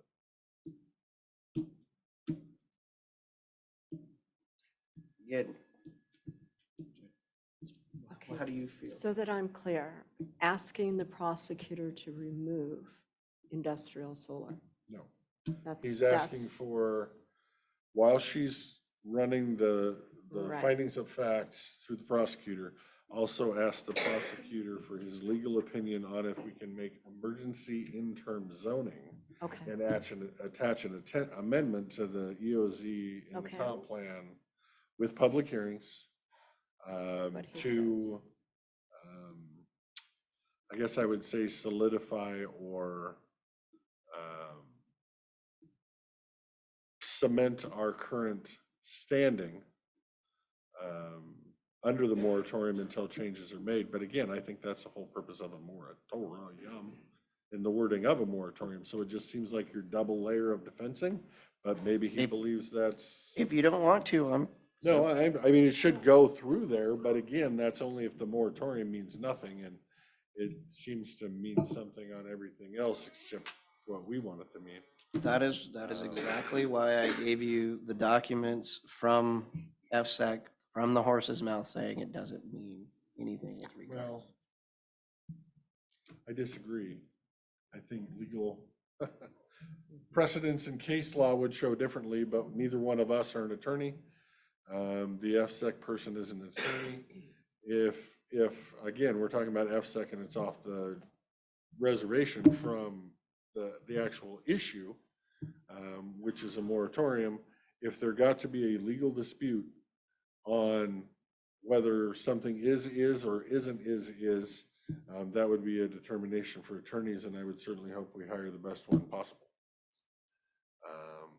And we need to have guidance from the best one possible to guide us through this scenario to make sure our I's are dotted and our T's crossed. So, yeah, but that's after Moshe gets everything she thinks she needs to move forward. Are you there?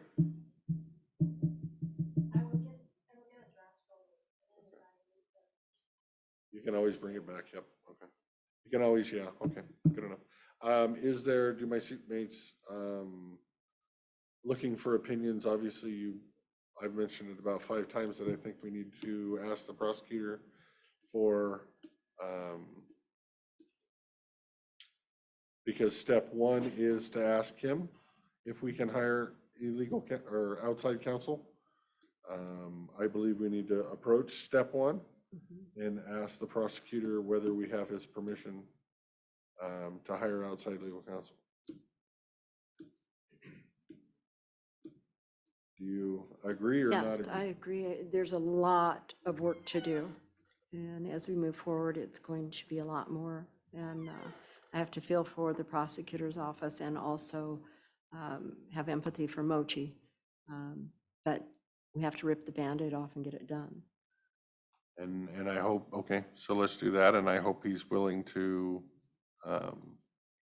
check within his law stuff and check with Yakima County and Benton County and other people that might be knowledgeable. Are you on board with that request or not on board with that request? As I've always said, I think good open communication with the prosecuting attorney's office is necessary and needed. And I think that at some point during this, it would behoove the county, just as I think we had outside legal counsel during the EOZ creation, we have outside legal counsel during our negotiations, contract negotiations. I would hope that the people who give us a hard time about asking for outside legal counsel would be in favor of us having outside legal counsel in this situation. I'm kind of afraid to ask this, but do you know who the legal counsel was for the EOZ? I believe it was Susan Drummond. Oh, I thought you were, Was it that's what I DeJulia was during the thinking. EOZ? I was, Susan took over, okay. well, I guess we'll approach the who's and where's, but DeJulio is retired. List I can see. I would, again, I would like a land use attorney that is well-versed on current issues in different counties and current case law, and has maybe been through the process that we might be going into. And I don't find that to be the names that were just listed. I think it's usually the prosecuting attorney who finds the appropriate attorney, not us. I would be willing to entertain I'm sure recommendations. we'll have suggestions. Yeah. So that would be our ask of staff, is if we can ask. Anything else on this issue that I'm missing? I would just like to say thank you to Mochi for all the work that we continue to put on you. And I would also like to say thank you to everyone who provided public comment on the moratorium, everyone who sent letters, everyone who's spoken. It absolutely matters. And we take it all into consideration. I would also like to thank Moshi for her hard work on this, and I would also like to apologize to her for all the work I just created her. Moving forward, I'm sure I'll owe you more of those. And then also a reminder to everybody listening that we're soon close this public hearing and be done with this discussion for now. It doesn't mean we'll have this same moratorium discussion for extension 6 months from now, 3 months from now. It doesn't mean we're not going to have to rule on the Planning Commission's recommendations. So we're still going to be kind of hard to discuss topics when we might have to sit on it as a quasi judicial matter, when lawyers are going to tear us apart for talking about it before we rule on it on a quasi judicial matter. So With that, sir, there's sometimes that we can't talk about things. Would you like a motion? Sure. Mr. Chairman, I would make a motion to continue the discussion, to give the planning director time to draft findings of fact for the board's review next week, hopefully next week, while continuing to keep the record closed to any further public comment or written or oral comment. On the fact that we need to have a motion and a second to have discussion, I will second it just for discussion. Ms. Moshi, do we need to continue this hearing or close this hearing? Continue? Okay. So we're continuing the hearing. That way, if you have questions on the actual findings, you can come back and ask next week and we can go from there. Okay. Anything else to add to that at all? You can always bring that up as a point of order too. So you wouldn't technically need to second the motion if you didn't feel comfortable doing it. Yeah, okay. I'm good. Any other discussion on the matter? Okay, we have a motion and a second to continue the public hearing. All those in favor say aye. Aye. Aye. Aye, motion passes. What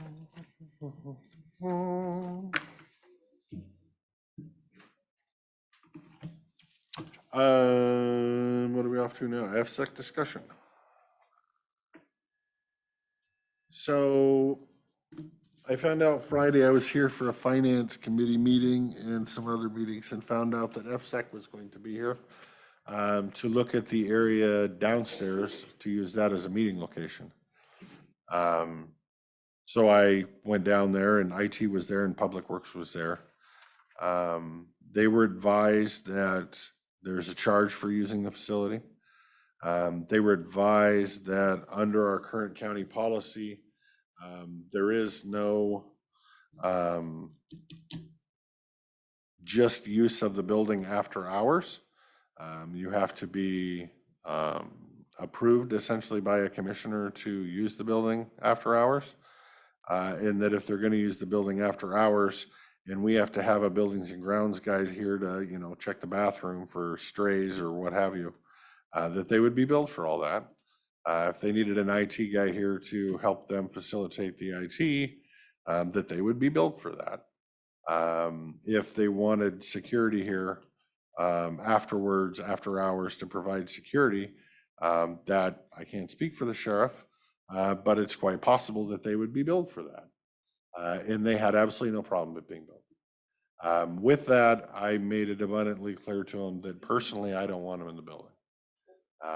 Because I don't want to be associated or affiliated with FSEC in any way, shape, or form. And if they're having their meeting here, we're going to be labeled as in bed with FSEC, and that's just the way it's going to be. Now, where I changed my mind on that is the lady had information for two places, our building and one in Binghamton. And I'm like, where? Binghamton. Huh? Binghamton. I'm like, you mean Bingen? Yeah, Bingen. So their backup location is in Bingen, an hour away from here. I don't look at that as being a good service to our customers, the people, to make all the people around here get in a car and drive down to Bingen for an hour. I'm like, you might as well have it in Yakima. It's closer to drive. I think they're a little unaware. So we brought up possibility of the Legion, possibility of the Grange, because I told them I don't believe this space is going to be big enough down there. They think it's going to be fine, after all, they've had meetings in other counties and, all of 5 people showed up. So, that's kind of what they're expecting. And I told them I don't know if you know where you are. We're kind of on the other side of the mountain. And I don't think you know what you're getting into. And they thought sure they knew what they were getting into. And so then I asked them about how they would be providing security. And they wanted to know what I meant. And I'm like, well, you're not going to have security? Well, they're like, well, the citizens will be out there in the lobby and then we'll be in here. And I asked them, how are you going to make the citizens be out there in the lobby? Because they have a right to be in a public building. They have a right to hold a sign and be in your room downstairs as long as they are not causing a public disturbance. And I am not going to kick them out of a public building if they are not making a public disturbance. So technically they can stand there with a sign right behind you, and that's fine with me. I'm not going to oppress their First Amendment right, nor am I going to let you oppress their First Amendment right, which was a surprise to them. But so then I told her that, she can go across the street and talk to the sheriffs on, what he would do to handle the situation and whether he would kick somebody out of the building. And then I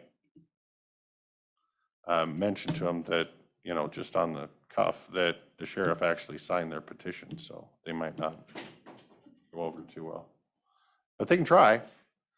And that they weren't allowed to kick citizenry out of a public building. But if they went to a Grange or a Legion, that's a private facility, and they can have rules on who can be on the premises, or protesting or whatnot has to be outside the building, and they're gonna get a little more bang for their buck than in here. Which I'm sure they understood. So I sent them up to the Legion to check with them on what they would do, or what they would allow, or what they would do. And I sent them to Danielle Plevidence, who's a member of CEAS, and said, good luck with that. So I don't know where they went, because they didn't really look too interested. We gave them names for people at the Grange. They didn't seem too interested. We sent them to the Chamber of Commerce to try to get contact information for the Grange. What about the PUD? That's been. The used. PUD building, didn't even think of, it didn't even come up for conversation until after they had left. That would be a fairly good location, but I don't know that any of us at the county have reached out to them to share that idea since the Friday meeting. But No, it I probably talked to should them be done. yesterday. It seemed like they're still focusing here. I'm sure they are.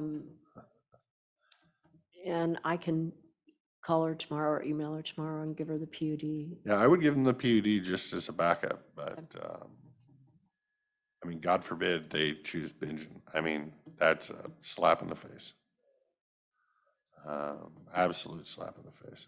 Thank you for your update, sir. So anyway, it was quite fun. It got a little deeper than that, but you got the moral of the story anyway. Thank you. We talked about IT, and I told them that during our KCPTA meeting, we couldn't hear some of the people on the Zoom. And that worried them, but we looked in the computer room and found a couple handheld mics, but I told them our AV is glitchy. So I don't guarantee that our AV is going to work for you. And that's the other reason I kind of don't want it here, is because God forbid our AV is glitchy, then we're going to get yelled at from the public because they couldn't hear on Zoom for the state's meeting. So to me, I would really like a separation, but that's just me. But I don't want the separation to be in binging. So if the separation is binging, I'm fine with the building. So anyway, that's my FSEC update. Thank you, sir.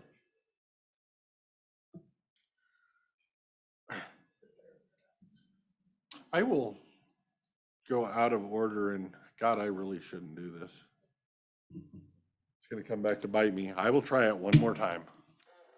We're running later than I thought. Yep. I'll be right back. You don't have to. We can be done, or technically. Still got. Okay. We do have a little bit more. I was going to open it up for any of you guys that had any comments on what you may have heard in the last hour, but I'm afraid of digressing. If we can promise to be quick and civil, I'm open to questions, comments over anything you heard in the last hour. If you got them. No? Go ahead.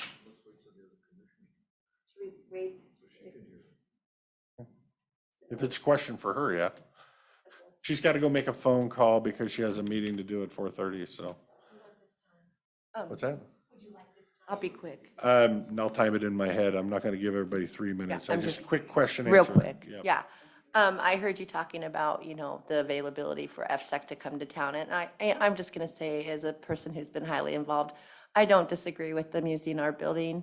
It's a very nice building with a lot of access for us, and so I just wanted to put that on the record. And thank you for considering the correlation, and I do see what our county's doing, but, as we move forward with FSEC, we are moving forward with them, and I'm just saying, it's a nice building, and it has a lot of going for us. Thank And you. I wouldn't think that you're collaborating. Thank you. Yeah, no, thank you. Anybody else have anything? Go ahead. I just want to say, this has gone on for years and years and years. I vote to ban all solar and all windmills from now on. Thank you, ma'am. Anybody else have anything for us before we move on? Okay. We have staff in here. I'm assuming staff's waiting for later. HR's here. Are you waiting for later, or do you want put in the agenda now? Okay. So we're up to board pending, right? We still have new business. Oh, you have the second part of new business. I did up the FSEC, so should we wait for her on that? Before, yes, just so she can hear it, so she doesn't have to go back. I would ask, would it behoove us to add a discussion to the agenda under new business for potential appointment for the FSEC rep? I forgot to add that earlier. I don't think we're ready to make that decision today, or the last I heard last week, we were gonna. Bring names forward today was the idea. Yep.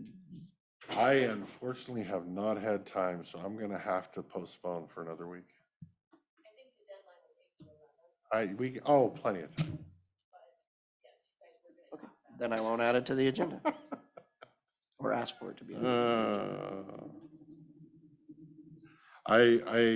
Now that we're done with that and we're talking about FSEC, I have no problem with cooperating and getting information to FSEC when they need information, or making an appointment to FSEC, but I am not going to go out of my way to expedite their process. If they need an appointment by the 12th, I will be happy to sign a document on the 11th. And that's kind of how I'm going to take their project going forward until hopefully we get professional legal counsel to guide me any differently. Okay, we have our commissioner back, so let's go back to board pending and part of it. This is regarding court costs. I've had conversations with City of White Salmon, City of Bingen, as well as the administrator for City of Goldendale. All three built into their budgets for this year. The tentative agreement of how those court costs would be paid based on our discussions throughout the course of the last year. I believe staff has sent to you both the changes in that resolution or ordinance, and whether or not you had any changes to that said ordinance, or if that looks good, can we get that on the consent agenda for next week so that we can send them bills? Oh, yeah. I'm still stuck on numbers. So in my packet, I have all the old numbers of what we used to collect from the cities, because remember I said I needed to know what we're going to collect in the past, or what we have collected, and what we're going to collect in the future. I don't know the number of what we're going to collect in the future. I went to Miss Jen, our finance person, and asked her if she can bring that information, and she said she did not have that information. So that her information is old and she had given it to you and whatever. So then I said, okay, fine, without directing staff to do something, without board support, I figured I would come back here and either ask for board support to direct staff to do something, or if you want to provide numbers that I could just have her double check, that's fine too, however you wanted to do it. Okay, I'll give you a little bit of the update of the conversation. We had been in a situation where we were just so Lori's up to date. The current way that it is calculated is based on the judge's salary and benefits only, and we pay based on the total number of court cases. So the total cases, not civil, and it's proportionate based on those total court cases. And that's only for the judge's salary and benefits. The change will now be based on the total net, the total net cost of the program. So after we subtract out the last 3 years of their percentages, when we design our budget for the next year, we put in that budget what we expect to receive in terms of fines and fees and everything else. Well, I can't morally do it off of just cost, because we get revenue from that as well that covers a portion of that stuff. So it would be based on the last 3 years averages of what they have, so they don't get a huge jump one year, but it's based on our budget process of what we set as our budget for the next year. And then when we bill them for the next year, it's based on the average percentage that they have, based on that, whatever that net budget cost to the county is. And so I think that is fair and equitable amongst all.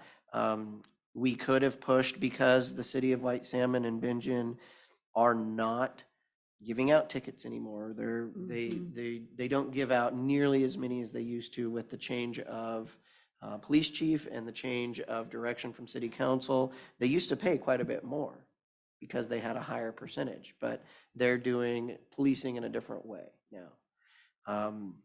And so we came to agreement on that. Is that discussion help clear? Lee and I talked about this. Yeah. Well, when That's kind of where I'm at. Jen creates the budget, we I go through could the not- budget process for the next year. And we look at the costs that we associate with, say, West District Court. Okay, we have our expense side, we have our revenue side. If you subtract out that revenue for, the two cities, then you have expenses, you subtract out revenue from that, and that's your total net cost. And then based on that total net cost, we then bill based on the percentage of their 3-year average to them. And then that's what fills in the budget portion for when we're building our budget. And then we send them a bill for that. If we do that, who's gonna be doing the math? The And same who's gonna be person sending the bill? the same person that always has staff. Which staff is my That point? would be more clear. Are we gonna have finance create the number to present it to Lee, for Lee to send the document? Or you want her running the budget book for the last 3 years to come up with the math? That's what she's always done, is she gets a copy from the state and then she runs the math off of that. That's how she's done it in the past. I know, but you're adding multiple steps and multiple different budgets. Trying to add in more cost associated with those court fees. Right, I'm just saying, instead of taking the judge's salary and dividing by 22 or whatever, now you have to go look at probation's budget, you have to look at, This is just district court. I could swear I saw probation That worded was in there. in the one that she originally sent that said that we would just negotiate it. Probation was included. I removed probation from that, but you were right, in the original probation was in that.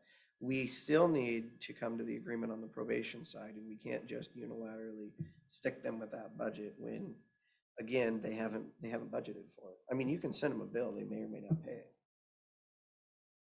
If that's what you guys want to do. Well, I think if you're gonna bill for probation, technically it needs to be in here. Not a separate resolution that covers probation. If it's gonna get done, it needs to be in here, whether that's, we use this document for now until we amend it for probation, or what, if we do probation. But again, there's been a lot of discussion and I still don't know what the number is.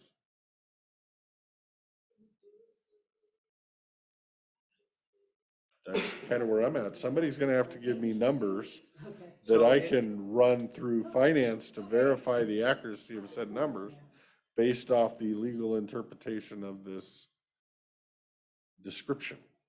I do have one thing I'd like to say on that. Sure. Previously, it was based on the judge's salaries. Right. So, are you saying that would probably be in the district court budgets, that salary portion? It's going to be the entire district court costs.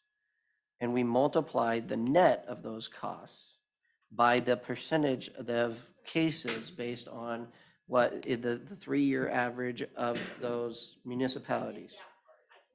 So it pretty much quadruples the income that we currently receive. Right now, we're getting about $5,000 out of each of the cities. We get more, 17,000 or so out of the city of Goldendale.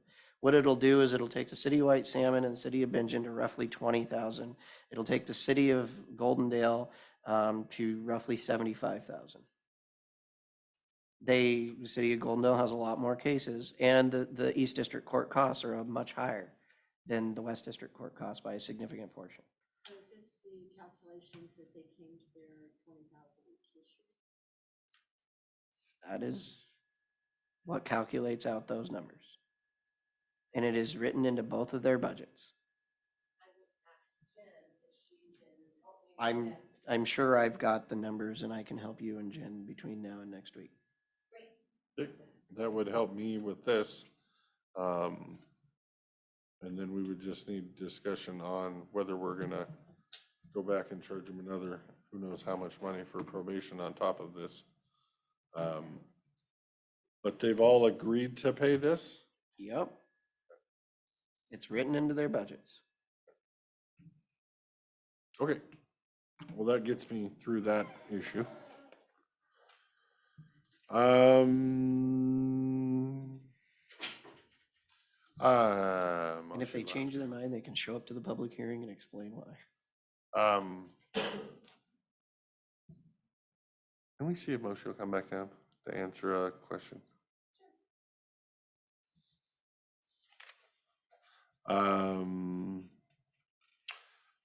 Legislative stuff. There's 3 bills still going, or a couple that I would kind of like opinions on. Granted, I don't know how we get time to actually look at these to give you guys any chance in hell of doing this without just trust. Substitute House Bill 1562, reduce the risks of liability and other harmful associated with gun violence, gender-based violence, and other types of gun violence. I'm going to be registering and opposed to that.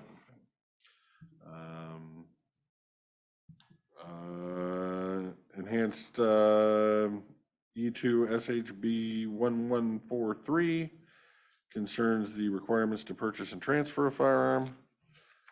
That hearing is on Thursday as well. I will be testifying opposed to that. Substitute House Bill 1240 is still establishing firearms related safety measures to increase public safety, which, you know, all these things are great. They sound great in the initial bill presentation, but, you know, when you read them, they're all just Morgan legislation. I'll be signing and opposed to that. So if you would like to be opposed, and which then would then make the county opposed, I'm more than willing to do so. If I need to go on record and do it as myself, I will be happy to do that as well. How you feel, Lori?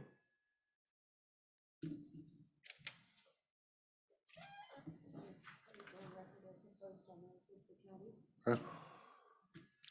I follow suit with my seatmates. Well, if you're against it, be against it. If you're for it, be for it. That's all I'm asking. I trust you. I have not read each of those because I've been working on everything else. That's the but- hard part, is we haven't had time. But, And we're coming down to crunch time on them, and But I feel that I give deference to you and that you've read them and that what is best for the county is that, and so I have no problems.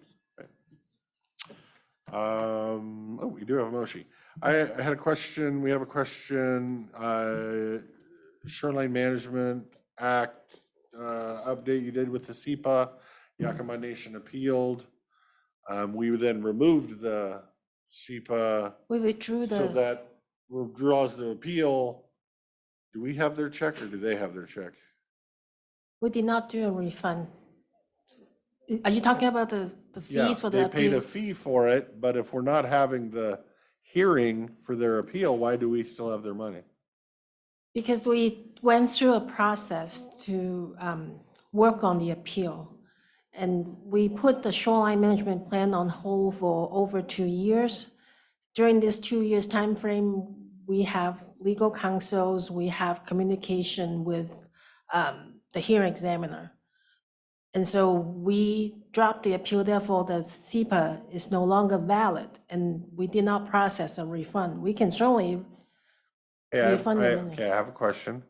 If somebody appeals a SEPA and let's just hypothetically say they are found to be 100% correct, and we have to change everything we're doing to what they say, do they get their money back for the appeal? Not generally. No. So regardless if you win or lose the appeal, you lose your money because it's used to pay staff time for the process of the For appeal. all processing of the appeal. Got it. Okay. I'm confused.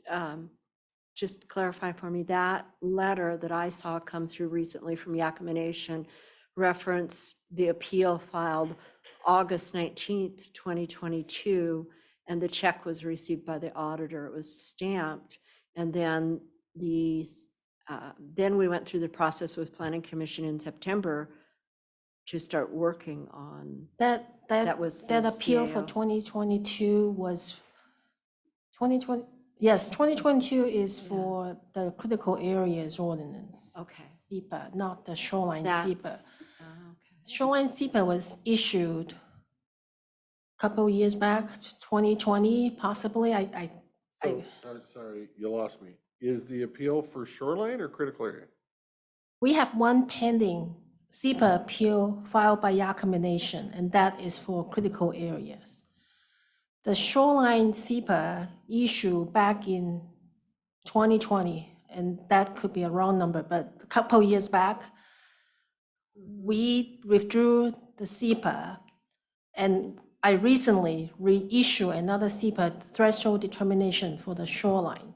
And that one is still within the comment and appeal period. We will know for sure by the end of the month. That is when the SEPA deadline.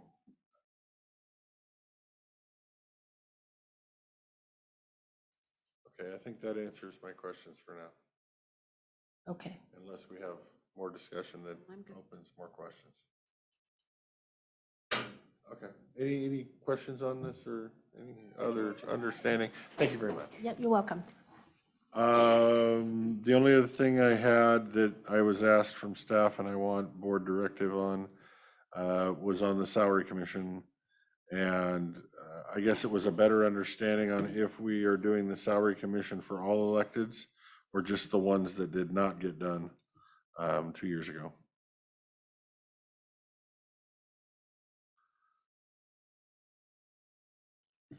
This was your idea. What's your recommendation?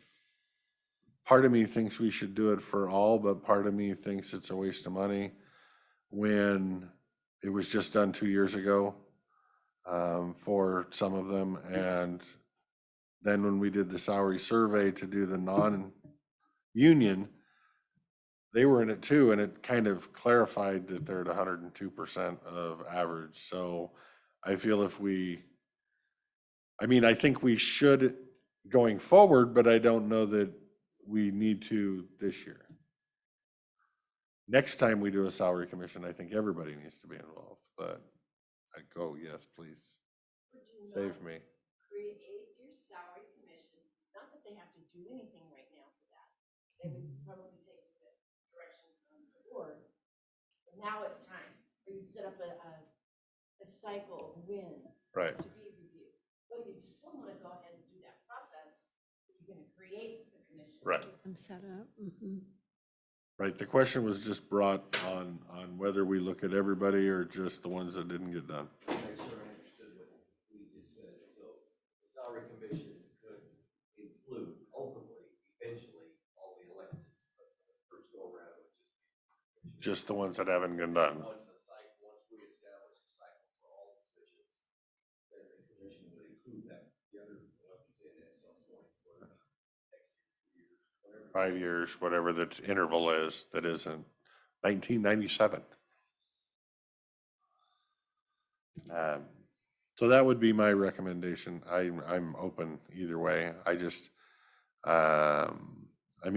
all reality, be thorough. It probably should cover all of them and cover the ones that this board gave a raise to, and allow the citizens to have input on that. But I could see it both ways. I can support both ways. Both ways make sense. We just need to come up with an answer so we can write the resolution. I think. Go ahead. The reason I asked the chair is it's a lot of work. Yeah. Yeah. Ultimately, we're going to do it, then we would have to spend the time to gather that data stuff at this point. I'm about halfway through with your draft ordinance for that commission. Oh, good.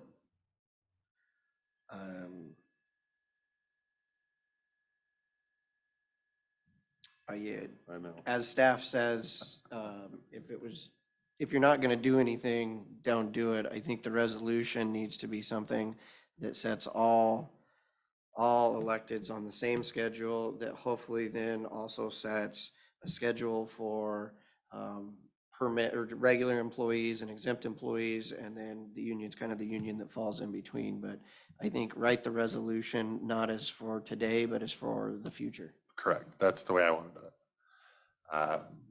The resolution needs to be that we look at all wages every so often, boom, boom, boom. This year can be adjusted because we already looked at these people, these people, these people, so we don't have to look at all. We just look at the ones that didn't get done. But next time, the resolution says schedule who gets looked at when. So.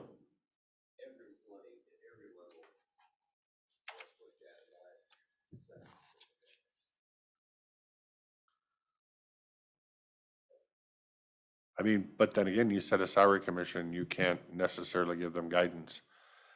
You don't get to control them. These are 10 people in the public that get a kind of free range to do whatever they want.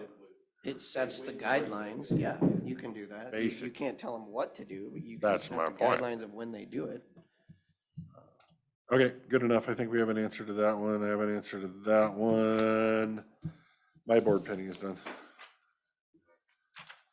We can move on to Mr. McClure, who's still in the room, or you guys have anything else for the good of the order before we move on to Mr. McClure in the room? Okay. Is it executive session? Just classify for executive or no? No, would not. Okay, Mr. Chair, members of the board, I've been giving serious consideration to retiring for the last couple of years. Almost did it last year at the end of the year. Seems I'm having trouble pulling the trigger on that, and finally decided, it's time. So as I indicated in my letter to you this morning, I greatly appreciate working with the board and for the citizens of the county. And I'm interested in doing whatever I can to help in the transition, make sure it's smooth. So you're not in a workshop this week. Next week, I'm in Olympia for meetings. But maybe when I get back, if we could schedule a workshop as to how you would want to proceed on that. And I know it. I would just add from HR's perspective, you've talked about giving adult probation 3 to 5 months of learning time for the new employee. We're now 2 months. Yeah, and you ain't gonna hire anybody in the next ASAP pronto. So the kicker for me is that you actually share some of what you have and the knowledge and contacts and who not with staff that, may not have all this time been up to speed. They're gonna get a crash course real fast, whether they're the director or not the director going forward. That to me is focus number one, is to make sure when you walk out the door, we have a department that actually functions. Mhm.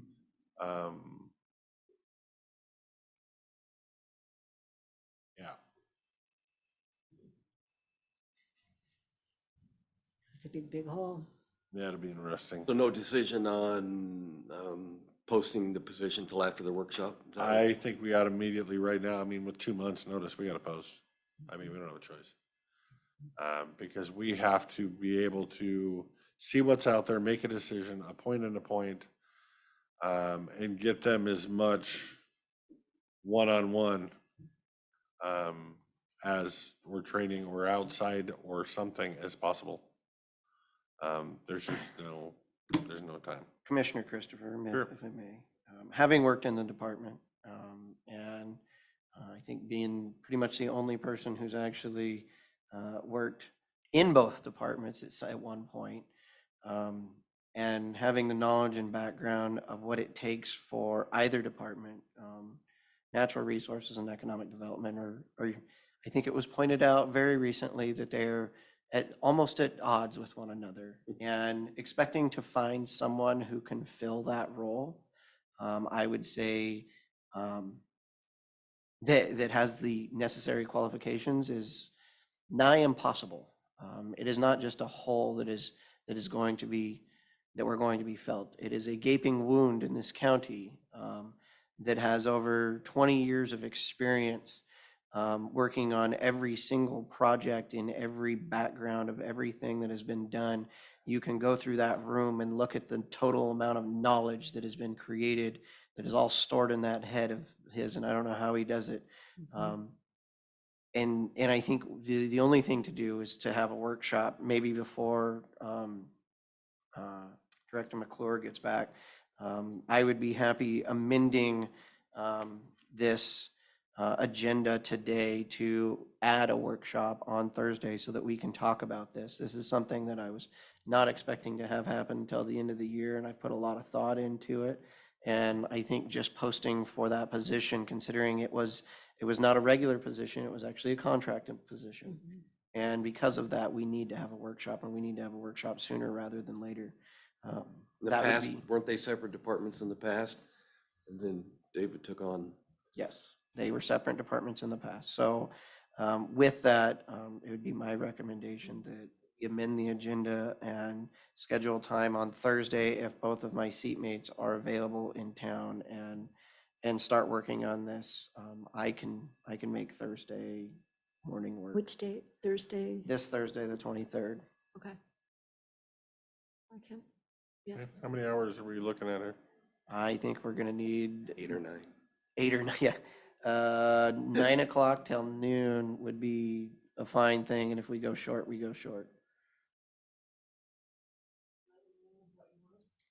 I'm If we do 9 to noon, can we adjourn at 11 without anybody having issues? I mean, kind of thing. You don't have to take the whole time, do you? No. Yeah,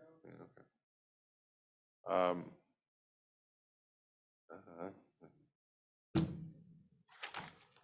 That work? Yeah. Will you be available? Yeah, let Director me get, McClure? I've got some. I know you said the next week you weren't, so.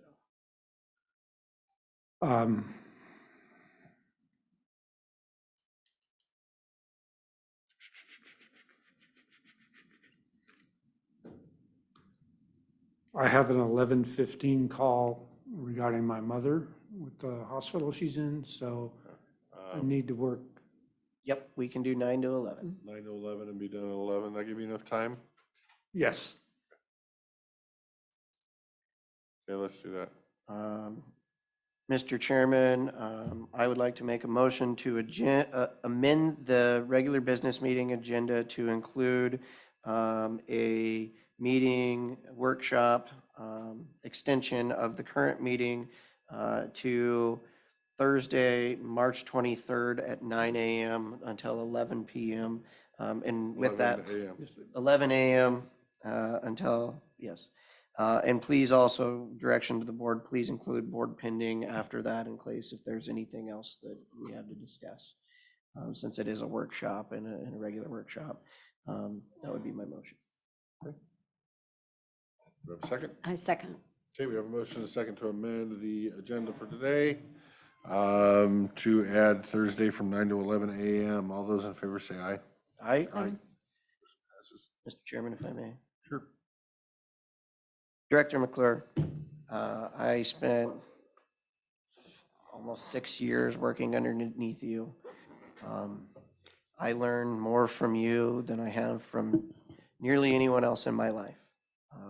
I try to take all that knowledge and the ways of doing things to my role as county commissioner, and I literally cannot thank you enough from the bottom of my heart for everything that you've done for me personally, as well as everything you've done for this county that most people will never know and never see, that have protected their private property rights, that have grown the county and the economy of this county. And so much of that can be laid at your feet and your ability to fly under the radar. And you have worked tireless hours, and you are one of the most deserving people of retirement I have ever met. Thank you. Do my seatmates agree with me that I believe that we need to have an update on all of the projects Mr. McClure is currently working on? So that we can kind of pick and choose what we deem as a priority over the next 2 months. And what may not be a priority over the next 2 months. Hate to tell you, but every one of them's gonna be known as a priority. Maybe. Well, and when Mr. McClure offered to come in, I assumed he was going to bring us his stacks or multiple lists, or I've seen your office. Yeah. So I think we'll have a lot of qualified information from him about, he's responsible to his job, and I'm sure he's going to want it to continue and help the employees that are still going to be there keep moving forward.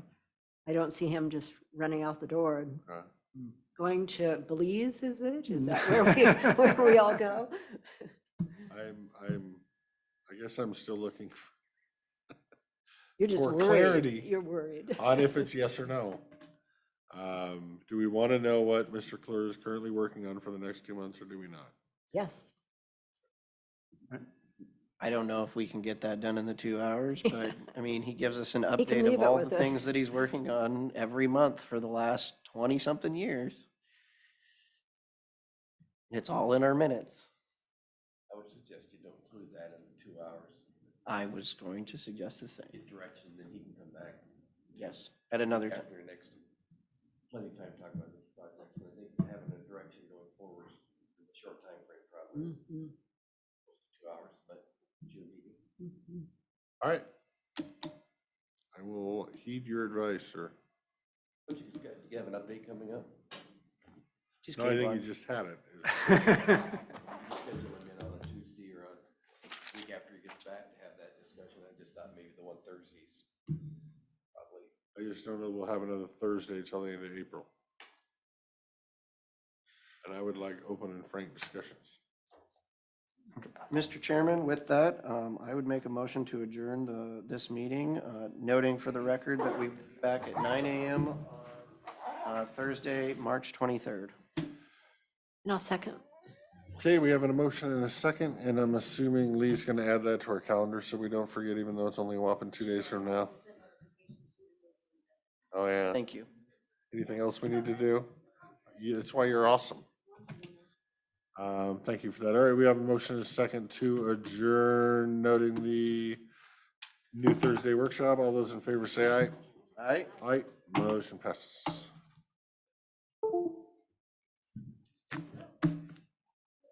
We are adjourned. If anybody's still on Zoom land, thank you. If not, I'm sorry for not saying thank you.